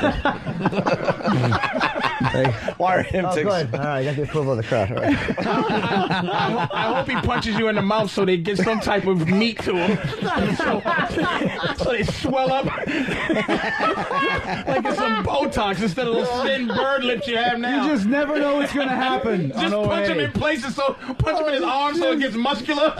But dude, I'm not mad at you anymore. I'm over it. But your feelings are hurt.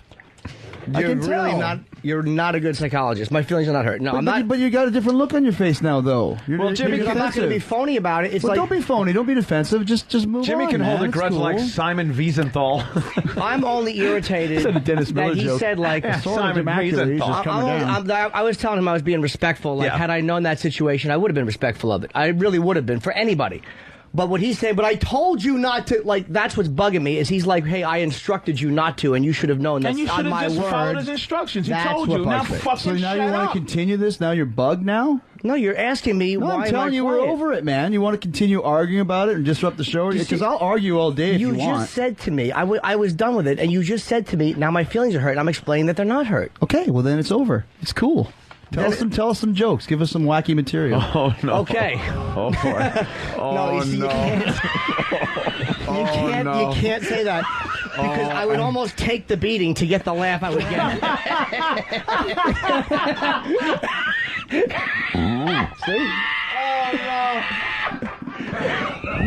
Oh, this is killed. It's nothing. But this is not uncomfortable. No. It's hilarious right now. This is good radio. But human beings, this is what I'm saying. Every human being should really enjoy this because this is as real as you. Can you imagine This is reality radio. It is so real right now, and it's like if this was on that shitty morning show or Julian and Mike and Sandy, Juliet. it's just like okay. That's how we ended up when it gets like okay.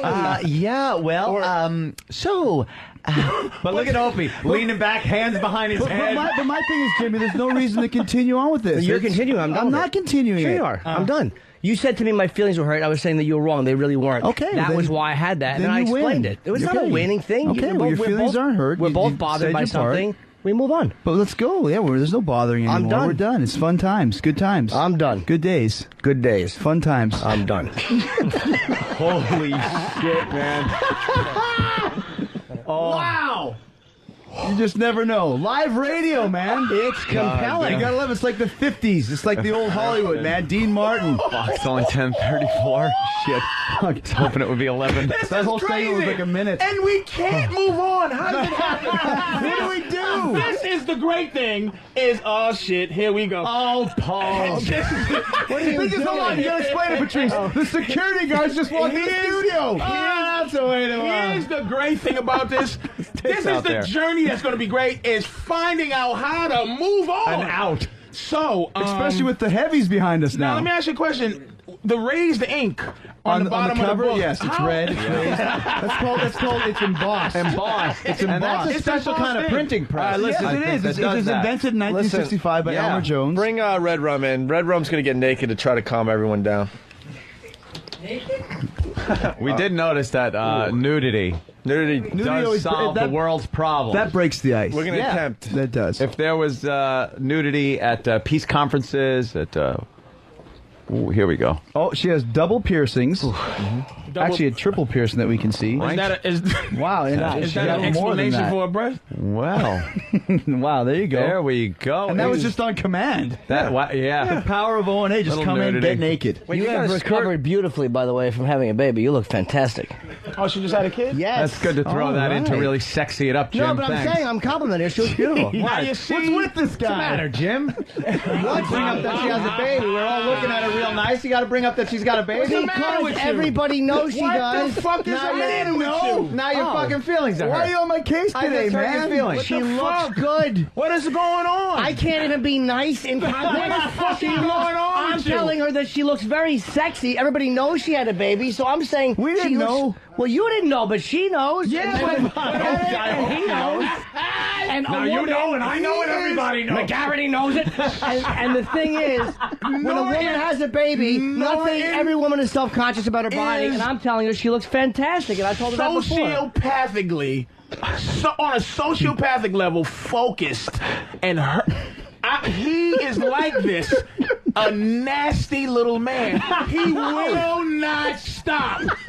What's it gonna take? I'm not in a nasty How far mood. you gotta The go? Cobra Clutch. Did I not? There's no. Did I not tell you before that you look good? But you're using her awful after birth titties to make a point. Jesus. To make a point about the situation. And I don't like. We I don't know like. what you're doing. I don't like what he just did, which is use this excuse to get that mean titty joke in. Who do you think you're bullshitting? He just I didn't worked. know she had a baby. He just I worked thought they were you. awful titties alone. He just framed you. He set you up. He used us. Set you up. You used us to get a mean I titty feel like joke we're out. minutes away from a Royal Rumble. Call more security.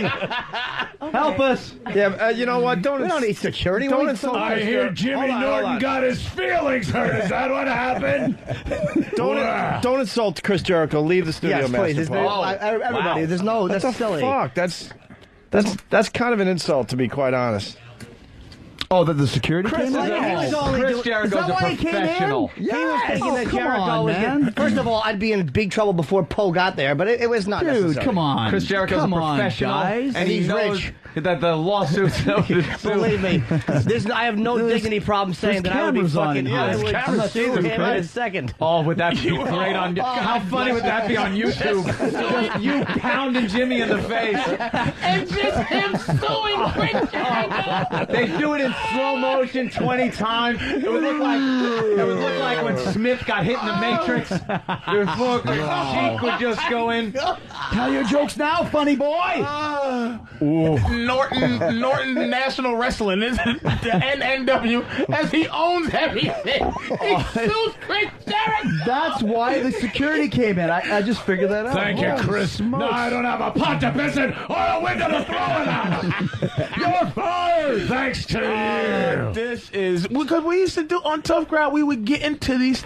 We all would do it. I watched it. We would just be like, "You and have this quiet, you cocksucker. Did you just, And then it's like, all right, I'm gonna fucking do this to you, and then I'm gonna do this to. It's just uncomfortable. That's what we do. It's just uncomfortable. It's just I want it to continue, and it's just after a while it just gets old. But you just want to just have this go on and on. This is a memorable show. Of course. And what's wrong with Red Rum's tits?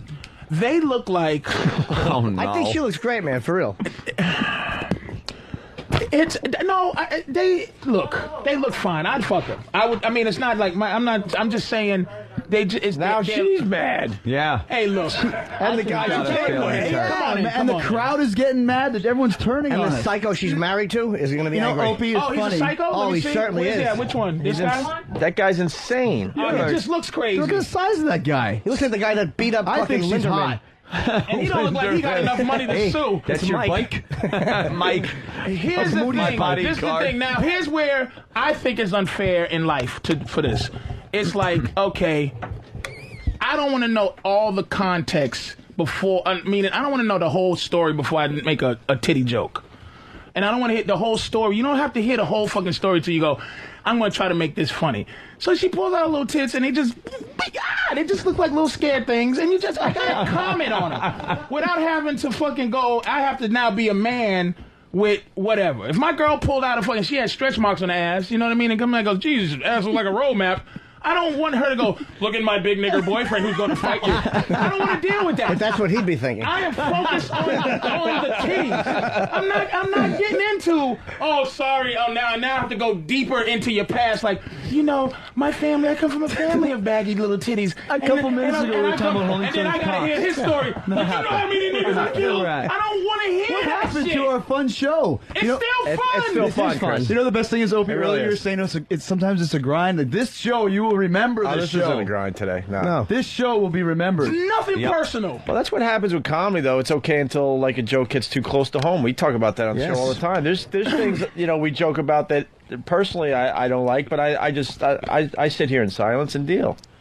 That's comedy. I Very learned broad. this in college. This is all I learned in college. Yeah, that is good is good if it's good for me. That's Everybody's upset with what affects them. That is exactly. That is the general definition of comedy right there. You're fine with stuff until it hits too close to home. Right. Shit, my mother that's can where lose all her feet. But you think I don't fuck around with diabetic? Well, Dude, it's just is what it is. Yeah, I think you're a rare. You're a rare human. Yeah. Not for a comic, he's not, though. I mean, as a comic, that's the way comedians think. Nothing personal, Precious. You don't have to have your murderous husband murder me. Look at me. I shaved all my hair off and I'm going to kill you. Don't forget. I want to know.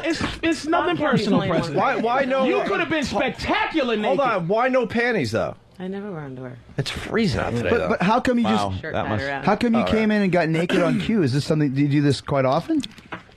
Okay. Yeah. Okay. On Pal Talk. Perfect. So she's in case of uncomfortable situation, break glass.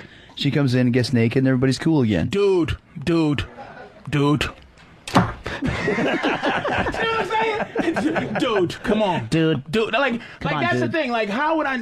It's impossible to figure out. She comes in and will strip naked in front of people she don't know. But there is a psychopath with her to guard her against certain things. Rape. But not the idea right, rape, but not, but you you can't, it's impossible. You can't do it. You can't fucking do it. That's why everything is on, you can joke about every fucking thing. Everything. And then you deal with the consequences later. And motherfuckers don't deal with consequences in terms of being funny. Dude, I got kicked in the mouth, chased home with knives for being funny and go, shit, I'm going to be funny tomorrow. Motherfucker couldn't stab funny out of me. You sure that was for being funny? Or trying to be. That's why I dropped that blonde girl off. I told the joke and her father chased me. No, that wasn't it. It's just you have to go for it, baby. You got to. And Chris, this is not uncomfortable. It really ain't. This is a new thing. Like this is the new thing. And you gotta. And you was a heel for so long. Dude, I'm cool with it. I'm just discussing her breasts. That's what I was just curious about. Right. And the breasts are out. Those are fun. But say but that there's again. nothing. They're fun. I like them. See, now I want to get into a wrestling match with those Chris. breasts aren't fun. In what game? They're fun. They're perky. They're bouncy. They got There has to be nipple a rings. context to But they that. got nipple rings in them. That's And cool. the context is this. I would, in a minute. But you just, if it was my girl, I would just go, hey, what's going on? Because I got. But you just said good. Yeah, you just said good is good if it's good for me. Yes, That's what it is. That's good for me. Look It's at good. Patrice's hands. Yes, I like it. Yeah, my I hands like are her. different. I would have to I would have to squeeze those and suck them through the fist to have fun.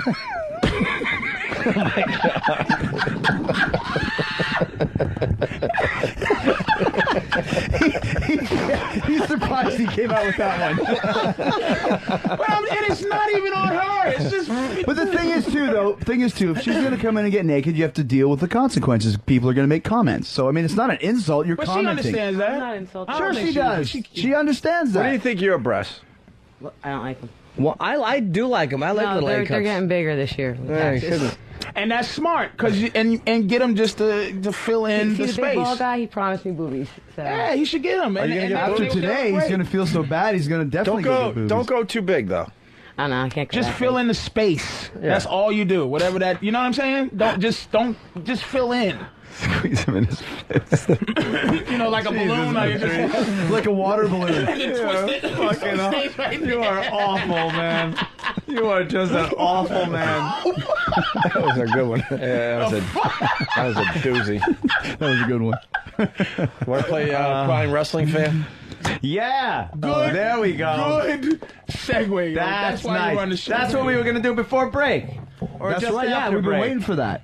Oh, it's how it turns. It was just a love fest, and then Instantly, now we're trying to Instant, and we're trying to repair the damage. Let's all join together in laughing at somebody retarded. Let's see where this goes. Because I'm sure that this gentleman you will hear from is not of sound mental state. It's a famous clip. Do you know this clip, Chris? I'm not sure. I don't know. Were we looking over here? Or Yeah, here we go. This Let's guy. play this. On E-Bomb's World. Let's get the sound. Go. Please. For the love of God, just play something. Where's the sound? play it. I just want to thank each and every one of y'all for all you've done to your bodies. It's still real to me, damn it. I mean, thank you. Easy, man. Thank y'all guys. You're awesome. Thank you so much, Mr. Funk, for saying what needed to be said. I don't want to see another one of these. That's not real. Oh, You've never yeah. seen that? No. That is That's legendary. real? He's We've a interviewed little the guy. Yeah, upset it's real. about the whole That's like wrestling thing. the Britney guy. Britney, why? Yeah. That's This oh guy my gosh, he's a little upset. But of course, he's right in the South. Has that? So Yeah. this ain't real blood. It's the same type of attitude. Needs to be said. Thank you so I don't know what he was so upset about. He's There you go. who are the wrestlers? It's Jim Cornette in the middle. Looks like Terry Funk. Bobby Eaton. Wow. have the- Sam's nodding his head in agreement. Yes. yes, Chris Jericho's right. He's correct. Yes. Thank you. You are that's for your home personal use, isn't it? What? What you're videotaping. Well, there'll be like a few clips. Are you gonna invite your little friends over for like a WrestleMania? I don't have- and then go. By the way, before WrestleMania, I just want to show you a few of my like home movies. You might enjoy Chris Jericho. Yeah, and then you'll play that, and your friends will be like, "Wow, you're neato." No, I'm not 8. The rusty. As I know What did you call him, Patrice? The rusty-haired. What did you say? Rusty-headed white little Negro. Rusty-headed little Negro. Poor Sam. Sam was related to Thomas Jefferson, and he's true. He looked up his genealogy. Wow. And we all know Thomas Jefferson did A lot of the partake in a Jefferson little, part. kind of That's went true. out into the. You sure it wasn't the George field. Jefferson? Sherman Hensley fucked his mom in the back of the So that's funny. No, that didn't happen. Oh, okay. We were waiting for an answer. Do you want to ask Chris Jericho a question? Wow, yeah. Yeah. Does it make you feel good to know that after like being gone for 2 years, that there's this much hype about just a possible comeback, that knowing that you still have? It wouldn't make anyone feel good to know that they're wanted or appreciated in what they do. I hate it. Oh, You're fired. You're fired from the Than and Sam show. For such a stupid question. Go ahead, ask him another question. Ask him another stupid question. What kind of ambiguous question was that? That question. It was, first of all, it started as a yes or no question. Do you think it's like yes or no? What no a matter what. fucking shitty question. And then as you went into it, you took no out of the mix. All he could say was yes. Ask him how big he's packing. Something interesting like, wow. Try again, Sam. That's interesting. Try again. Yeah. Okay, try something else. All right. Who has the biggest monster in the business in terms of you just go, what the fuck? There's a guy called Too Cold Scorpio.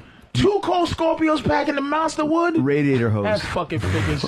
Ridiculous. That's fucking figures. Ridiculous. And there was he just is a funny looking black dude, and funny looking black dudes just got a monster wood, man. Baby arm.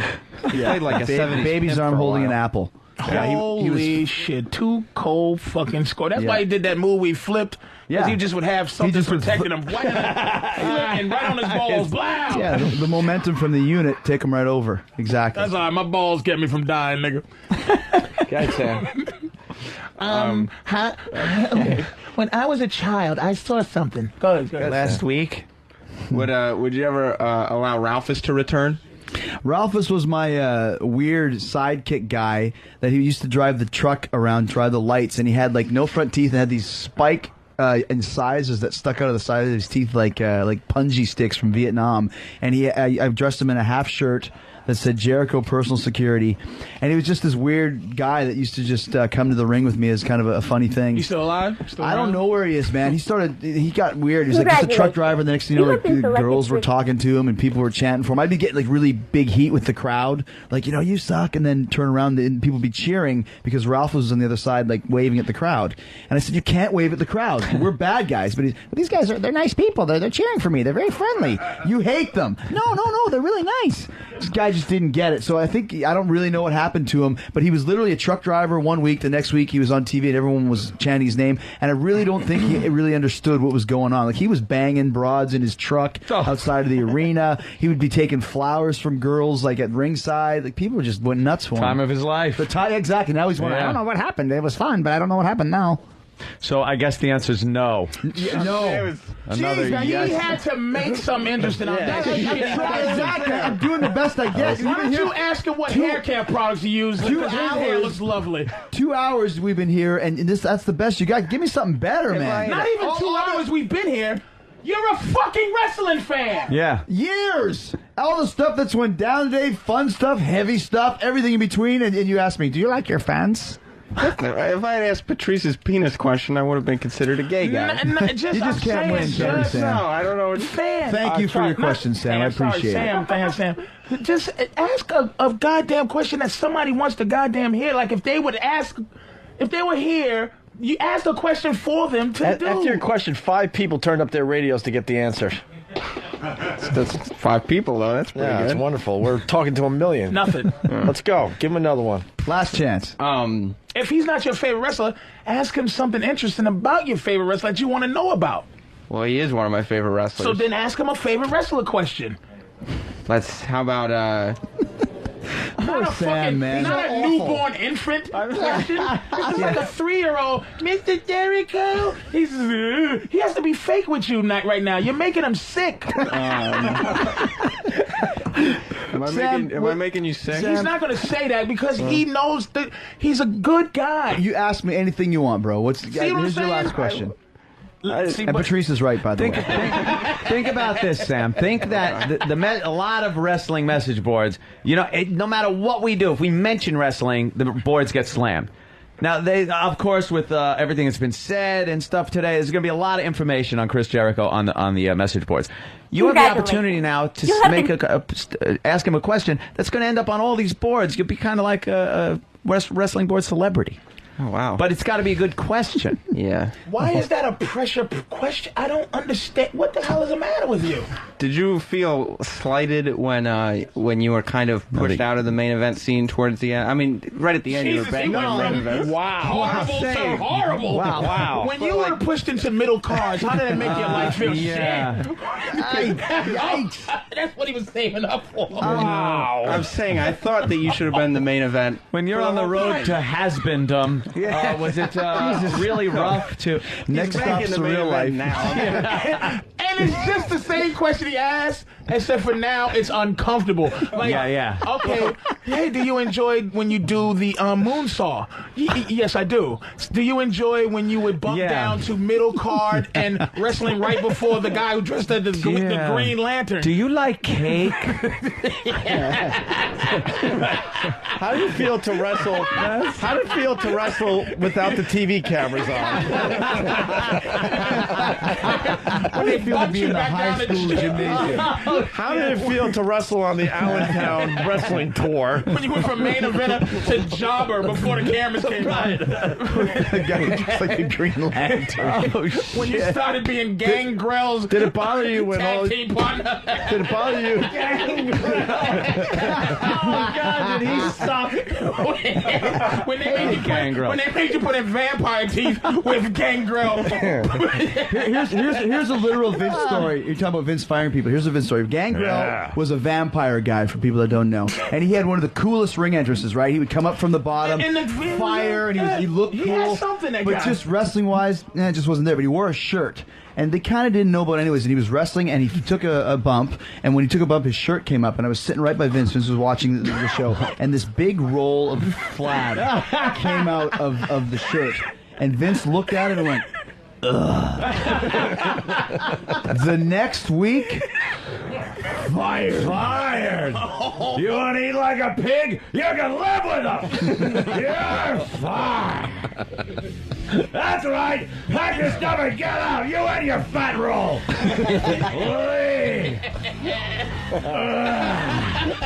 Just picture that. That's disgusting. You want to represent me? Get out. I can't believe what a fucking mediocre nobody Sam is right now. Just nothing. Stinking up the joint with these fucking questions. Nothing. He's had time to think now. Here we go. Let's go. Here we go. Just picture all the websites that are going to have this question. And then today. Sam asked. This It's is great. on all the It's great wrestling for you. sites. Let's go. What was politically? What was it like between the differences between the WCW locker room and the WWE locker room? Bigger cocks. That's not a bad question. That's not a bad question at all. That is a See, good there you go. question. After 5 tries, you got one. That's a good question. That was a good question. WCW was very strange. It was very much a hierarchy. Wherever you came in is where you stayed, like an Indian caste system or something along those lines. So all the guys like the Hogan and those guys, they were kind of running the show. And guys like myself, even though we were working hard and people were into it, didn't ever really get any care or respect from the office. And that's the reason why I was able to kind of get over a little bit, because nobody cared what I said. I like, can I go say a promo for 30 seconds? Yes, you can. I'd go to the ring, say a promo, say a bunch of bullshit. People would like it. But no one was paying any attention to me because I was just lowly Chris Jericho. So the politics, it's almost like they had everything but really squandered it. It was like a millionaire who spends all his money on hookers and blow and then says, I didn't put it away for the future. That was WCW. When I went to WWE, it was a whole new world. Everybody had an angle. Everyone had respect. Vince McMahon knows the name of the popcorn vendor all the way up to the world champion. Eric Bischoff never really said anything and would kind of really be sequestered off with his guys. And it was a real, like, high school. Everybody sat with themselves. Is It was Bischoff strange. still there? In WWE, no, he's not. No, I don't think he's there anymore. He's gone, yeah. He's gone. And let me ask you, is Coach and all these guys that are being put over as like GMs and da-da-da, is there any of them that actually make matches or like Teddy Long or anything, or it's just all... No, that's all show. It's all show? Yeah, it's all show. And you should know that, Patrice. I know that, but they do. Like Jim Ross...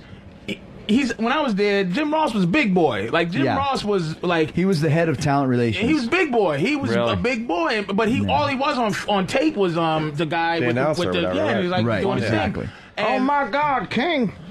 Amazing. That's what he. But he was a my he God. Was a, my God. I tell you, a guy that was an asshole when I was there, treated me like shit. Was the other big boy? It was Vince, and there was another motherfucker who was really the man. Dog the bounty hunter? And he looked at Vince when I was on the plane and went, what the fuck is this nigga doing on the plane? Don't let him on the plane. I like saying nigga. Who was it? Was it Kevin Dunn? Kevin Dunn. Kevin Dunn. God, he treated me like dog shit, Kevin Dunn. Well, he's the executive producer of all the shows. So if he was treating you like shit, you don't have long to last It was there. just awful. Yeah, he looked me up and he wouldn't even speak to me. I'm like, Jesus, I'm right next to Vince. Yeah, he's big time. All right, He's big time. Good job for... That was good. He finally got it. Yeah, he got it. Should we do line of the day and get the hell out of here or what? That sounds like a plan. Sounds good. We were still trying to recover from the atrocities. I think we made a full recovery. We did. We're doing good. I think so. Yeah, we're doing good. It's all good. I think we're okay. Patrice just laughing his ass off. Are you guys gonna, this is crazy, man. You guys going to agree to disagree? Is that what it comes down to? No, we're friends. Agree to disagree. Where's the what does that even mean? Agree to disagree? It's a bit we do on the show, Patrice. Of course it means nothing. That's the point of the whole fucking thing. We just hate when people say that, so now we do it on our show. Look at how they usher the audience out. Disagree. The audience is leaving in protest. They usher them out so we don't have to sit here and take pictures with all of them. Yeah. Ask questions and they can take sides on our arguments. Oh, shit. No, we just don't want them to see the bloodshed. No witnesses. They won't see me exit. They'll just see like one of my shoes and my bloody sweat jacket. Take it out. The best part that security was sent in. That's Yeah, it wasn't necessary. It's like, come on. It wasn't necessary. Who makes that call? Do you have a red button underneath? No, it was a personal judgment call. No, believe me. Who fucking did that? Poe would hear that and go, I actually told Poe not to come in here, and he said, no, I'm going to come in. Absolutely. That was unnecessary. Guarantee that was just Poe coming in to make sure. But that's great, though. I mean, now we can say, remember that time when the security came in? It was so Paul crazy. was trying to protect me. He didn't know if Chris was just going to smash me. Oh, come on, man. We're professionals, right? I'm saying that that's what his reaction was. Chris, when did you take this? When did you take this? I don't think he'd punch you. I'm not saying he would, but how were you on? That's I thought that was Chris Jericho right there. I'm sorry about that. It's not a joke on you. It's a joke on you. Trying to fucking make a situation, motherfucker. Not him. You think he looks like Ellen DeGeneres? You're saying I'm making It's a joke on Ellen. I don't have to say if you're saying I look like Ellen. The joke is a joke on him. Patrice just said you look like Ellen DeGeneres. Did he just say I look like Ellen DeGeneres? Is that what he just said? Yes, he fucking did. He goes, when did you take this? We all looked up and there's Ellen DeGeneres. Dude, if we were watching King Kong and someone said, look, it's Patrice, you'd go, oh, that's the joke on King Kong. I'm just trying to, a context we can all appreciate. I apologize. I meant it right. Very fair. That's what I'm just trying to be. What were you getting at, though? Was that it? He said I'm skinny. You dance, you're a lesbian. But no, earlier he said I look like I was from a concentration camp. I can't hear you. I can't. And me going, hey, Ellen. But going to Ellen. Hey, listen, are you coming back to wrestling with that tutu thing? Right. I couldn't say anything to her, so it was like I was saying that to her, but he was. Ugh. Yeah. I'm so lost. So I have to. That makes sense. Yeah. I see your side. He compared Jericho to Ellen, but he's saying that the punchline was Ellen, not Chris. If Ellen was sitting here and Chris was on TV and you go, hey, look, then it would have worked. Yeah. Absolutely. Yeah. And that's where it went, yeah. But then we also wouldn't have had that earlier situation if it was Ellen. It would have been different. It would have been a lesbian. I've completely forgotten. It would have been a lesbian. Jimmy would have blurted out some insensitive lesbian joke. Of course. and she'd have kicked his ass. All right. Damn it, boy! This has just been this is the Wild West. It has, hasn't it? It's just been. It has. We've run the gamut. Take your fucking hat and go to the Cotton Club, you motherfucker. I know. He's dressed like the American Gangster dude. Yes. The bitch around and. We're not leaving until we see that Brother Joseph has proper medical attention. I'm going somewhere and get a cockaline right now, baby. Rob. That's an amazing hat. It's got a feather in it. It works. All right, Patrice. Nice. We learned today that Chris Jericho is coming back to the WWE. Let's not forget that. And... Ooh, he did not deny that. Well, I mean, at this point, what's the point? Wrestling sites have fun. What's the point? Exactly. What's the point? Yeah, exactly. Why bother? So it's a yes? Well, you know, I got a book tour for the next month, and after that, we'll see what happens.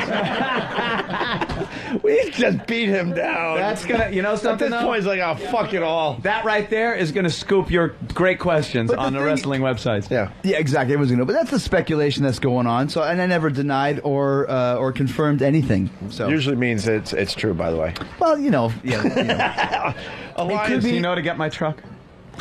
Sorry. Let's make it perfectly clear. Chris Jericho's book is A Lion's Tale Around the World in Spandex. Getting great reviews from someone I respect a lot as far as writing goes, Mick Foley. He's written some great books over the years, and he writes thoughtful, thorough, and laugh out loud funny. Jericho's book is a winner. And he was kind of scared that your book was funnier than his. Well, like I said, that's the idea. Hopefully we'll get that. You know, come on down to, where am I at? Borders? 100 Broadway in Manhattan at 12:30. You'll be there signing copies. Come on down and insult me. It's Insult Jericho Day. Wow. Are you coming back, Jimmy's going to be dropping in for that one. To hear?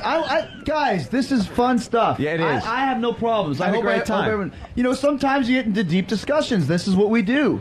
You know what I mean? Jimmy, talk, brother. Come on. We had a deep discussion today. Everyone has opinions. Yes. There's no lasting things. Not at all. It's like having a beer talking about the Mets or the Knicks or the Mets and the Knicks. Do you like basketball or baseball? Basketball players playing baseball. It's perfect.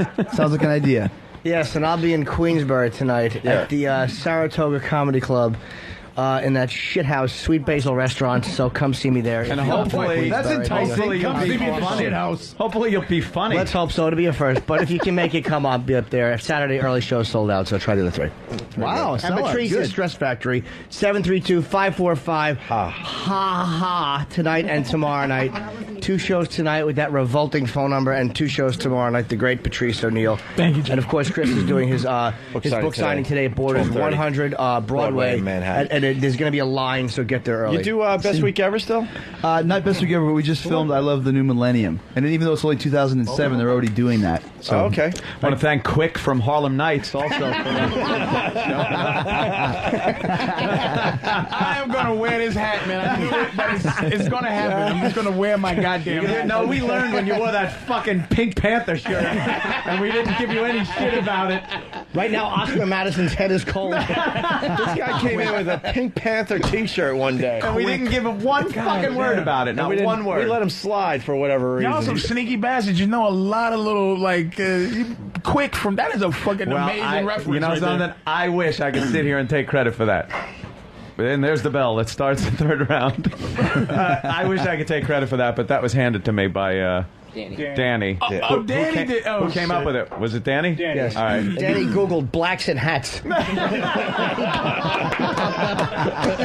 that's good. That's funny. That's the true comedy. These fucking two. These two.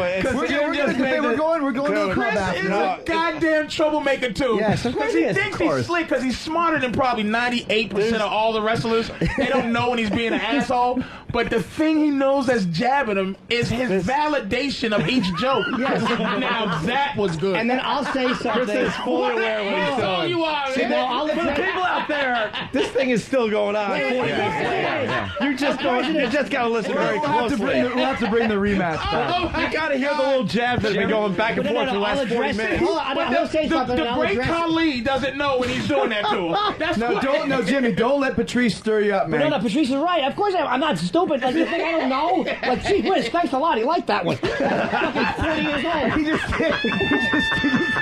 just did the ball. Let it be said that Jim's been jabbing back, too. You just got to listen really closely. But of course, I know that that's just what it is. So then if I'm like kind of shitty about something, he'll go, "What? We let it go." You know what he is? He's passive. He's a passive aggressive monster. Yes. He's a passive aggressive monster. Passive aggressive. In his ass! I almost made it out the door without you figuring it out on air. I liked this. No, we were fully aware. We just wanted it to play out because it was fun to listen to. At one point, Chris went, "Now that's funny," and Jimmy goes, "Yeah, thanks," and makes the face like, but it sounded like a thank you. But if you looked at the face, it was just like, "Yeah, thank you." You can't be able to fight and be smarmy. You can't be a smarmy ass and beat somebody up at the same time. You have to just. That's like telling somebody. What an asshole! But that's And you love it, don't you? You love it. But that's why Chris Jericho's shit is great. I love amazing, when he used to dude. do all that stuff during his matches and all that crap. But that's the equivalent of telling somebody That the is fucking truth. genius, telling man. somebody That's the awful awful. truth. Like if somebody has an ugly girlfriend, and go, "Hey, your girlfriend's a pig," and then winking him and poking him in the stomach. I gotcha. Just kidding, pal. Good Just call, kidding. man. That's right. Just kidding. That's very good. Between us, you know. That's very I was good. just sitting there going, "Why is he?" And I go, "Oh my God, Jericho's a goddamn troublemaker." I was feeling bad for a second, like, No, he absolutely is is. an asshole, man. That's hilarious. He knows. Goddamn, good Manipulation one. You is my got game. me. Holy shit. He's been doing that his whole career. God, I know that's what we wrestlers. do. I know That's what we wrestlers do. hated you. It's only like 3 that liked you. I already know. Yeah. I just No, know. yeah. Son of a bitch. I'm gonna pee my pants. Do we have to do line of the day or what should? Oh, that's funny. All right, BowDogFantasy.net brings you line of the day. It's for fantasy football fans everywhere. BowDogFantasy.net. Check it out for yourself if you play some of that fantasy football. BowDogFantasy.net. Here's a runner-up line of the day. Hart said that his client is not a racist and vowed never to use the word again. Well, how is he going to go through life without saying again? That's good. Did you just say that's good? No. Thanks. That's funny, guys. Dear diary. Yes, you do. Don't starve her. Dear diary. You know what? I want to. You guys should do more humor like that. That's nice. I want to hang out with Chris Jericho more, man. He's right down my alley there. He's funny, but I didn't realize he was that funny. I didn't Right on. just All right, now here- realize that. God damn it. Here's another runner-up line of the day. Good is good if it's good for me. Yes. That's what it is. That's good for me. Look It's at good. Patrice's hands. Yes, I like it. Yeah, my I hands like are her. different. I would have to It. kind of. I would have to squeeze those and suck them through the fist. Jesus, fucking. That was a good one, man. Now that was a good line. That was funny. Oh, if you adopt that is going to be the worst too. That's worse than a car crash to go. I wasn't. That was a good one. I wasn't feeling your nigger shit, but that was good.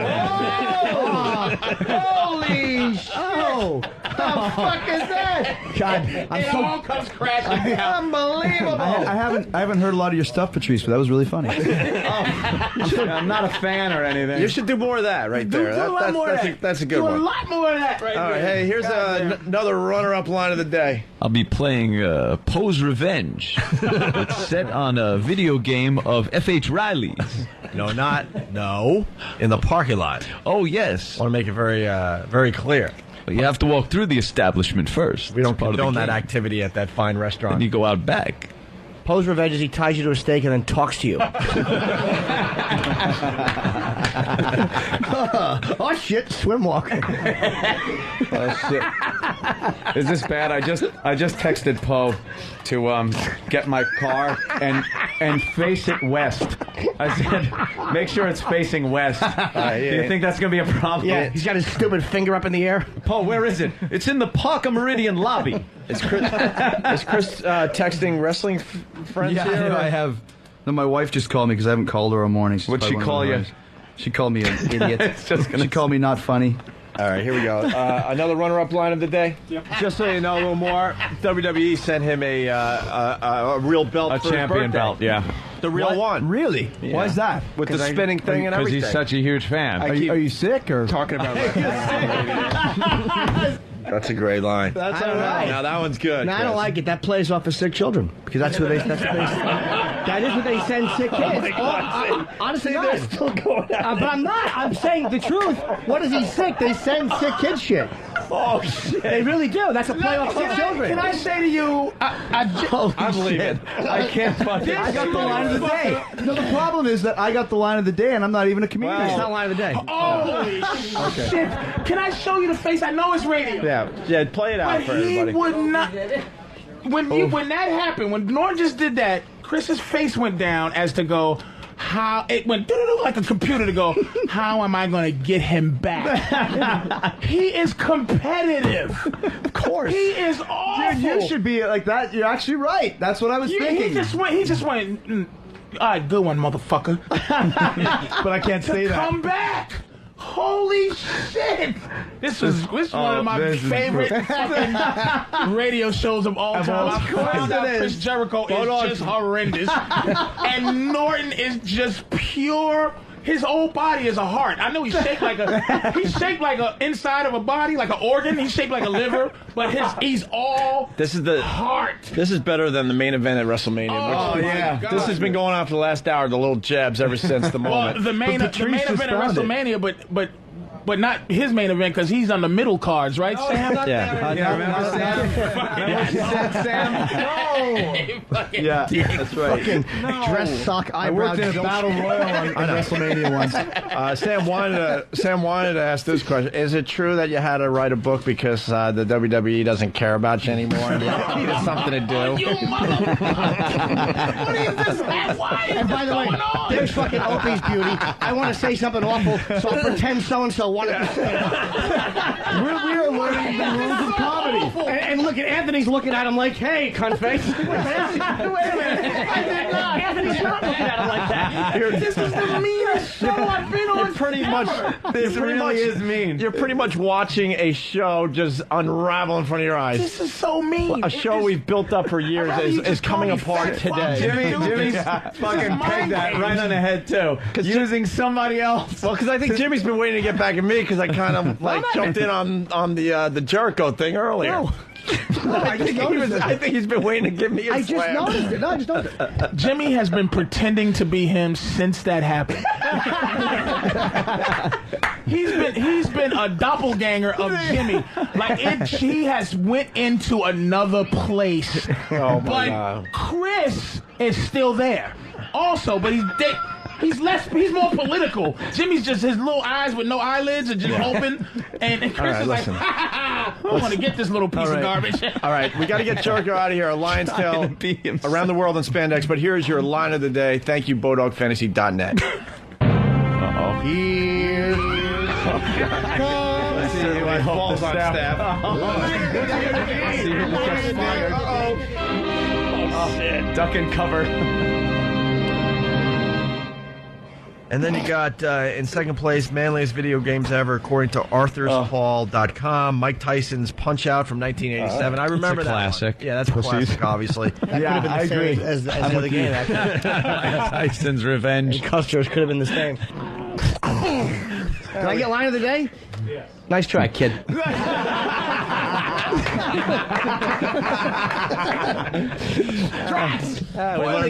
We learned the staff has no balls whatsoever. No. Me and Happy said the same thing. Like this. Bunch of pussies. Come on, they should absolutely fucking just made it the most uncomfortable situation. I actually jockeyed my chair towards the door. I was nervous. Norton was back here. He went. You know what, though? I had nothing to do with it, and I was watching for my escape round, too. We all were looking, all right, I think I can jump over this console. I think I can get out in 2 seconds. Man. Hey, Chris, it was a pleasure. Hope you come back. I don't think you'll ever be back. What's wrong with Steve? He's just doing what he normally does here. He's sitting in those chairs. You can't sit in those chairs. I thought he looked like he was thinking deeply. No. I'm going to pee my pants. I hate for this one to end there, Obi. I think we did everything. Unless you want to keep going, I gotta go. Everyone's got to go. We're out of here. A Lion's Tale, a great book. Chris Jericho signing 100 Broadway in Manhattan at 12:30 today. Yes. Thank you, guys. We'll see you Monday. Thanks, man. Hi. My mom always tells me, when bad things happen, I need to find a happy place. Like when my Uncle Henry crawls in bed with me and kisses my neck and licks my ear. I think of Opie and Anthony. That's my most happy place.